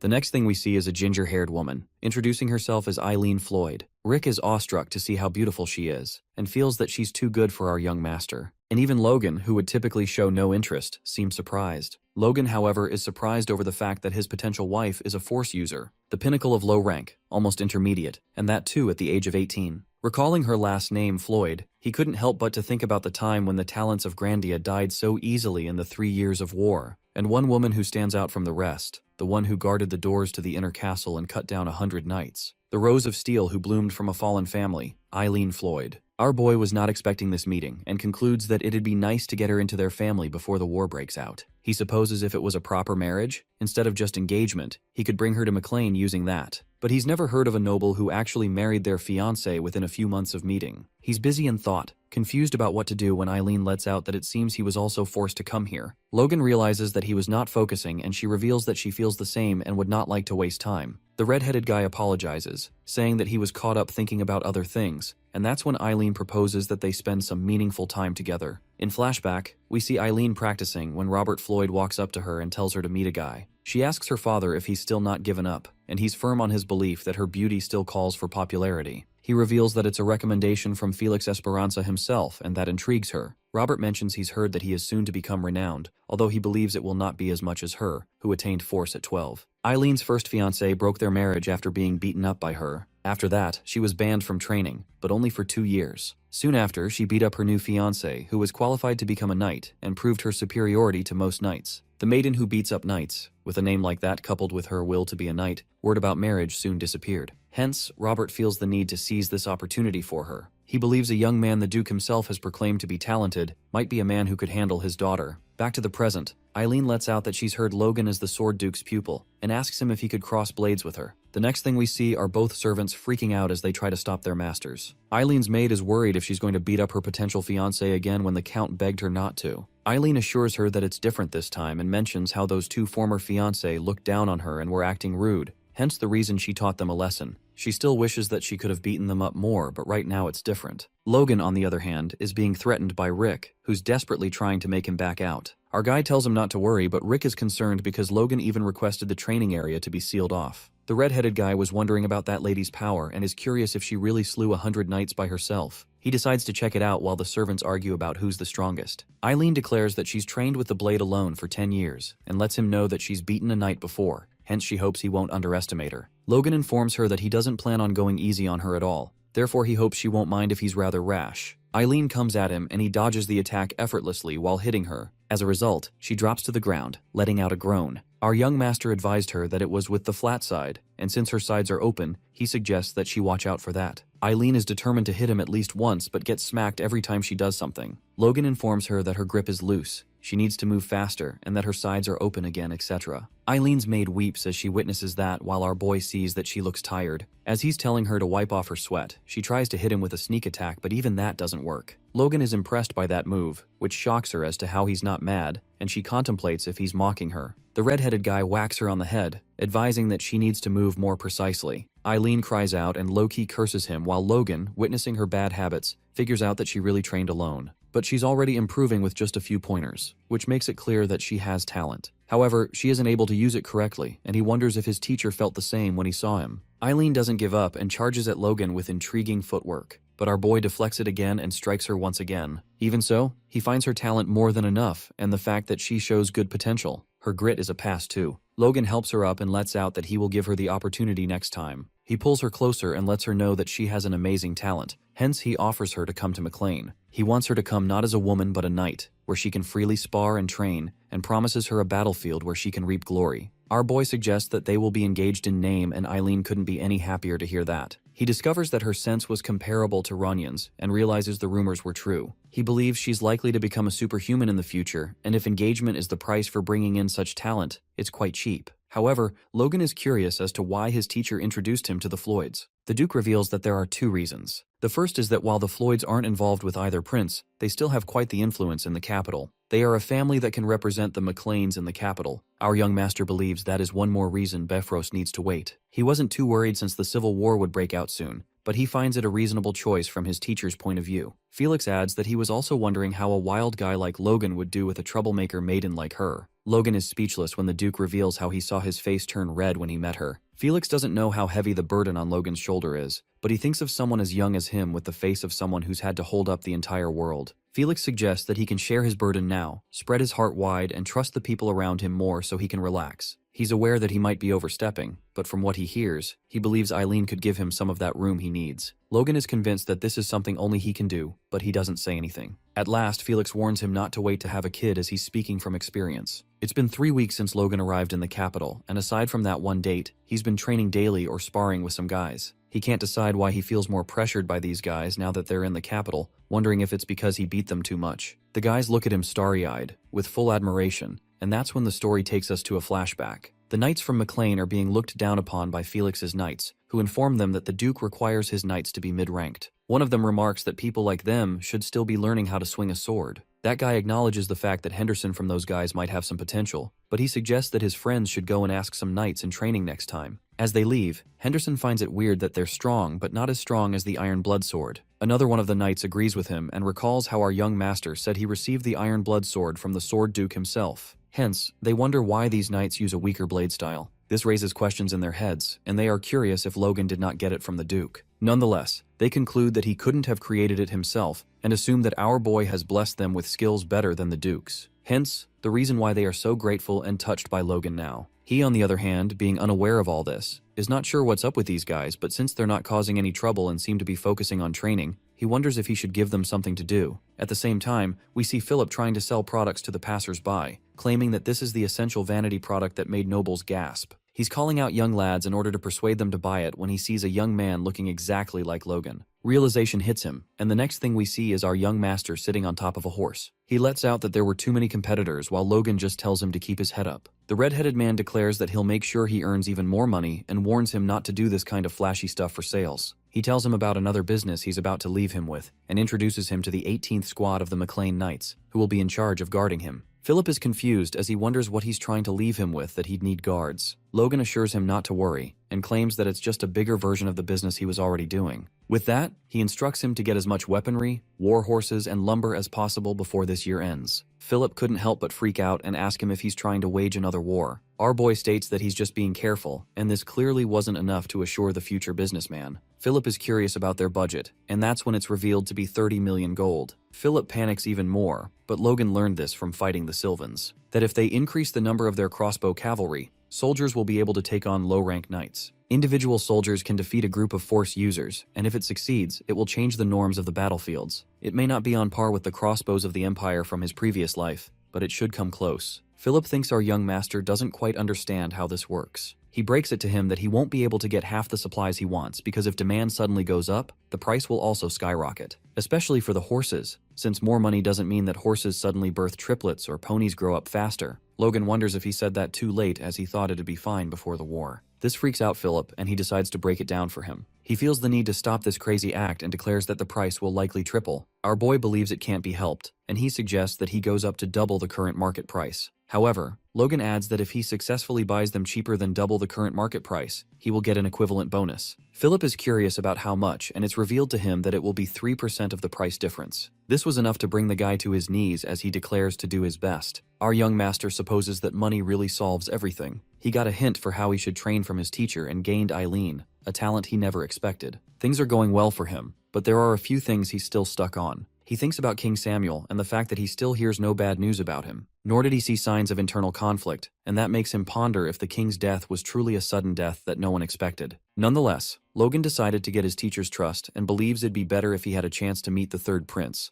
but forcing it would make him look suspicious. He decides to return with Eileen after naming the Duke's child. The scene then shifts to Felix, who informs Logan that His Majesty has called for him. They both are escorted inside the castle, and our guy is nervous about why the king wants to meet the son of a countryside baron. The Duke senses that he's worried, and assures him that His Majesty just wishes to see the face of his pupil, and since he places high value on talent, he supposes it will benefit him. Logan observes the castle that even the Empire was hesitant to destroy, and ordered for it to be preserved. The beauty of Grandia. After the war with the Empire, it was designated as the headquarters, a symbol of the kingdom that caused as much trouble as its beauty. Our boy is determined for that future to never repeat again and enters inside. They both show respect and greet the master of this nation, who always tells them not to keep his manners in front of him. He orders the Duke to raise his head and wishes to see his pupil's face as well. Meanwhile, Logan is still processing the fact that he's really meeting King Samuel von Grandia. Based on the past events, our young master is aware that the king eventually comes to be known as the Worthless King. He looks quite healthy right now, and that's the reason why no one expected him to die. If he had shown any signs of weakness, the power struggle would have sorted it out, and there wouldn't have been a civil war, but things are still going as Logan thought.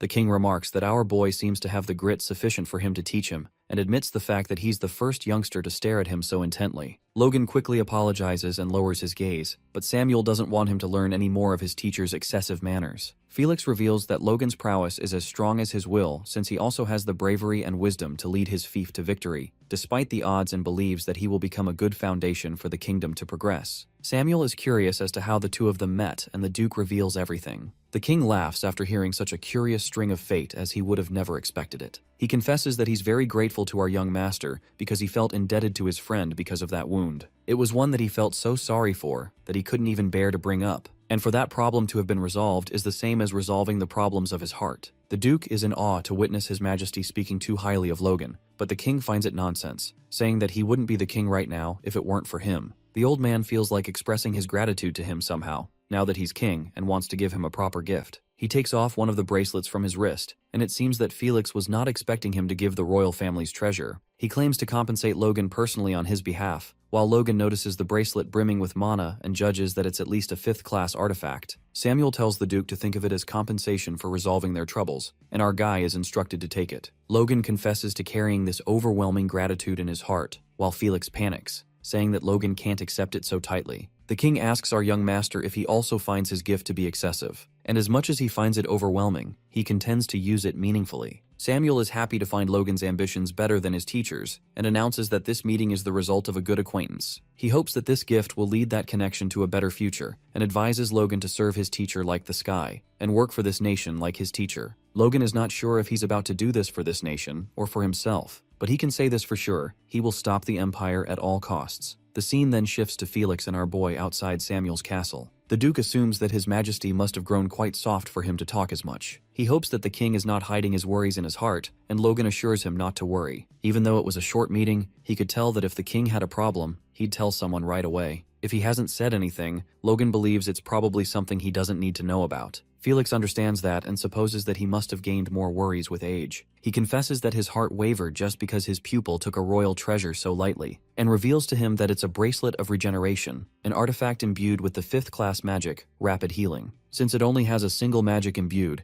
it's quite powerful, and it should have the strength of a high-ranked priest's holy spell. Logan observes the artifact that can change a critical wound to a scratch. It has as much regeneration as he could get from a spell. The Duke admits that he feels reassured that he's obtained such a grand object. Our young master lets him know that it's all thanks to him, and that's when Felix confesses that he can now push him to the brink of death, and that bracelet can just repair him. Logan accepts his fate, knowing that the harder he works, the more progress he'll make. The next thing we see is our boy getting beaten up to a pulp, and he somehow recalls this scene happening. Felix tells him to get up, and that's when one of his servants rushes into the room and gives him the news. A week after meeting the king, the event everyone has been waiting for finally arrived. The Sword Duke finally has a child and throws a big party for it. The people spot our young master and come to him, while he realizes that the title of being the Sword Duke's pupil draws this much attention. He finds Felix happier than ever before, and that's when a servant announces the presence of the Bishop of Grandia's United Holy Order, Crimson Matthew. Crimson Matthew congratulates the Duke on the birth of his descendant, and he sincerely thanks him. Most nobles receive a holy blessing at birth,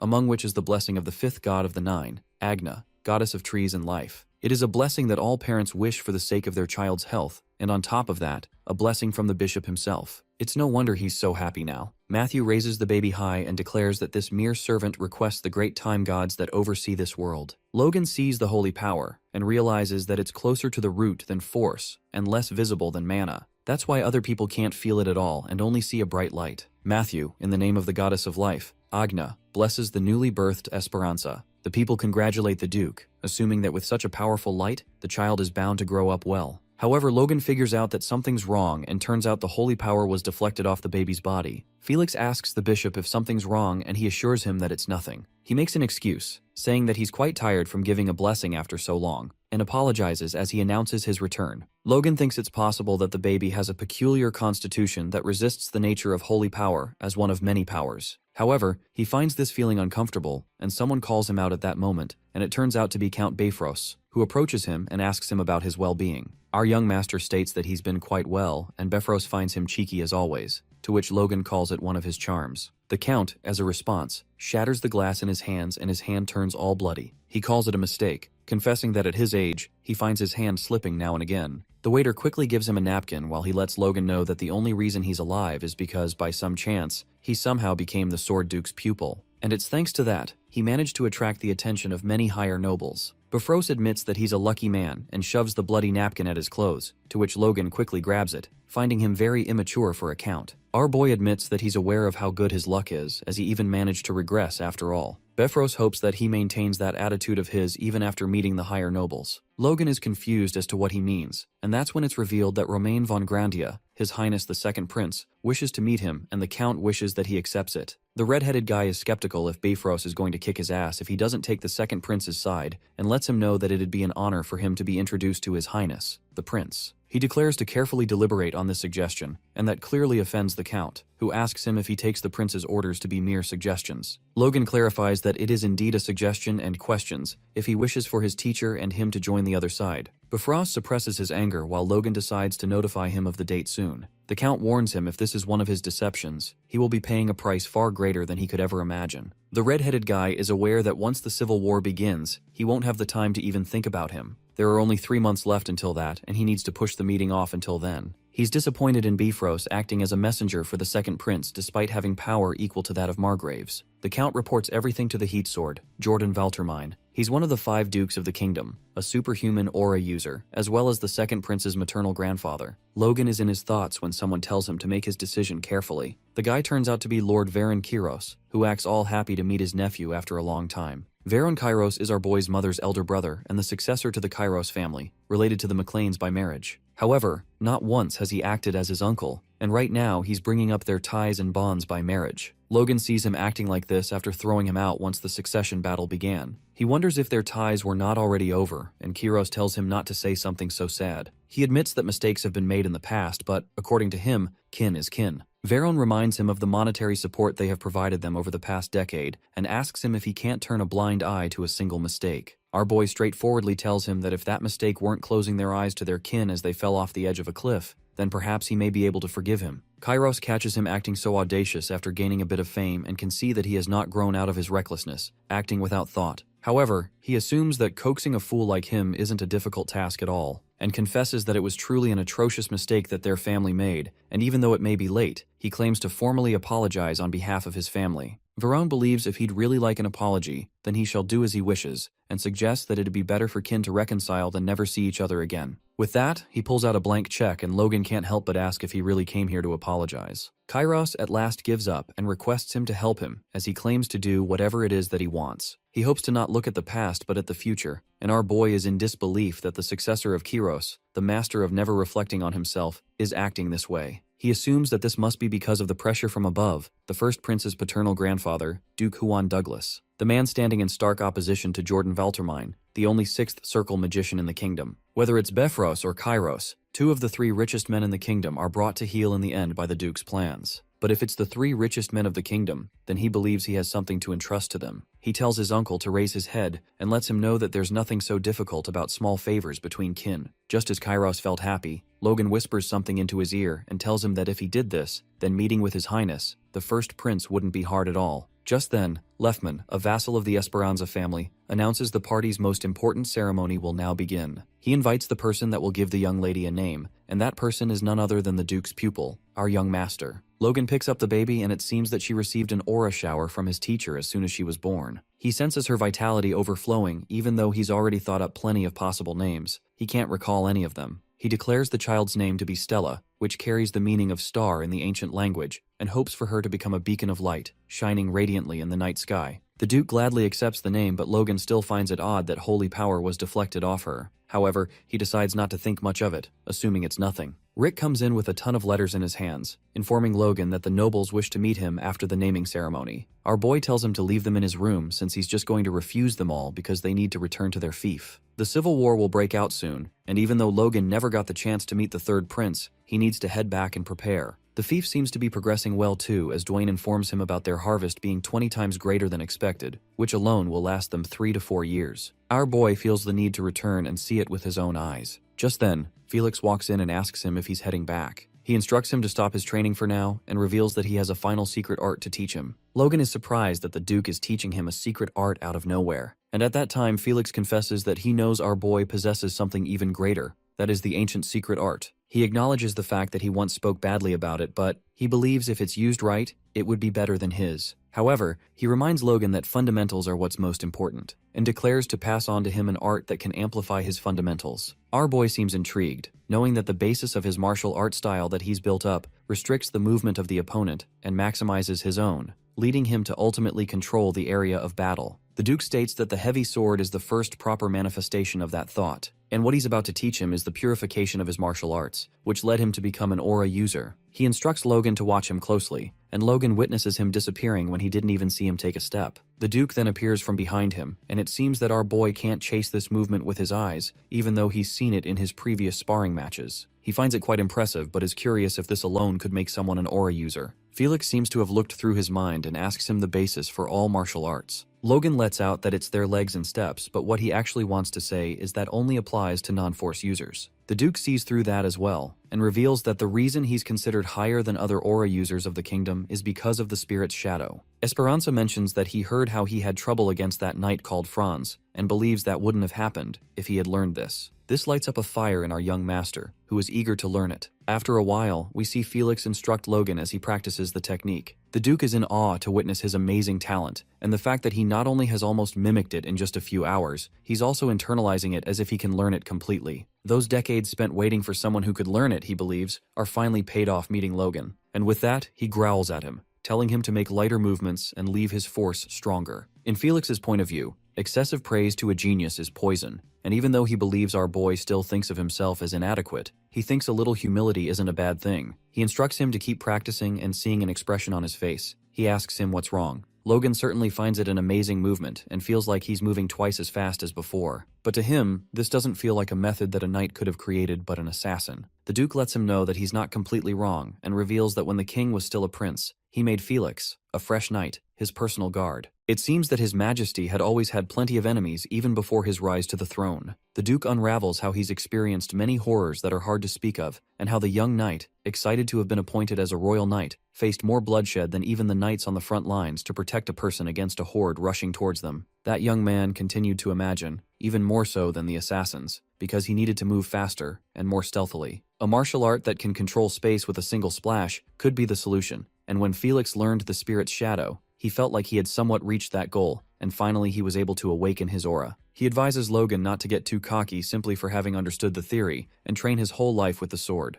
Now our boy knows the path the greatest swordsman in the kingdom took to become a superhuman. Esperanza informs him that there's one more reason he called him before he left, and that is that the third prince wishes to meet him. They both travel using the spirit's shadow that Logan just learned, and they reach an abandoned house on the outskirts of the outer castle. Our boy wonders if the third prince lives in a place like this, and seeing the underground stairs in the abandoned house, he gets curious if he needs to venture so far just to meet him. Felix lets him know that there are many eyes on the prince and he's meeting the Sword Duke's pupil. He asks him if he's heard of the third prince, and Logan states that he's heard a rumor claiming that he's the only one fit to become the king. They both are allowed in after revealing their identity, and the room reveals the third prince, who's glad to meet the Duke and asks our boy if he's the Duke's pupil. Logan greets the third prince with respect, and decides to finally see for himself if the prince is fit to be the king. The third prince is curious as to how Logan is already a high-ranking knight at that age, and finds it pretty impressive. Our boy thinks he praises him too much since he merely gained a small insight from having a great teacher. The prince believes Logan truly is destined for greater things than someone mediocre like him. And this makes Logan spill out his drink as he clarifies that he didn't mean any disrespect. The prince then reveals that he's heard of his tales, that Logan is not only skilled in combat, but he also saved his deteriorating family and even expanded their influence. He remarks that he truly is an individual fit to be called a hero, and our boy is taken aback but thanks him. He's surprised that he knows what's going on in the outskirts, which most nobles would consider unimportant. The blonde-haired prince clarifies that he did his research since the Duke praised him so highly and wonders if he offended him by doing so. Logan lets him know that he's grateful for his deep interest. He expected him to be just a little better than the other princes, but it seems that he might far surpass his expectations. The prince decides to get straight to the point and reveals that the fate of this country is at risk right now. The nobles have split the country into two and are fighting, trying to eat the other half. For now, he states that there haven't been any explicit physical conflicts, but the situation is a ticking time bomb. He calls them damned idiots, without an inch of care for the common people, and believes they're the poison that will bring this country to ruin. Hence, he states that he needs talented men and power to drive out those leeches that are sucking the country dry. The Duke is taken aback, and the prince, when he realizes what he said, wonders how the powerless prince commands the Sword Duke's pupil to join his purpose. Felix tries to explain but is cut off when the blonde-haired prince, addressing Logan, tells him that he's a genius of the century and the kingdom's treasure. He hopes that talented men like him will fight by his side when the time comes, and asks our boy if he will do that for him. Logan, on the other hand, exactly wanted this to happen, and lets out that he deeply agrees with his opinions, and after meeting him in person, he sees no fault in the rumors of him being the only candidate fit to be the king. But there are some obstacles that seem to prevent our young master from serving his will right now. The prince understands and guesses that he had no chance. That's when Logan explains that his potential is more than enough, and at the very least, it's a widely known fact that his brothers are displaying heinous behavior. Felix freaks out as he hears that and is about to correct him when the prince stops him. Logan reveals that their fief is currently at odds with Count Bifrost, who is a fierce foe and hard to oppose at their current capabilities. Hence he says that he has his own problems to solve before he can heed his call. He assures the prince that if he gives him a little time, he will take care of it and aid him with the restored power of the McLeans. The blonde prince is pleased with the confidence of the Sword Duke's pupil and agrees to prepare a surprise gift for when that moment comes as well. With that, they both shake hands and the scene shifts to the Duke and Logan as they return after meeting the prince. Felix asks him what he was thinking when he swore his allegiance to the prince, and our boy wonders if he came off as very direct. The Duke knows what he means and calls him a tricky brat while Logan laughs, declaring that he did it because he trusted him. Felix reminds him that he warned him that he wouldn't be able to guarantee anything. He lets Logan know that he can spill his worries to him if he wishes, and he might be of some help. The red-headed guy asks him who he believes out of the three princes should be king. At first, the Duke states that it's not his place to decide and that decision is for His Majesty to choose. And Logan confesses a saying he's heard that says that the first prince will become a tyrant who will ruin the royal family, and the second prince will become a terrible king who will ruin the nation. Felix freaks out as he questions who dare to say such a thing, and then it's revealed it was Felix himself in Logan's previous life. But he doubts his teacher's thoughts are very different from that even now. Our boy reveals that he believes these words and thinks the third prince will be better than the other two. The Duke once again hesitates, but at last he admits that they have the same sentiments. Logan is pleased to have his agreement, and even though it may be just a seed in his thoughts for now, when that unexpected situation breaks out, that seed will bloom. He tells Felix to protect the third prince until he comes of age. The Duke confesses that he has always found Logan quite intriguing, but right now he has no clue what he's thinking about. In the past 2 months, Logan has accomplished many things. He checked on the king and became acquainted with the third prince. He gained trade routes and networks from Kiros and received a promise of cooperation. He believes this should make their acquisition of supplies for the Civil War easier. Hence, he decides to return to McLean. The scene shifts to them on their way back, where we see Henderson reminiscing over the time they devoted themselves to training during their time in Grandia. The knights believe it was worth accompanying the young master on this trip. However, the biggest gain from this expedition is our young master's engagement. They never thought he'd find his match in the capital and wonder what he likes so much about her that he decided on the first date. Meanwhile, inside the cart, Logan can hear everything and thinks that it's her power, her combat ability, that he likes. He's bringing her to use as a knight, but it's still an engagement on paper, and because of that, he had some trouble convincing her father. Eileen calls out to Logan and reminds him to keep his promise because she knows she can't leave without results after coming all this way. Our boy understands the feeling of leaving the place they've been their whole life. Hence, he assures her not to worry. They both reach McLean, and upon entering inside, they're welcomed by the Baron, stepmother, and Ronyan, who are in utter shock to see a girl with him. Everyone is as shocked as the Baron, who welcomes Logan and asks him who the lady is with him. Our boy introduces Eileen as his fiancée, and that was enough to blow everyone away. Patrick was expecting courtship and definitely not an engagement, but after getting to know that, he's glad he asked the Sword Duke for help. He welcomes Eileen, and that's when Logan reveals that she's going to be a part of their Knight Order. The ginger-haired girl gives a formal introduction and claims to serve him to the best of her abilities as a daughter-in-law and as a knight. As the news of Eileen becoming a knight spread, there were different reactions to the announcement. The patriarch lost it after hearing that his son wishes for his fiancée to be a knight since it has never happened before. Ronyan welcomes the new member to the family but is pulled away by his mother. Hamar tells Eileen to run, saying that Logan is fooling her, while the workers gossip about him doing weird things again. Later, we see Floyd ready to join the Knight's Order, dressed in armor, and that's when the patriarch realizes that our young master was serious about it. He reminds Logan that she's a woman, and the fact that there's never been a female knight in the history of their kingdom. Logan tells his father that she's a force user and believes in the situation they're in. They need to recruit as many useful people as they can. Patrick reminds him that the training regimen of the McLean Knights is much more intense than other knights. Hence he thinks even if she is talented, she is a woman and a lady of noble birth. His words are cut off when Eileen declares that she can do this. She claims to erase all his doubts about her abilities from her being a woman. She is determined to make them acknowledge her as a knight. Soon after that, we see her laying face flat on the ground,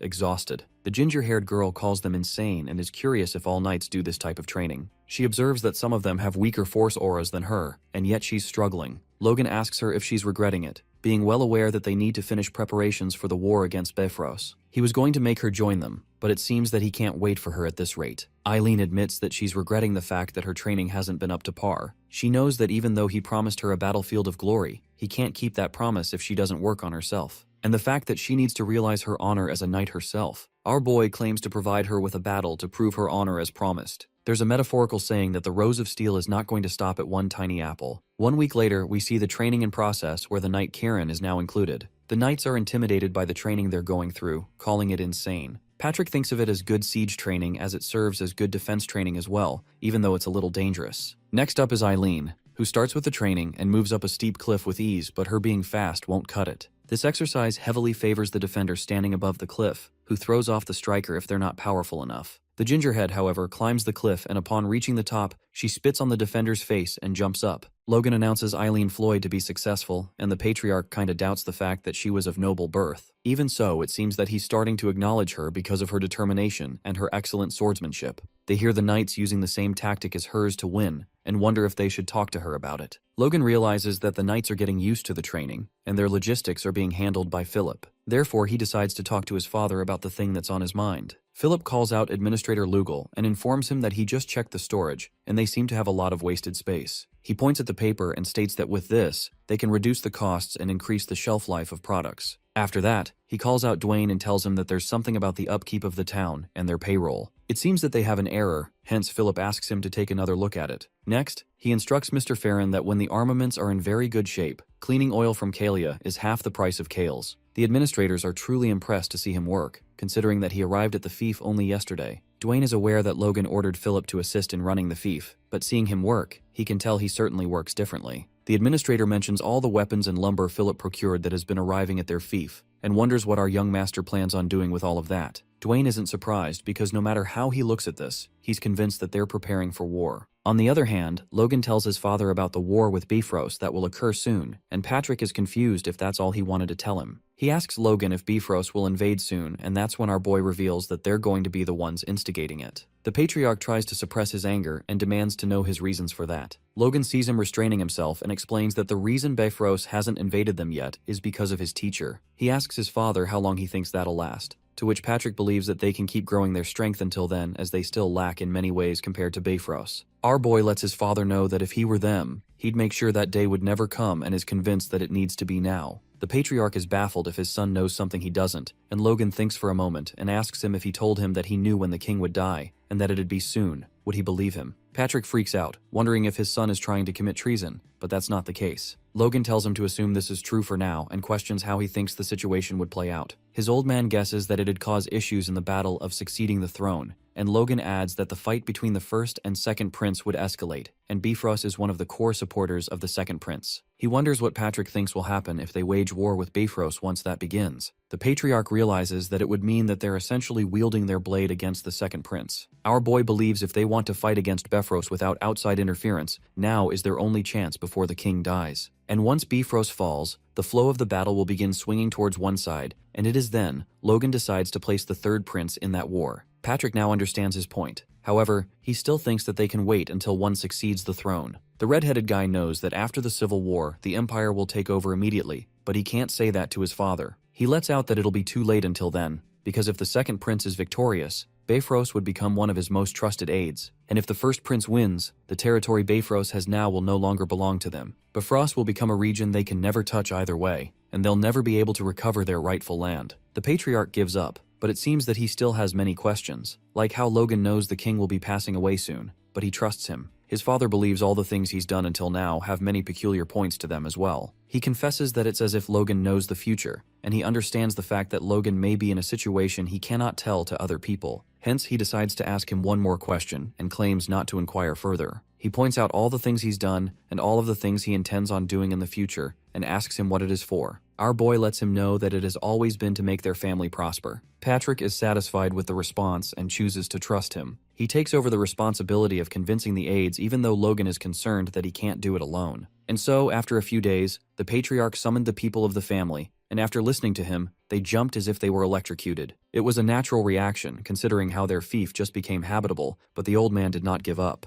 He reminded them of the shame of losing their land, the assassination attempt from Bifrost, and the danger that will inevitably come. As their blood continued to chill and boil, they soon realized the necessity of war. And 2 weeks later, 3 days before the end of the year, there stood 152 knights, 1,000 crossbow cavalry, including trainees, and 1,532 infantry. Patrick orders his troops to advance, but before the war starts, the story is taken to a flashback of Logan's war plan. He knew as of now they have no chance at a full frontal assault against Bifrost, hence he decided that they will not declare war against them directly. Instead, what they actually did is declare war against the Paretas. An envoy barges into the room and informs his lord that the McLeans have declared a war, and they wish to seek revenge for the shame 6 months ago. Max Pareda is taken by utter shock and wonders what nonsense this is. Bifrost is informed about the situation with the McLeans and Paretas who have requested aid. He is pleased with the situation as he was barely holding back because of the Sword Duke, but now they've gone and made a pretense for him to act. He's aware that their military strength is roughly double that of the McLeans, though it's dependent on the rumored crossbows. He calls out Aslan and Franz and asks them if the preparations are complete. It seems that they're ready and are ordered to prepare for the war. Bifrost plans on crushing the McLeans when they're drunk on their victory and drop them from heaven to hell. The scene then shifts to the McLean army, where Heinkel informs the Patriarch that they will reach the Pareda castle within a day, to which Patrick orders his troops to change directions. Meanwhile, Max is panicking as he wonders why the McLean army is not here yet. Just then, his servant rushes there and informs him that the McLean army has disappeared,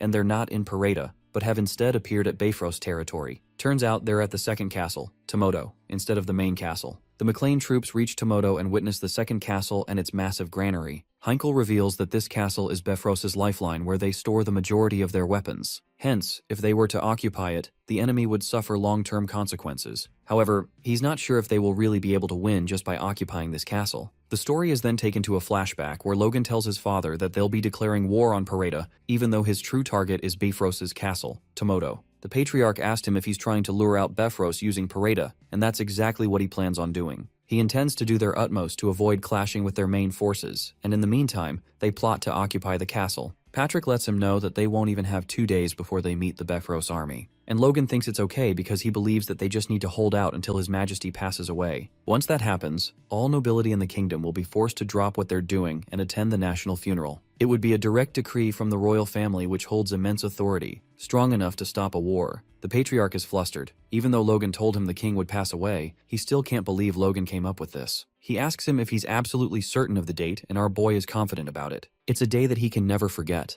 The death of the king will be announced at midnight on New Year's Day, and there are 2 days left until then. They have to occupy the Castle Tomoto. Castle Tomoto guards Captain Jerome, who's also a high-ranking knight, panics as he sees the McLean army. His brother, Jarek, tries to calm him down, assuring him that they've already made a report to the main castle and they just have to hold out for 1 day. Jerome sees 3,000 of them with knights alone numbering roughly 200 and panics as to how they're supposed to hold out. They think it's a bummer that they're not in the main castle since fending the army off with just Tomoto's military strength is hard. They believe if they work together, they can hold out for one day. Plus, they have 3 high-ranking knights, Gale, Therese, and Typhon. The McLean troops advance and start firing with their crossbows. But their bows don't reach the top, and Jarek is relieved when he sees that they can't get over the rampart. He orders his men to fire the bows, but it seems that there's a limit to even a longbow's range because it doesn't reach the enemy, just like the crossbows. No matter how much force the McLeans pour into it, it barely reaches the ramparts. Heinkel suggests that they cease fire, but Logan thinks it's worth keeping them in check like this.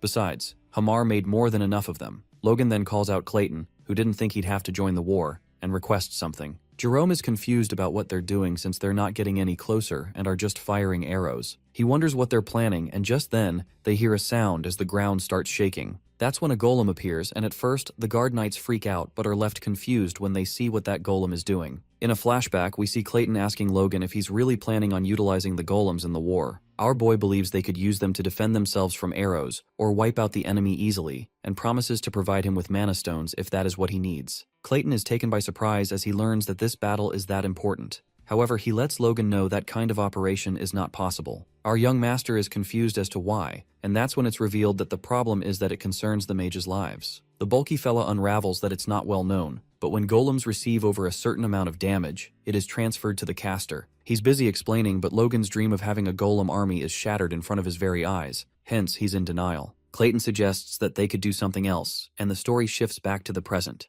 The golems dig a tunnel and go underground with the mages while the guard brothers keep an eye on them. Jerome panics when he sees them not shooting arrows anymore and wonders what they're planning. His brother Jarek tells him to calm down and states how they've been digging the tunnel since the morning and it's already getting dark. He believes at this rate, reinforcements will arrive before the golems make it here. They decide to wait there when the ground starts shaking, and Jerome couldn't help but assume that the walls are collapsing. He asks his brother the chances that the walls collapse, but Jarek is positive that it's not impossible. But this doesn't satisfy the panicked dude, who questions if Jarek doesn't feel the ground shaking right now. Jarek is not in favor of making any move, but seeing the way Jerome's freaking out, he decides to go down personally and lead a sortie. He puts his brother in charge and instructs him that he cannot leave his post. Jerome finally calms down and gains his composure back. After a while, Jarek decides to surround the enemy by going around the southern forest to attack. They reach there and see 5 regular knights and one guy who is emitting a force of a different level. Jarek guesses that he's a high-ranking knight, and assuming that McLean can't have many high-ranked knights, he decides to get rid of him to get the tides in their favor. One of the knights suggests that they don't attack now since it's a pretty obvious bait. Jarek believes that they have no other choice as they can't just turn back. He decides to take care of them and return to the western walls. The knights guess that he's worried about his brother, who's been panicking ever since the invasion began. Turns out that is indeed the case, and before going any further, let's dig into the backstory of these brothers. It seems that Jarek and his brother were special. Hailing from a commoner family while also being high-ranked knights was a rare occurrence, even throughout the nation. Thanks to that, they were awarded the glorious title of the Guard Captaincy of the Second Castle. It may have been because of their background, but Jerome has always been nervous that this position would be taken away. The unnecessary mistakes and his loss of composure at the slightest problem is resulting in his reputation already declining among the other knights. Even if Jarek tries his best to help, there are limits, and he believes this fight could be their last chance. Hence, he needs to win this at any cost. The McLeans realize that they've been attacked and ambushed from behind, so they try to escape to the tunnels. Jarek assumes it's a trap and decides to keep chasing them when arrows are shot at them from inside the tunnels. He wonders if they plan to shoot arrows from the dark and believes these mere arrows can't kill him. He plans on deflecting them, but the arrows are shot at his horse, which unbalances them, and he falls to the ground. He doesn't think that he has the time to help the regular knights who can't deflect arrows on their own. Jarek believes if he can just handle the high-ranked knight, the rest are just regular knights and mages who are weak in close combat. Just then, the earthen walls collapse on the order of Clayton and block their way out. The earth becomes a swamp when the mage orders and their horses are killed with arrows. Heinkel lets Jarek know that their way out is blocked and decides to have some fun. Jarek realizes that their plan was a failure and feels the need to preserve as many of their men and regroup immediately. He's concerned if the others break down the wall while he's distracted here, they're done for. That's when the wall collapses from above, and he commands his men to charge at the enemies. On the other hand, Logan and his troops charge at the castle while Jerome freaks out. In a flashback, we see Clayton suggest that they dig a hole with golems to knock down the castle walls. They decide to dig a hole with golems to knock down the castle walls, as he believes it's not very hard to knock down the underground supports below the castle walls. Logan thinks if they want to maintain a safe distance from arrows, they'll need to get quite far away. and even for a golem, it'd take quite some time to reach beneath the castle walls. Our boy recommends that they lure the enemy to the tunnels, and Clayton figures out that he wants to divert their forces. However, he's not sure if they'll fall for it so easily, but Logan is confident, knowing that the tunnel alone won't do much. Hence he tells Clayton to shake the earth itself, and even though it's not impossible if he uses earth magic, he can't cause actual earthquakes. Logan believes it's okay since it just needs to induce that reaction in them, and when their forces have been diverted to verify the situation, that will be when they attack the castle walls. Jerome curses when he sees the McLean army charging at them. He wonders why it is now when his brother isn't here, and that's when he realizes that this is what they aimed for from the start. He orders the knights to fire the arrows, and that's when Ranyan and Eileen jump up the walls of the castle. They find these walls easy to climb as compared to the cliff they've trained on for the past few months. Eileen gets onto the castle rampart and slays the enemy when another one of them gets there and is about to kill her, but he is stabbed from the back by none other than Ranyan, who tells his sister-in-law to get a grip. The ginger-haired girl wonders if she's scared. It seems that she's only realized what it means to be in a battlefield after slaying a person for the first time. She shrugs off her thoughts and apologizes to Ranyan for showing him such a shameful sight. Ranyan, the young brother-in-law, seems to be aware that she wishes for glory on the battlefield and confesses that he does too. He wants to contribute to their victory and become even stronger, so that he doesn't lose to Victor, who grows stronger at a scary rate. Logan sees them getting all excited and observing his younger brother. He wonders when Ranyan became an intermediate rank knight. He feels proud but then realizes that it's not the time for that as it's still too dangerous to run so wild right now. He figures that the high-ranking knights will be drawn to those two and jumps up the wall as well. Our boy ought to draw the enemy's attention while the patriarch must take down the guard captain of Tomoto Castle. He declares openly that he's Patrick McLean, and that's when Jerome strikes his sword at him, but Patrick manages to block it. The guard knight claims he will take the patriarch's head, and assumes that even if Patrick is an advanced knight, Jerome was a high-ranked knight just like him until recently. He assures himself that he can do it, but unfortunately, he's defeated by Patrick. The Knights of Tomoto are concerned about the golden flash they just witnessed, but Jarek is in a trance. It seems that he knows his brother is defeated, and that's when it's announced that the reinforcements are coming. Jarek takes over the command and orders the knights to fight until the end, so as not to let their comrades' deaths be in vain. He declares that there are no reinforcements and leaps towards Logan, who asks him if anger has clouded his eyes. The blonde-haired knight feels furious and is determined to kill every single one of the McLeans. But his words are cut off when our boy, with lightning speed, reaches him. Jarek is in utter disbelief as to how Logan got there, while Logan lets him know that he's the one who will die. Clayton and Heinkel return from the cave and Logan is glad to see them safe. Heinkel informs our boy that 2 enemy knights escaped through the wall. He doesn't think it's a problem as all other enemy knights have been taken care of, and they've successfully taken over the castle. The commander is pleased that they were able to win without much effort, and thanks them for that. Clayton doesn't think they did much, and that's when our young master grabs his shoulder. He tells Clayton that he's just going to ask him for one more favor if that's the case, and requests him to make a pool around the castle before the enemy arrives. After a while, not only is the moat completed, but the mage even fixed the castle walls. Our boy praises the earth magic while the bulky mage cries, having a strange feeling that his magic is starting to specialize in construction. Logan observes the 5-meter deep moat and believes if the enemy falls in with heavy armor, even a knight wouldn't be able to walk out easily. He then instructs the soldiers, who are busy pouring oil on the castle walls, to pour so much that they'd slip the moment they step on it. With that, their defensive preparations are done, and it's going to be noon soon, which is well into their expected time frame for the arrival of the Bifrost army. Exactly at noon, the enemy arrives and Logan orders everyone to prepare to fight. The king dies at midnight and our boy plans to stake it out here until tonight. Bifrost questions the McLeans if they dare to plant their flag in his castle and dirty the surroundings so much. He then asks Franz about the whereabouts of Jerome and Jarek, and it seems to him that they've been slain. Bifrost calls them damned fools that can't even hold the fort and calls out Aslan Liar, a super-speed knight. He asks him about the information on the enemy forces, and Aslan reveals, from what they've heard from their men that managed to get away, that there are under 150 knights and less than 2,500 soldiers. Furthermore, he briefs that their lord appears to be an advanced knight, and they have around 10 people who appear to be earth mages. Bifrost scoffs as he discovers that Logan has prepared his secret weapon and questions Aslan about the expected result. The super speed knight confesses the expected result to be their overwhelming victory. Meanwhile, Patrick sees the enemy having over 300 knights, and their number of soldiers easily exceeding 5,000. It seems that they also have mages of the Wind Magic Tower, and Roger Bifrost himself, who is publicly known as a 4th Circle mage, but in reality, he's in the 5th Circle, so caution must be taken. On top of that, they have Aslan, the Super Speed Knight, and Franz, the Moonlight Knight. Logan guesses that his father must be getting nervous at the differences in forces. Just then, they hear a loud voice telling them that in the lands that belong to their lord, They announce this filth that has invaded without knowing their place. The knights cover their ears from the noise, and Logan realizes that Bifrost amplified his voice with magic. He orders his men to prepare to fight while Bifrost claims to uproot the McLeans himself and commands his men to charge. Our boy sees them charging without shields, and in order to find out the reason for such confidence, he orders the crossbowmen to fire. The arrows deflect as they hit them, and as it turns out, their soldiers are being protected by the mage's magic spell. Bifrost finds their peculiar weapons worthless compared to magic, and Logan realizes that aiming at knights with this won't help. Hence, he instructs his army to aim for the soldiers and orders the knights to move to their designated locations and prepare to fight. Our boy decides to take them on himself if the crossbows don't work and is curious about how they will attack. Franz and Aslan both reach near the castle, and the next scene takes us back to the backstory of the super speed knight. He had a short stature, long arms, and a peculiar face. His appearance has always caused him to be preyed on whenever he goes, but things have changed. He did not listen to those idiots, and with bone-breaking effort, he became an advanced knight. He sees the enemy as his prey, and as he gets near, he notices that something has been done to the walls. Aslan assumes that this can't stop him and jumps on the wall. Eileen sees him trying to climb up and calls him a monkey, and at the same time, he slips and falls into the moat. The knights see him falling and alert the others to beware, since even a top-tier knight was defeated by these walls. Aslan shuts them up and decides to give the ginger-haired girl special attention. Meanwhile, the patriarch is up against the Moonlight Knight, as he confesses that he's heard a lot about him and believes his son was indebted to him. The knights of each team are busy fighting against each other while Eileen struggles to fight Aslan.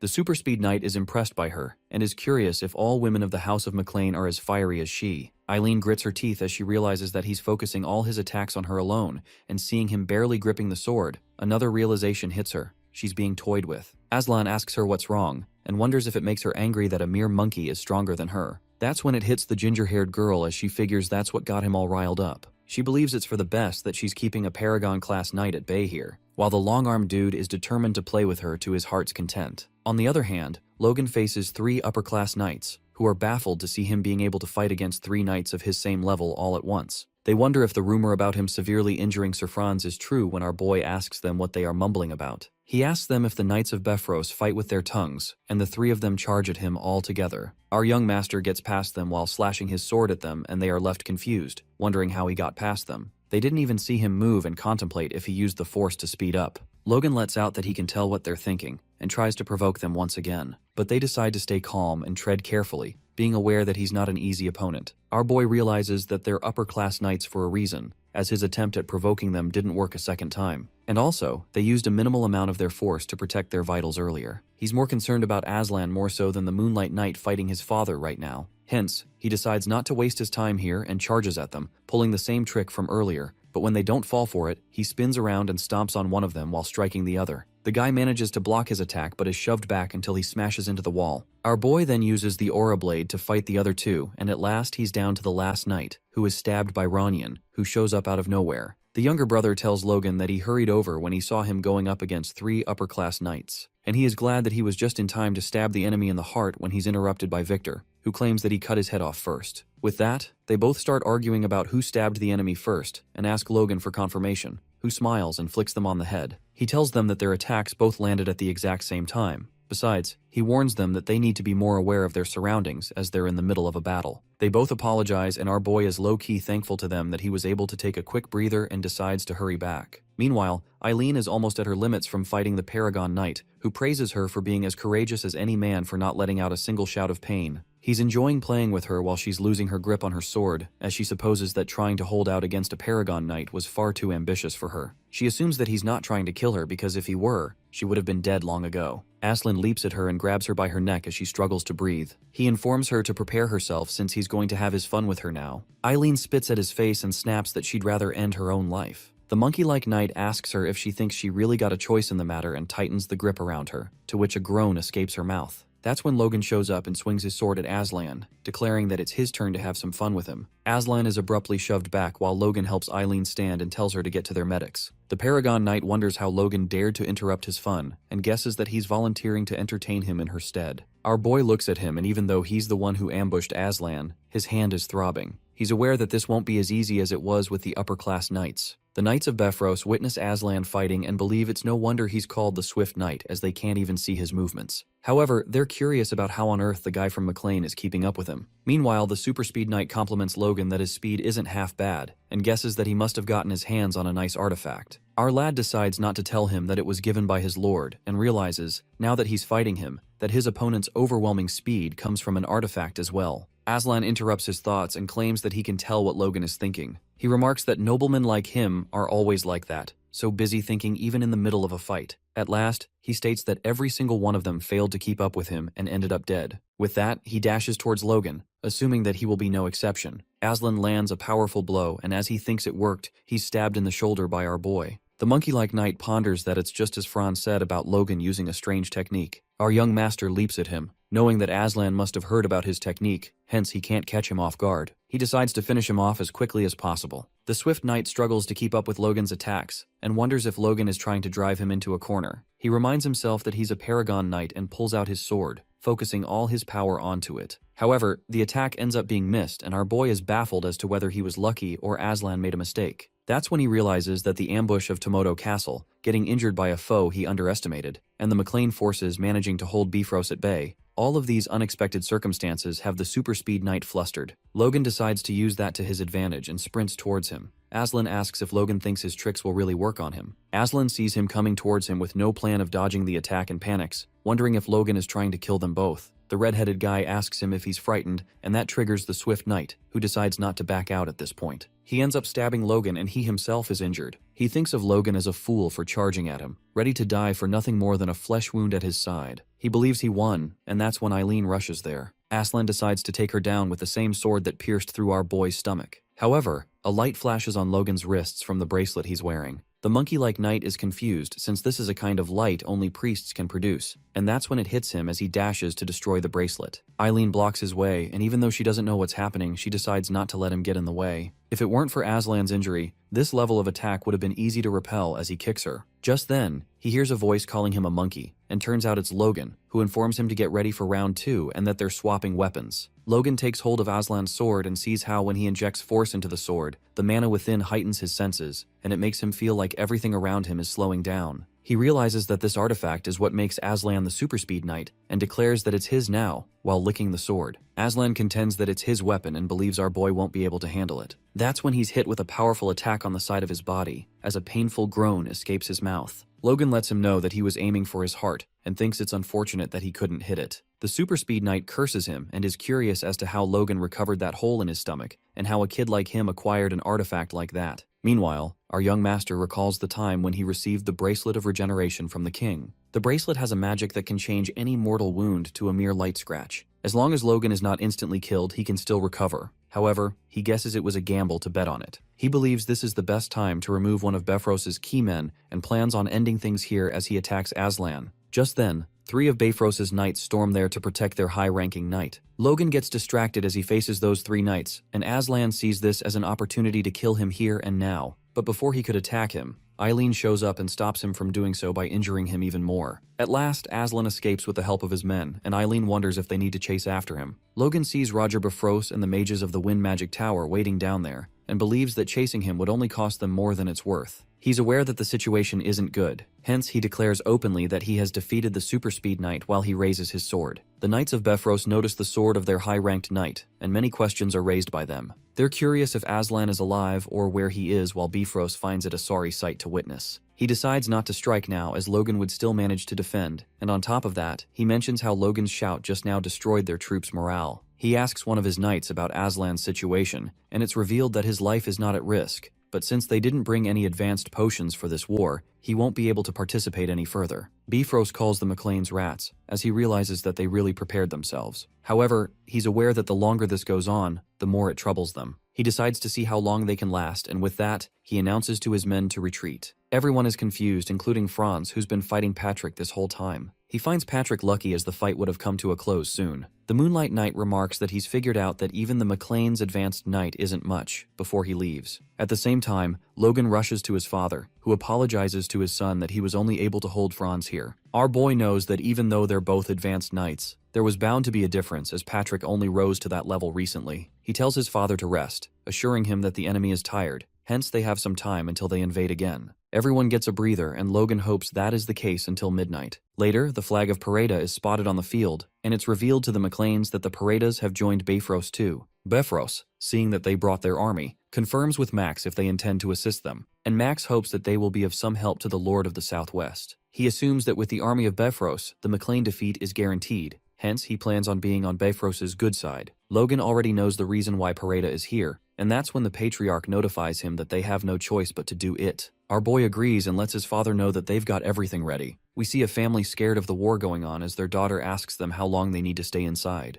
The family sticks together and prays that when the new year dawns tomorrow, this war ends. Meanwhile, Bifrost orders his men to bring him the heads of all the McLeans. The McLeans shoot with their crossbows, but they're only able to take down the men of Pareda with them. Logan instructs them to keep firing while we see Franz all hyped up as he commands his men not to relax until their feet touch the walls themselves. With that, he climbs up the walls, and our boy orders his men to drop the enemies into the moat. However, the Moonlight Knight successfully climbs up the walls and claims he will end Logan for sure this time. Just then, he's attacked by Patrick, and seeing how fast the attack was and the use of a greatsword, he recognizes the sword to be Aslan's. The Patriarch lets him know that the name Velocitas was inscribed onto it, and the scene then shifts to a flashback. Logan told his father that this sword doesn't suit him well, hence he gave it to him to use, but his father was aware that Logan was just being kind. Hence Patrick tells our young master to go. Even though he knows that he may be weaker than the Moonlight Knight, with this sword, he believes that he can do it. Our boy has no choice but to believe in his father as he rushes away, and on the way, he bumps into Victor, who's dealing with 2 knights at a time.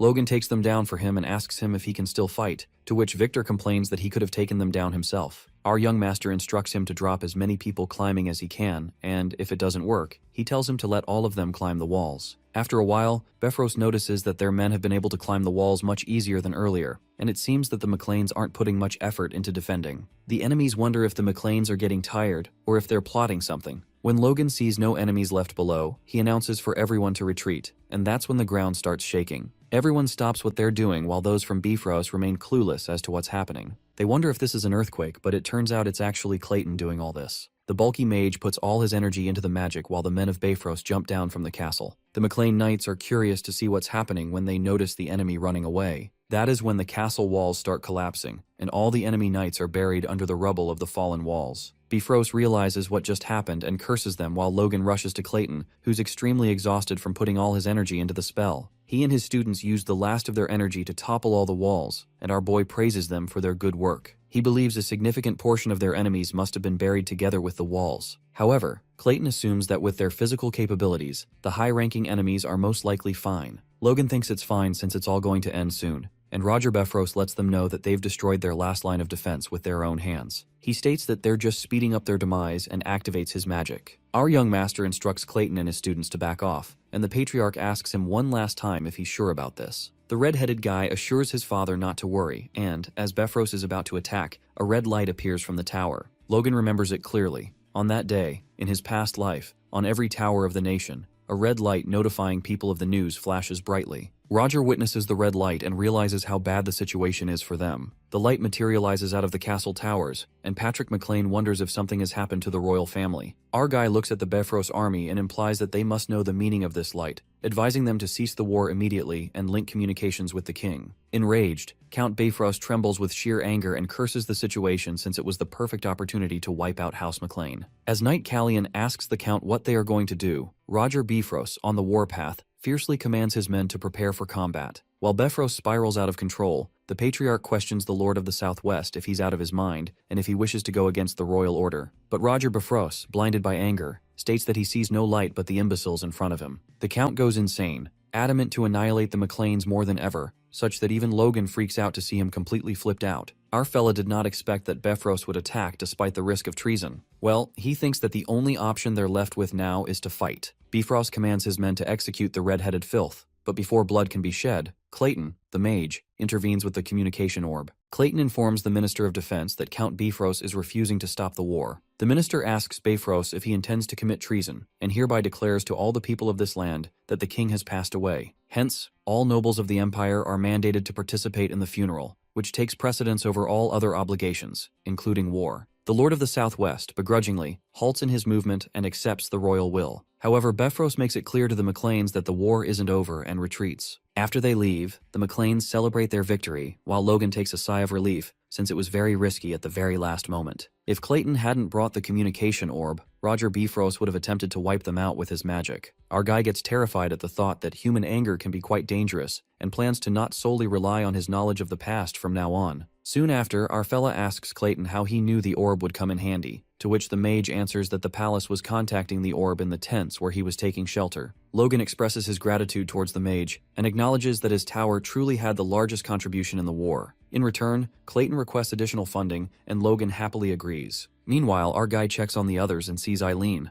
Eileen gets so weirdly happy after meeting our guy that it makes him creeped out. Logan thought she'd be mad since she almost died to an advanced knight in her first real battle. Eileen justifies that it is something every knight needs to go through, and our fella finds it amazing because he himself ran away in his first battle. While Eileen calls it nonsense, Logan confesses that not many know this, but that's how his first real fight went. Our dude was standing there frozen, and this is the reason why he was worried for Eileen, who did more than he could imagine. Our fella, quite impressed, hopes to continue seeing great things from Lady Eileen, making her blush. The scene then switches to the next day. As soon as the sun rose, the father ordered the troops that were able to move to inform the people that Castle Tomoto had now become the McLeans. Questions were raised about needing to head back to the capital immediately for the king's funeral. It appears that Logan decides not to rush to the funeral, believing that no one would care about some baron from nowhere being a little late, and the patriarch agrees, saying they need to recoup the losses of the war. Patrick decides not to be so late and to wrap things up to depart quickly, and before that, they need to rebuild the castle walls that were destroyed mid-war. Poor mages were first told to break the walls, and now they are the ones who are rebuilding the walls, making them wonder if they are freaking workers. Clayton assures his fellow disciples that they've been promised a long vacation after this. In the meantime,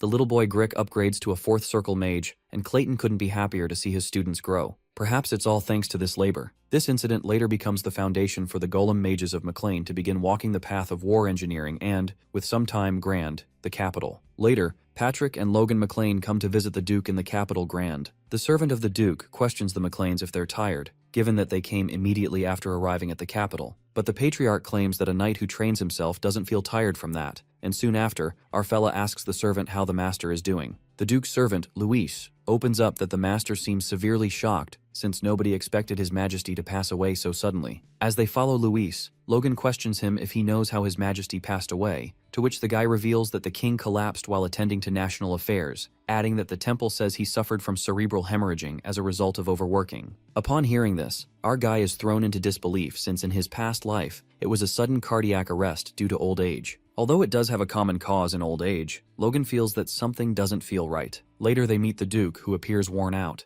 The Duke himself admits that he doesn't look very good as his old body has caught up to his age. That's when Servant Luis divulges that the Duke has overexerted himself due to investigations regarding the king's death. While our guy reckons that the king's death has taken a toll on the Duke, Felix apologizes and greets Patrick McLean. The patriarch expresses his honor to meet him, and Felix apologizes for meeting him in such circumstances. The pain in the Duke's voice is apparent when he says that during the past week, these old bones have felt more powerless than ever. Worried, our guy wonders if the situation in the capital is that bad, and Felix nods. He abruptly blows up and calls Juan and Jordan damnable bastards. Logan knows that he's talking about an influential figure in the first prince's faction, Juan Douglas, and similarly in the second prince's faction, Jordan Valtermine. Felix is stressed about the nation possibly splitting into two because the two dukes have forgone maintaining balance between their factions and have developed hostilities with each other. And what's more is that they dared to pressure Felix with the third prince's life. While Patrick finds it utterly shameless, Logan states that they are pressuring Felix as he's the patron of a prince yet to come of age. Felix exasperatingly admits that he must take part in their faction in order to save the third prince's life, and our guy assumes that if he refuses their demands, the third prince will be endangered. As Duke Felix breaks down, Logan contemplates that in reality, no faction would risk drawing attention to themselves by having the prince die suddenly at this time. However, he's aware that it's bound to happen since in his past life, there were numerous assassination attempts on the third prince. Just then, Felix looks done with the whole situation and commands his servant Luis to escort the third prince to the estate. However, Logan immediately refuses and tells the Duke that he can't do this. Our dude makes him understand that no matter how close he keeps the prince by his side, he cannot stay with him at all times. Logan suggests the Sword Duke declare bluntly that he will not involve himself with the faction battle at all, elaborating that what they fear the most is not the inability to have Felix on their side but having him join the enemy faction. Just then, the Patriarch whispers to Logan, reminding him that they came here to request aid from the Sword Duke because of what happened with Bifrost. But our guy responds that they will resolve their family problem on their own. As Patrick apologizes for the shameful display, the Sword Duke blames himself for failing to see the bigger picture and thanks Logan for this advice. The Sword Duke decides to perform his duty by being blunt, believing the fate of their nation will be as the heavens will it. Watching the Duke take this step, our guy analyzes that unlike in his past life, instead of being pressured to the point of being forced into neutrality, Master Felix is deciding his place by himself. Not to mention that it will be a definite practical benefit for him. After that, the Sword Duke lets out that he can't help Logan's family right now, but he reminds him where to find him if things go wrong. Smiling, our fellow corroborates if Felix is willing to answer any request of his, and the Duke nods. Flushed with success, Logan didn't think he'd get such a boon so soon. He then assures Felix that he has nothing to ask yet. However, he promises the Sword Duke to deeply and carefully consider whatever he requests in the future. Our dude saves this opportunity as insurance for something bigger. Moments later, a servant hysterically bursts the door open and reports that 2 superhumans have entered the estate. It turns out to be the first prince's faction, Tempest Blade, Wiccan Kalia, and the second prince's faction, Half-Giant, Marquis Luther Kale. As they both seem to bicker, Wiccan wonders if Luther has come to get a beating from the Sword Duke, who seems to have no interest in the factions. The tension between the 2 factions gets intense with every minute until shortly, the Sword Duke calls out Wiccan and Luther, asking why both of them are spilling out murderous intent here. The 2 factions panic as the presence of the Sword Duke scares the shit out of them. Felix is shocked at them for daring to show him respect despite abandoning their duty to play at picking sides. Marquis Luther confesses that he would never do that since the lessons Felix taught him are yet to be forgotten by this dull body of his. Furthermore, Luther clarifies that he has not come to meet the Sword Duke but his guest, the McLean family. Wiccan also adds that he does not wish to displease the Sword Duke and has come to meet the McLeans instead. Felix asks his disciple, Logan, if he would speak to them directly, and our guy appears, expressing how honored he is to meet the 2 of them, whom he's admired for so long. An awkward silence takes over the room when Wiccan and Luther look at each other, weirded out. The factions express that it's a pleasure to meet a young talented man like Logan, and reveal that they're actually here to meet his father, Patrick McLean. While our guy suffers through an existential crisis, the Patriarch gets pumped up. The Patriarch feels honored to meet the 2 superhumans of the kingdom, and discerns that as of the moment, his son Logan manages the family in his stead. He informs Wiccan and Luther to continue their conversation with his son. While Wiccan and Luther are impressed to see Logan who manages to take care of an entire estate at such a young age, our guy is overwhelmed by the big guy's size. Just then, our guy asks them what business they have with his family. Luther likes the straightforwardness as it suits Logan's age, while Wiccan thinks it's best not to beat around the bush. The first prince's faction mentions the McLeans battled against the Bifrost of the second prince's faction, wondering if Logan will utilize this opportunity to take a vow of loyalty to the first prince, Highness Reuter. Wiccan also mentions Logan's uncle-in-law, who's also in the same faction, but our guy doesn't really like the idea. Meanwhile, Luther convinces our guy to swear his loyalty to the second prince instead, assuring him that he will achieve a favorable outcome in his arbitration with the Bifrost. They force Logan into a position where he must make a choice, believing that it's best for neighbors to live in peace together. Our guy realizes the big guy is threatening him, but nonetheless, there's some truth to it. Tomoto Castle, which the McLeans have taken over, shares a border with Luther Kale's trade city of Kale, but even so, Logan has no intention of joining either of the factions. Gulping, our guy is under pressure. It's obvious with just a little consideration that if the McLeans were to join the first prince's faction, it could unintentionally pave the way for the second prince to cancel the war against the Bifrost and trigger a civil war. And even if he joins the second prince's faction, although Bifrost and McLean will be forced to reconcile, there are chances that Wiccan Kalia may invade, claiming to have been disregarded. Hence, our fella comes to the conclusion that refusing is the best option. Logan then makes it clear to the 2 superhumans that he can't make a rushed decision, and suddenly, the Sword Duke intervenes, enraged. He furiously questions the 2 factions what they think they're doing, calling it a pathetic display, deducing that they have dropped all the pretenses and decided to draw a line outright, involving his disciple at that. Freaked out, Wiccan and Luther justify that they're clearly making a proposal to the McLean household and simply wish to discuss the future with them. The Sword Duke corroborates with them that this does not involve him, and the 2 factions fiercely swear that it has nothing to do with him. The Sword Duke, taking advantage of his authority, clarifies that this is the way it should be, and reveals that he has no business involving himself in faction disputes after all. The Duke strictly announces that he has decided that he will no longer participate in the faction wars. The 2 superhumans decide to convey the Duke's intentions to the princes, while our guy takes a sigh of relief. Before leaving, Wiccan suggests Logan make a careful decision, and Luther mentions that it could be good luck for the McLeans, because if they had attacked Bifrost after the funeral, the prince would not have even bothered to negotiate. And this is exactly why our fella attacked before the king's death. After they leave, Logan breathes freely, and Felix curiously asks him if he plans to involve himself in the faction wars, given that he didn't completely refuse them. Logan bluntly confesses that he may involve himself if necessary, but regardless of what path he chooses, he assures the Sword Duke that he intends to do whatever he can to retain his honor. These words were enough to relieve the Sword Duke, and as he thinks it through, he ponders that his beliefs are his own, and he cannot impose them on others, even if it is his one and only disciple. The Duke then asks our boy to rest since the funeral will begin soon. Later, the funeral begins, and as the Archbishop is about to say the prayers, he's left shocked. It appears that instead of remembering the dead, the people have opted to take sides and keep each other in check. Logan believes that the Archbishop is shaken after seeing this state. While the bishop begins his prayers, that bastard Bifrost warns Logan that he has 1 week to enjoy himself, as it would be no good to despair in his final moments after all. Our guy curses his luck for sitting next to Bifrost, and while the prayers continue,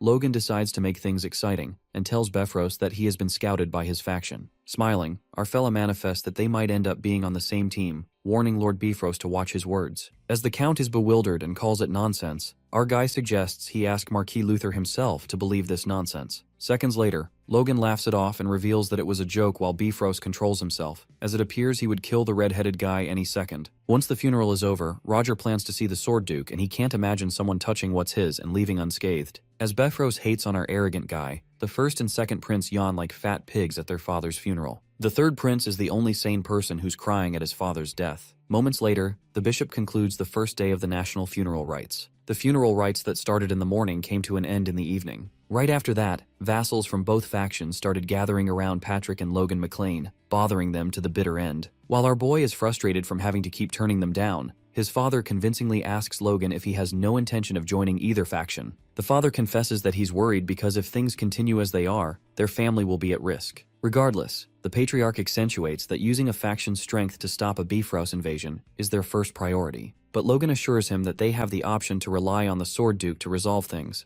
and before this happens, he deduces that the factions will resolve themselves. The patriarch hysterically wonders what the hell Logan has in mind, and that's when our guy decides to unravel some things. They shortly meet little Philip, and while the patriarch is shocked to see him at the castle, Logan discloses what he has planned during the national funeral. After several days, the funeral rites conclude after 5 days, and suddenly, a guy calls Logan a political bat, muttering that Count Bifrost was right. Political bats refers to those who take whichever side is winning and get exiled for their dishonesty. Our guy immediately realizes that Roger Bifrost is working hard at badmouthing the McLeans, which explains why the envoys from the factions did not pester him. Nonetheless, he does not have any intention of joining either of the factions. Shortly, Logan's father-in-law approaches him and learns that the patriarch has returned to the lodgings first. The father-in-law questions our fella if he has not decided on a wedding date. Logan tries to dodge the question by mentioning that their territory is currently in crisis, but Eileen's father insists that publicizing the bond between the two families would help keep Bifrost in check. But the father himself refuses, knowing he'll end up getting scolded by his daughter again. Floyd assumes that it's Logan's first time.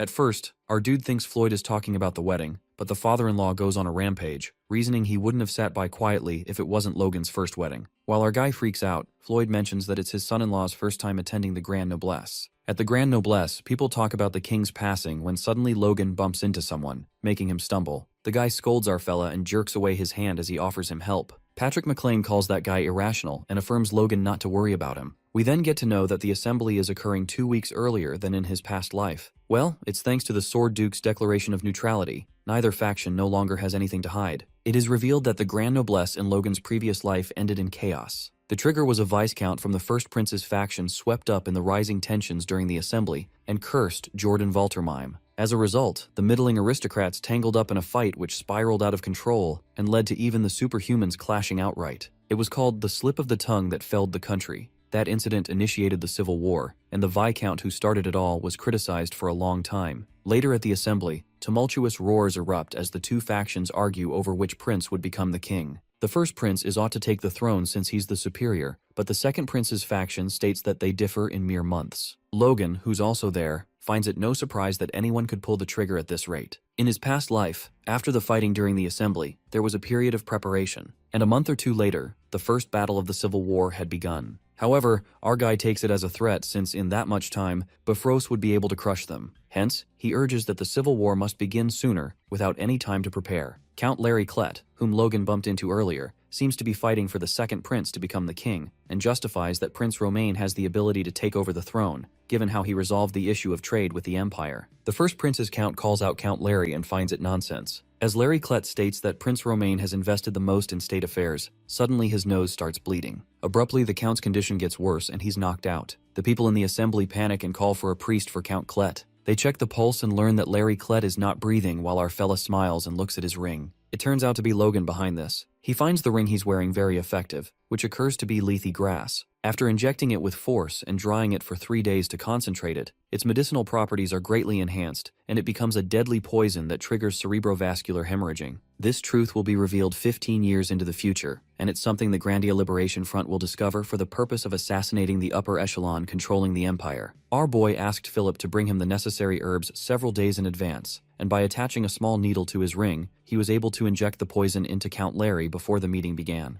Although neither a knight nor a magician would be fazed by it, against a normal aristocrat like Larry, it is incredibly effective. The 9th assassination target of the Grandia Liberation Front, Larry Klett. This time, Logan is tenacious to cut that life of his short before he can even sell out his country, referring to the prince. Now then, our fella eagerly waits for the reactions of both of the princes. With that, the most anticipated fight begins when Prince Romain accuses the first prince of poisoning his subordinate, Larry Klett. But the first prince, Reuter, wonders what he would gain by killing Larry the traitor and throws shade at Romain, asking who would fall for a farce like this. While Romain is offended by this, another subordinate calls it an unreasonable accusation, given that they are yet unaware of the reason behind Count Larry falling unconscious. Prince Reuter's subordinate recalls that it was Romain who initially accused the first prince of poisoning the victim, believing that the second prince's faction was perhaps provoked upon hearing the word traitor. At that moment, the two counts get into a heated argument while Logan is relieved to see that they are the ones butting heads first after all. Just like the McLeans and the Bifrost, the two of them are famously hostile northern families. Another similarity is that the family heads are a knight and a mage. The two heads of the northern families, Roxina and Chloe, are at each other's throats, and the judge of the assembly begs them to stop fighting. However, the judge is rendered speechless when he witnesses that the mages and knights stand guard to begin a fight at any moment. Before things could get any worse, the Sword Duke barges into the assembly and exclaims that it's not a matter to be dealt with through emotions, but with a proper investigation to unveil what truly happened. Deep down, our fella knows it won't be easy for Master Felix this time. Prince Romain claims that there's no need for an investigation when things are clear, but Prince Reuter strongly agrees with the Duke. The fat Reuter blames the second prince for having no proper justification, so he decided to get rid of a useless puppet by staging a farce. This angers Romain as the first prince dares to say that after such an underhanded assassination. Reuter believes that the second prince shouldn't be opposed to an investigation if he's so forthright. As it gets intense, the Sword Duke walks forth. However, he's blocked by Juan and Jordan, who warn Duke Felix not to intervene and make it clear that he won't have an easy time against the two of them. The Sword Duke questions the two dukes of each faction if they know the meaning of this, and Patrick McLean, who is witnessing this, is taken aback by the fact that the three sole dukes of their kingdom are in conflict. The dukes of the factions make Felix understand how pointless this assembly is. Therefore, it's better to simply come to a conclusion. At that moment, things take a drastically shocking turn when second Prince Romain disowns his brother Reuter and declares that they shall prove their right to the throne by force. It was as if the first prince was waiting for that exact moment as he tumultuously calls forth all the men who follow him, and that's how both of the princes announce their preparation for war. Meanwhile, the Sword Duke, who tried so hard to save the crumbling nation, watches it fall apart right before his eyes. The scene then switches to Jordan Valtermine,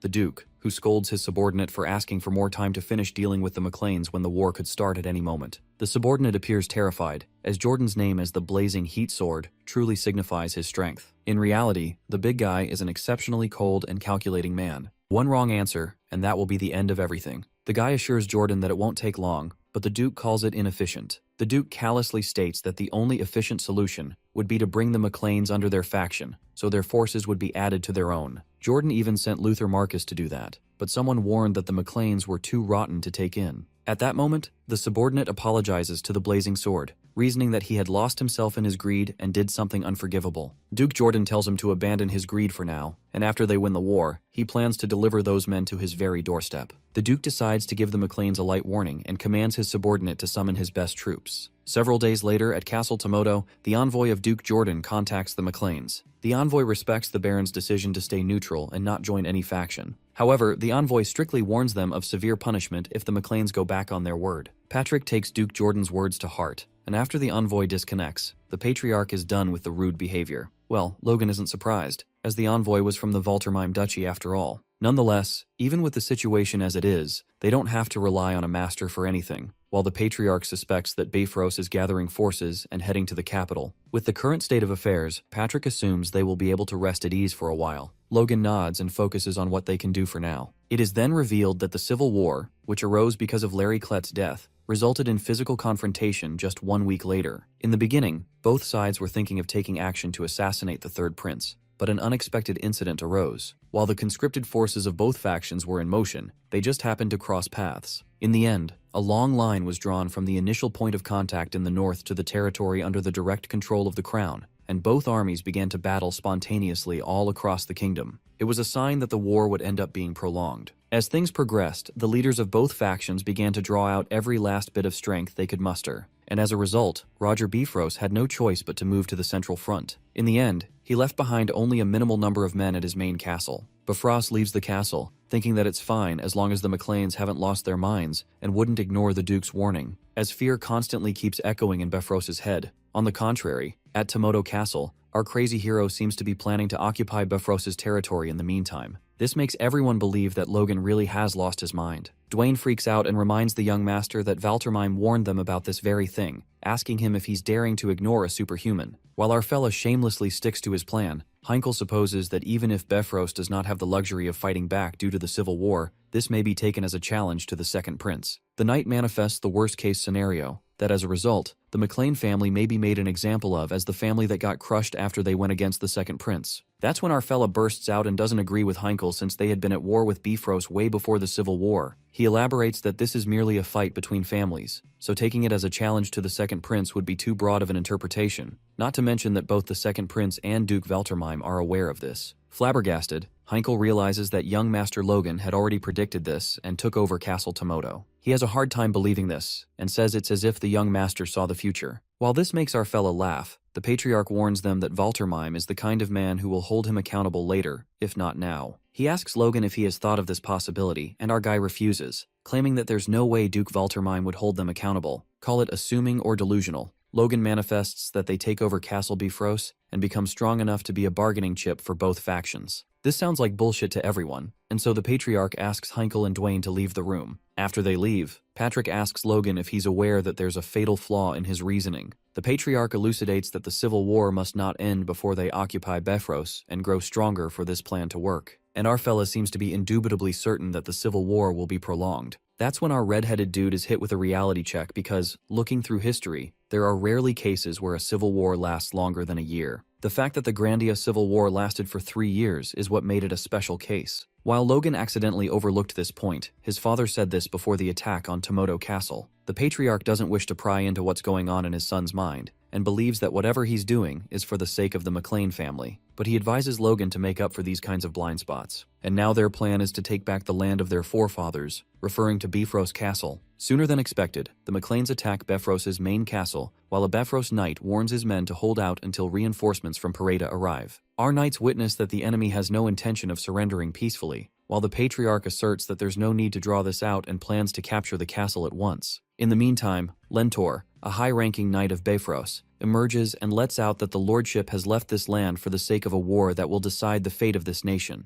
Lord Roger Bifrost has left the honorable duty to him as the last line of defense. Lentor opens up about the things he've heard about Logan McLean and clarifies that he will make them repay for the disgrace of having Tomoto Castle stolen from them. Knight Lentor challenges Logan to a duel among the knights and demands an answer from our guy if he's a knight too, unless he wishes to shame himself. Upon hearing such bullshit, our fella thinks Lentor is the one embarrassing himself and wonders if this bastard is some theater actor. Shortly the duel begins, and poor Lentor gets his ass beaten very badly. Our guy mistakenly punches the life out of him as he felt like it and knocks Lentor out. Logan is surprised that a high-ranking knight passed out from just one punch, while Knight Heinkel thinks Bifrost has lost it to leave a man who's all talk to command the defense. Just then, our guy asks his father to proceed, who appears shocked. It appears that the patriarch is mesmerized by the sight of the land of his forefathers, from which they were chased out 200 years ago. Patrick feels on top of the world, as never in his wildest dreams did he think they would reclaim the land so easily. But Logan lets out that it wasn't easy, and at that moment, the Baron turns around to see the McLean army standing. He appreciates their hard work and declares that they have reclaimed the land of their forefathers, feeling blessed to have vassals like them. He states that this place is here to recognize their efforts, but it is also to cherish the men who have fallen in the process. The patriarch calls out the names of the knights who have died in the process, engraving these names on his heart to remember them forevermore. And regarding the events that are to come, Patrick thinks it would be best to ask the future of the McLeans. Logan worriedly looks at his father, and knowing he has surmised as much, he exclaims that an era of chaos has come upon them, and he wishes that the McLeans will ride the wings of chaos to soar even higher. Therefore, he asks the knights to become their wings, and everyone screams with reverence for the McLeans. On the contrary, Count Roger Bifrost learns about his castle falling, asking his knight what the hell Pareda and Lentor were doing. That's when the knight reports that the castle had already fallen before the Pareda forces could be dispatched. Bifrost simmers with anger and declares that they will go back at once to tear the McLeans limb from limb. However, the superhuman, Duke Veltermime, commands him to stop. Bifrost tries to reason with the Duke that his land was taken by those savages and asks Jordan why he insists that he must not attack. Veltermime reveals that the forces deployed to the central front on both sides currently are nearly equal, and this could go wrong if they remove the Bifrost forces at this time. Duke Jordan threatens Roger and asks him if he's trying to save his land while ignoring their mission. Scared as fuck, Bifrost fuels the Duke and lets out that those bastards ignored Jordan's warnings. That's when Veltermime lets out that he will tear the McLeans apart himself, but only after their mission is over. However, before that, the Duke plans to send them a notice so that they join their faction. While Bifrost is utterly confused, the Duke, reeking of malice, plans to drag the McLeans to the front lines and use them as meat shields. Plus, they will not have the right to refuse. The scene switches to Veltermime, where he threatens our young master to join the Second Prince's faction. However, our guy smiles diabolically and pulls an Uno reverse when he says that the McLeans will have no choice but to support the First Prince if the Duke tries to threaten them. Well, they did not know they're dealing with a red-headed crazy bastard and are beating their heads against a wall. Bifrost, standing next to Veltermime, freaks out and wonders if Logan McLean has gone crazy, because however reckless he may be, no one dares to threaten his highness like this. Duke Jordan grimly reminds our fella that he not only dared to ignore his warning, but is also rejecting his counsel, wondering if he's aware that his actions go against the will of Prince Romain. The superhuman, boiling with anger, emits a crushing aura while our guy, appearing as calm as fuck, admits that he's crossing the line. Logan respectfully states that their hostility with Bifrost has gone on for generations, making it clear that it's not a matter of going against the prince or the duke. Jordan tries to be a smartass and challenges our hero to prove it by bringing his men to the front lines and distinguishing himself so that both his and Prince Romain's anger shall dissipate. However, Logan fearlessly informs the Duke that he cannot do so, and Jordan goes ballistic as the ground cracks with his energy. Our guy could feel the odd noise through the communication orb, pretending to be a simpleton. The red-headed fella then accentuates that he intends to follow Master Felix's will and stay neutral. Logan mentions that his loyalty to the royal family will not change while Bifrost Loki begs this crazy bastard to shut up. Just as Duke Veltermime expresses his anger, his knights barge in and inform him that the First Prince's men are moving. This fuels the Duke's anger even more as his death glare could devour anyone alive. And to add fuel to the fire, our guy notices the commotion and guesses that the Duke has got a lot on his hands, advising him to take care of his business first. At that moment, the Duke grabs the orb and warns Logan that he will end his lot even if it costs him, since that would be the best way to raise their morale. Smirking, our guy, being a cocky ass, wonders if the Duke will be able to pay the price since he's heard the front lines are quite strained. He believes that Veltermime is not someone who'd be swayed by such simplistic anger, while the Duke urges to kill Logan more than ever, and warns him that he'll soon realize what he has done. Soon after, the Duke assigns Bifrost some men to make sure to end that arrogant fool Logan McLean.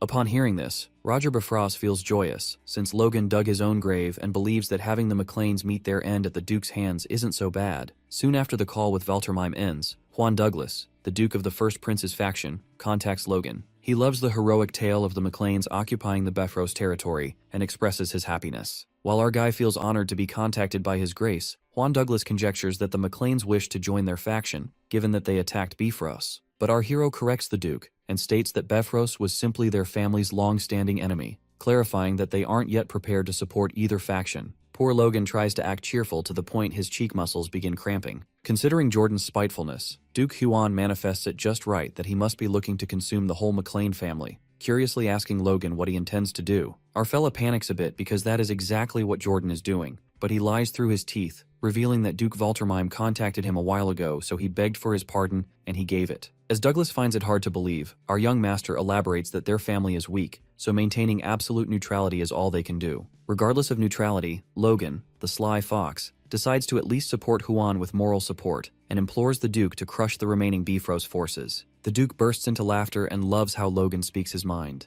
In the next second, Juan Douglas makes it clear that he won't let it pass if the McLeans intend to deceive him. Our fella does get terrified for a second, but by being blunt, he did manage to solidify the McLeans' neutrality. Later, Max Pareda learns about the shocking news that Bifrost has been occupied. The fact they haven't even deployed their forces makes them feel utterly useless. The servant calms down Lord Pareda and deduces that the Count would not sit by and let the McLeans do as they please. The servant, grinning evilly, assures his lord that Count Bifrost will surely punish those fools. However, their dream to crush the McLeans goes down the drain when the second prince's knight informs them that they can't persecute House McLean because their neutrality has been approved. Pareda is left staggered and the servant gives false hope to his lord, believing the McLeans won't be able to act against them if they are neutral. While Pareda puts his dangling trust in his servant, a subordinate arrives hysterically and reports that they've received a message from the McLeans. Pareda's servant summarizes the key points that postulate that Pareda will pay a monthly tribute of rations and supplies worth 10,000 gold at market price and reduce sharecropping by 1/3.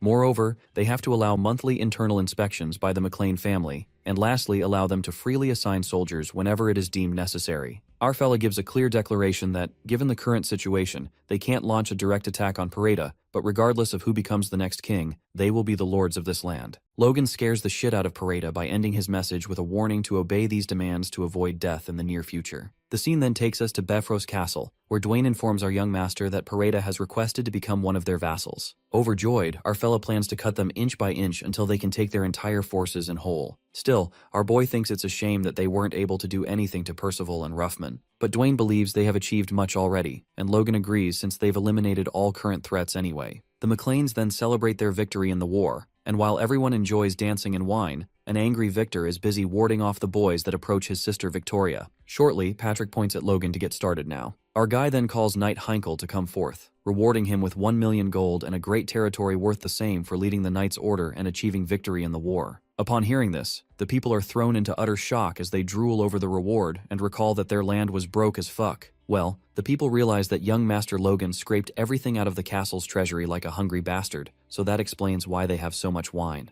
Our fella still desires to steal Bifrost's artifact storage, but sadly, it was emptied by the military. After that, Logan calls out Sir Clayton and acknowledges that the Golem Magic Tower achieved the most during the Battle of Tomoto Castle. As such, the mage turns red as he's rewarded with a piece of land within McLean Town to forever be used by the Magic Tower, exempted from taxes at that, plus a monetary reward of 1 million gold. Clayton bursts into tears of happiness frantically while our dude announces they will be granting monetary rewards to others as well, telling them to drink their hearts out. As his parents look at him proudly, Logan is flattered and feels like showing off with other people's money is the best. Just then, Eileen catches his eye as she seems excited, and our boy wonders if she's that happy about the reward since the Floyd family isn't exactly destitute. Blushing, Eileen lets out that it's not just money, it's the first time she has earned money herself. She is thrilled since there are few opportunities a woman has in this country to earn money, and just by being a knight, she's managed to realize a part of her dreams. Their moment is interrupted by Romaine, who asks Logan if there's something in store for their blacksmith Hamar. Our guy Loki finds his bratty little brother looking out for him just because he gave him a sword. Logan assures Hamar that he's prepared the perfect gift for him. Later, we see someone arriving at the McLean territory, and it turns out to be a fellow dwarf who curses his owner. Well, it's kinda unfair since our main character gave money and land to the others, but our dude Hamar gets a disabled coworker. The dwarves arrive at a location, and the ginger-haired dwarf, Tamar, wonders if he's going to work here. They feel their skin crawling as they see the place swarming with humans, and assume that their master this time is an oddball. That's because they're buying dwarves and transporting them in such a good carriage. One of them wonders if they're not just livestock to shuttle on a cart to those nobles, while the other guesses that the master might just want to flaunt his wealth by showing that he can afford to spare a carriage even for slaves. Tamar tells them to watch their words, scared of what might happen if someone hears them. But the other dwarf is not ready to bow to a human and expects the same from his fellow. He's in disbelief as he asks Tamar if he's going to abandon his pride just because he lost one hand. Just then, they hear a knight instructing them to follow him if they're all off the carriage. Tamar believes his fellows are fools for clinging onto their pride, knowing that it will only bring them more misery. After losing his hand, he's abandoned all sense of pride because that was the only way for him, a dwarf who can't forge properly, to survive up until now. As he's walking, he feels a sudden urge to just die, and just then, a man welcomes them there. The man tells others to inform Sir Hamar that his people have arrived, and Tamar is caught by surprise as he hears that. He's curious if the guy just referred to a dwarf as Sir, and confirms with him to make sure he heard right. The man wonders if Tamar knows him and confesses that Hamar is the greatest blacksmith in their territory, and the things he's made have greatly changed their fief. Hence, that is the reason why they have high expectations from the new arrivals as well. Tamar is deeply touched by those words since he never thought there'd be a human fief that would recognize dwarves. That makes him imagine how great that dwarf must be, and that's when Hamar shows up. The old dwarf is relieved to see his brethren arrive and is glad to see them all in good health. Tamar is in shock to see him, while Hamar, seeing them all healthy, declares that he'll be able to make them all work like dogs. The dwarves are surprised as they hear that, and Hamar just tells them to hurry up inside as they have tons of orders waiting for them. The image of Hamar that the ginger-haired dwarf imagined is shattered, and several days later, Logan shows up there and asks the old dwarf if he got his present. Hamar lets him know that thanks to the help, their crossbow production is going much faster. Our boy thinks it's a relief and is curious to see those dwarves who are working faithfully as cogs in this workshop. Logan observes the system where each person is responsible for a single part and believes it's definitely fit for mass production. However, he can only imagine that the dwarves' pride led to much pushback. Hamar informs him that after showing them the number of orders they had to work through, they quieted down. He mentions a slacker that wanted to be a manager, and that turns out to be Tamar, who thought being an inspector would suit him well, but that matter was resolved peacefully by the old dwarf, who disciplined the ginger-haired fella. Logan laughs as he praises Hamar for resolving everything so nicely, and Hamar states that he learned it from Logan, laughing as well. The dwarves see them as demons, but Tamar believes that if they devote themselves to their work for just 20 years, they'll be freed. That's what Hamar told them about his promise, and hoping that he'll be freed, Tamar doesn't think he will find an opportunity like this again. On the other hand, the old dwarf is curious as to why Logan needs so many crossbows again, since with this many, they'd be able to arm 10,000 men and more. Our young master lets him know that's because they need to arm 10,000 men. Hamar wonders if he's making 10 years' worth in advance, and remarks that his preparations sure are thorough. But that doesn't seem to be the case, as Logan tells him that he's going to make a militia 10,000 strong. The old dwarf is utterly shocked to hear that, and can't help but think if this human is planning to start another war, while Logan can already tell what he's thinking. The Civil War has only just begun, and nobody knows that it'll go on for 3 years, or that the Empire will launch an invasion as it comes to an end. This war, fought by elite soldiers, will eventually be fought by scraping together assets to hire mercenaries, and after that, things will escalate until civilians are armed with daggers and forced to fight. That gruesome sight is hell on earth, and Logan feels the need to prepare for those times. Hamar knows that it doesn't mean much coming from him, but he's skeptical if it will be alright arming that many civilians. Our boy lets him know that he just has to ensure their livelihood, because if he does, he could hand them bombs, and a rebellion still wouldn't happen. As he mentions bombs, he remembers that there's something he'd like Hamar and Clayton to make for him in secret. Hamar has a bad feeling about this, and after a while, we see Logan explaining everything to Clayton. It seems they need a bomb that explodes after a time delay. He elaborates that the condition for the explosion is an impact above a certain threshold. He tells them it should be about the force of crushing it with his hand, and before it explodes, there should be a slight vibration as an alert. He thinks it would be nice if the color changes too, and wants the time delay to be about 5 seconds while the scale of the explosion should be about a circle 2 explosion spell. Alongside all of this, he wants the production cost to be about 50 gold. This makes Clayton wonder if this item really exists, and Logan assures him that he's used it before. Hamar feels a sense of déjà vu as he witnesses the scene,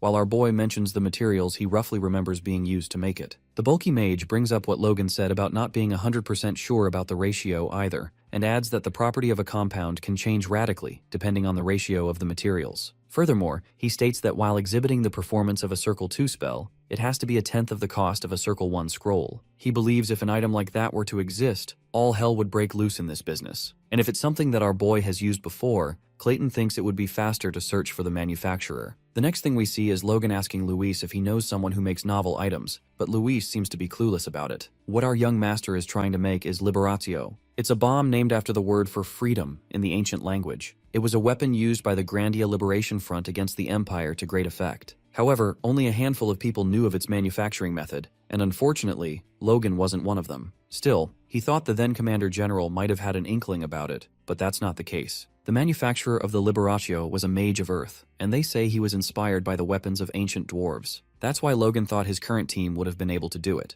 Hamar was wondering if Logan had simply dreamed it up, but Logan's memories of using it are so clear that he's starting to doubt his own skepticism. And now that our boy thinks about it, his memories of Liberatio are especially clear. He finds it unusual but shrugs it off, thinking that since it's what killed him in the end, it might not be strange at all. He decides to explain one more time and tells them to listen carefully. On the other hand, we see a commoner bad-mouthing the nobles as he questions why they're being dragged and killed if it's the nobles' war. His friend tries to calm him down when another guy agrees with him, saying that the nobles should have just fought amongst themselves. His body trembles as he reveals that they dragged him into their faction wars just because his great-great-grandmother was Marquis Kalia's second daughter. The guy cries out loud that the first family to fall to ruin after the Civil War might just be them. He confesses that he ran away without even being able to recover his family's bodies, and that's when a masked man shows up and asks him if he's Damien Nathal. Damien asks him who he is and how he knows his name, while he grabs his dagger. The masked man reveals that he's from the Information Guild and his client has sent a message for him. Damien is confused about who would send a message to him,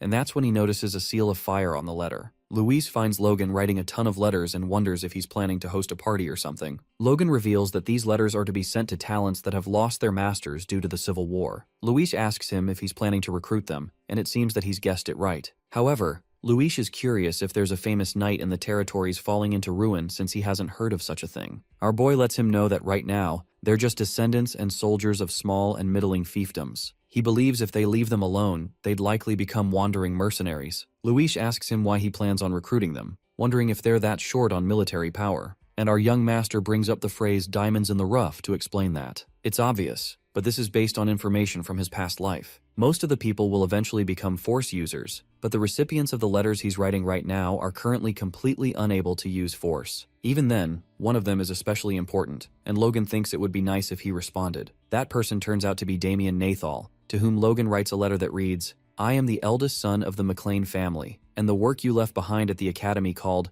A Poem of a Month of Drunkenness left a deep impression on me." He states he had thought of Damien as an incredible talent, and is now contacting him due to the unfortunate events that have recently befallen him. He offers Damien a place to settle down if he's looking for one and claims that they require talents like him. He wants him to consider the McLean fiefdom to settle down and, as Damien reads the letter, he's baffled as to what bullshit this is. 2 months later, in the McLean town, we see all the recruits arriving. The knights are confused about where all these people came from, and one of them reveals that they've all come here saying that they've received a letter from our young master. Damien is also one of them as he shows his letter and states that he is here after receiving a letter from the great young master. The knight notices the seal to be that of the McLeans, but, seeing Nathal's appearance, he wonders how a derelict man like him got a letter from Logan. Damien is curious if McLean is planning to bring in refugees of war in order to grow his territory. However, he's confused about being invited and wonders if the letter was sent to him by accident. Upon entering, he finds our boy, who looks extremely happy to see him. Logan thanks him for coming such a long way as he holds his hands and invites him to have a seat.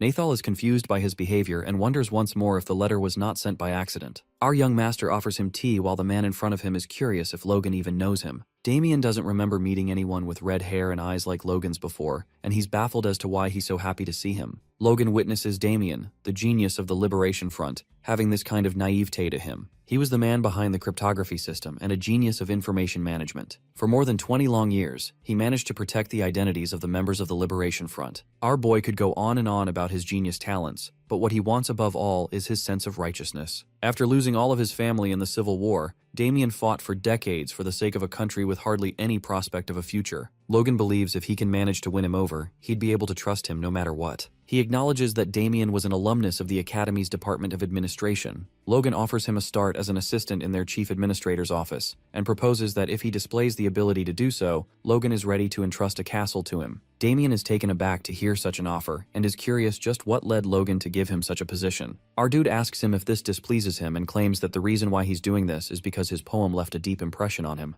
Given his talents in poetry, Logan claims he believes Damien would also have the ability to understand the context of any work and be familiar with connotations as well. He states that it would be a great help in management and administrative affairs. This makes Damien wonder yet once again what kind of bullshit this is. Even though Logan said it himself, he knows that it really is utter bullshit, but he's ready to do whatever it takes to get his hands on him. Their family is small yet, But when the McLeans rise as a family, he's convinced that Damien's information management abilities will become a great asset. Until then, even if it doesn't suit him, Damien will have to work hard as an administrative officer. 1 week later, we see a super happy Dwayne, who declares that Damien and Philip are the best, and that they alone can do the work of 10 men. Dwayne is curious as to where Logan picked them up from, and Logan guesses that maybe the job does suit Nathal after all. He instructs Dwayne to do what he can to help him settle down, and Dwayne is very much happy to do so. With that, he brings up an entirely different issue regarding the refugees that have been gathering due to the Civil War. They've reached the maximum occupancy of the town's resident count much faster than expected,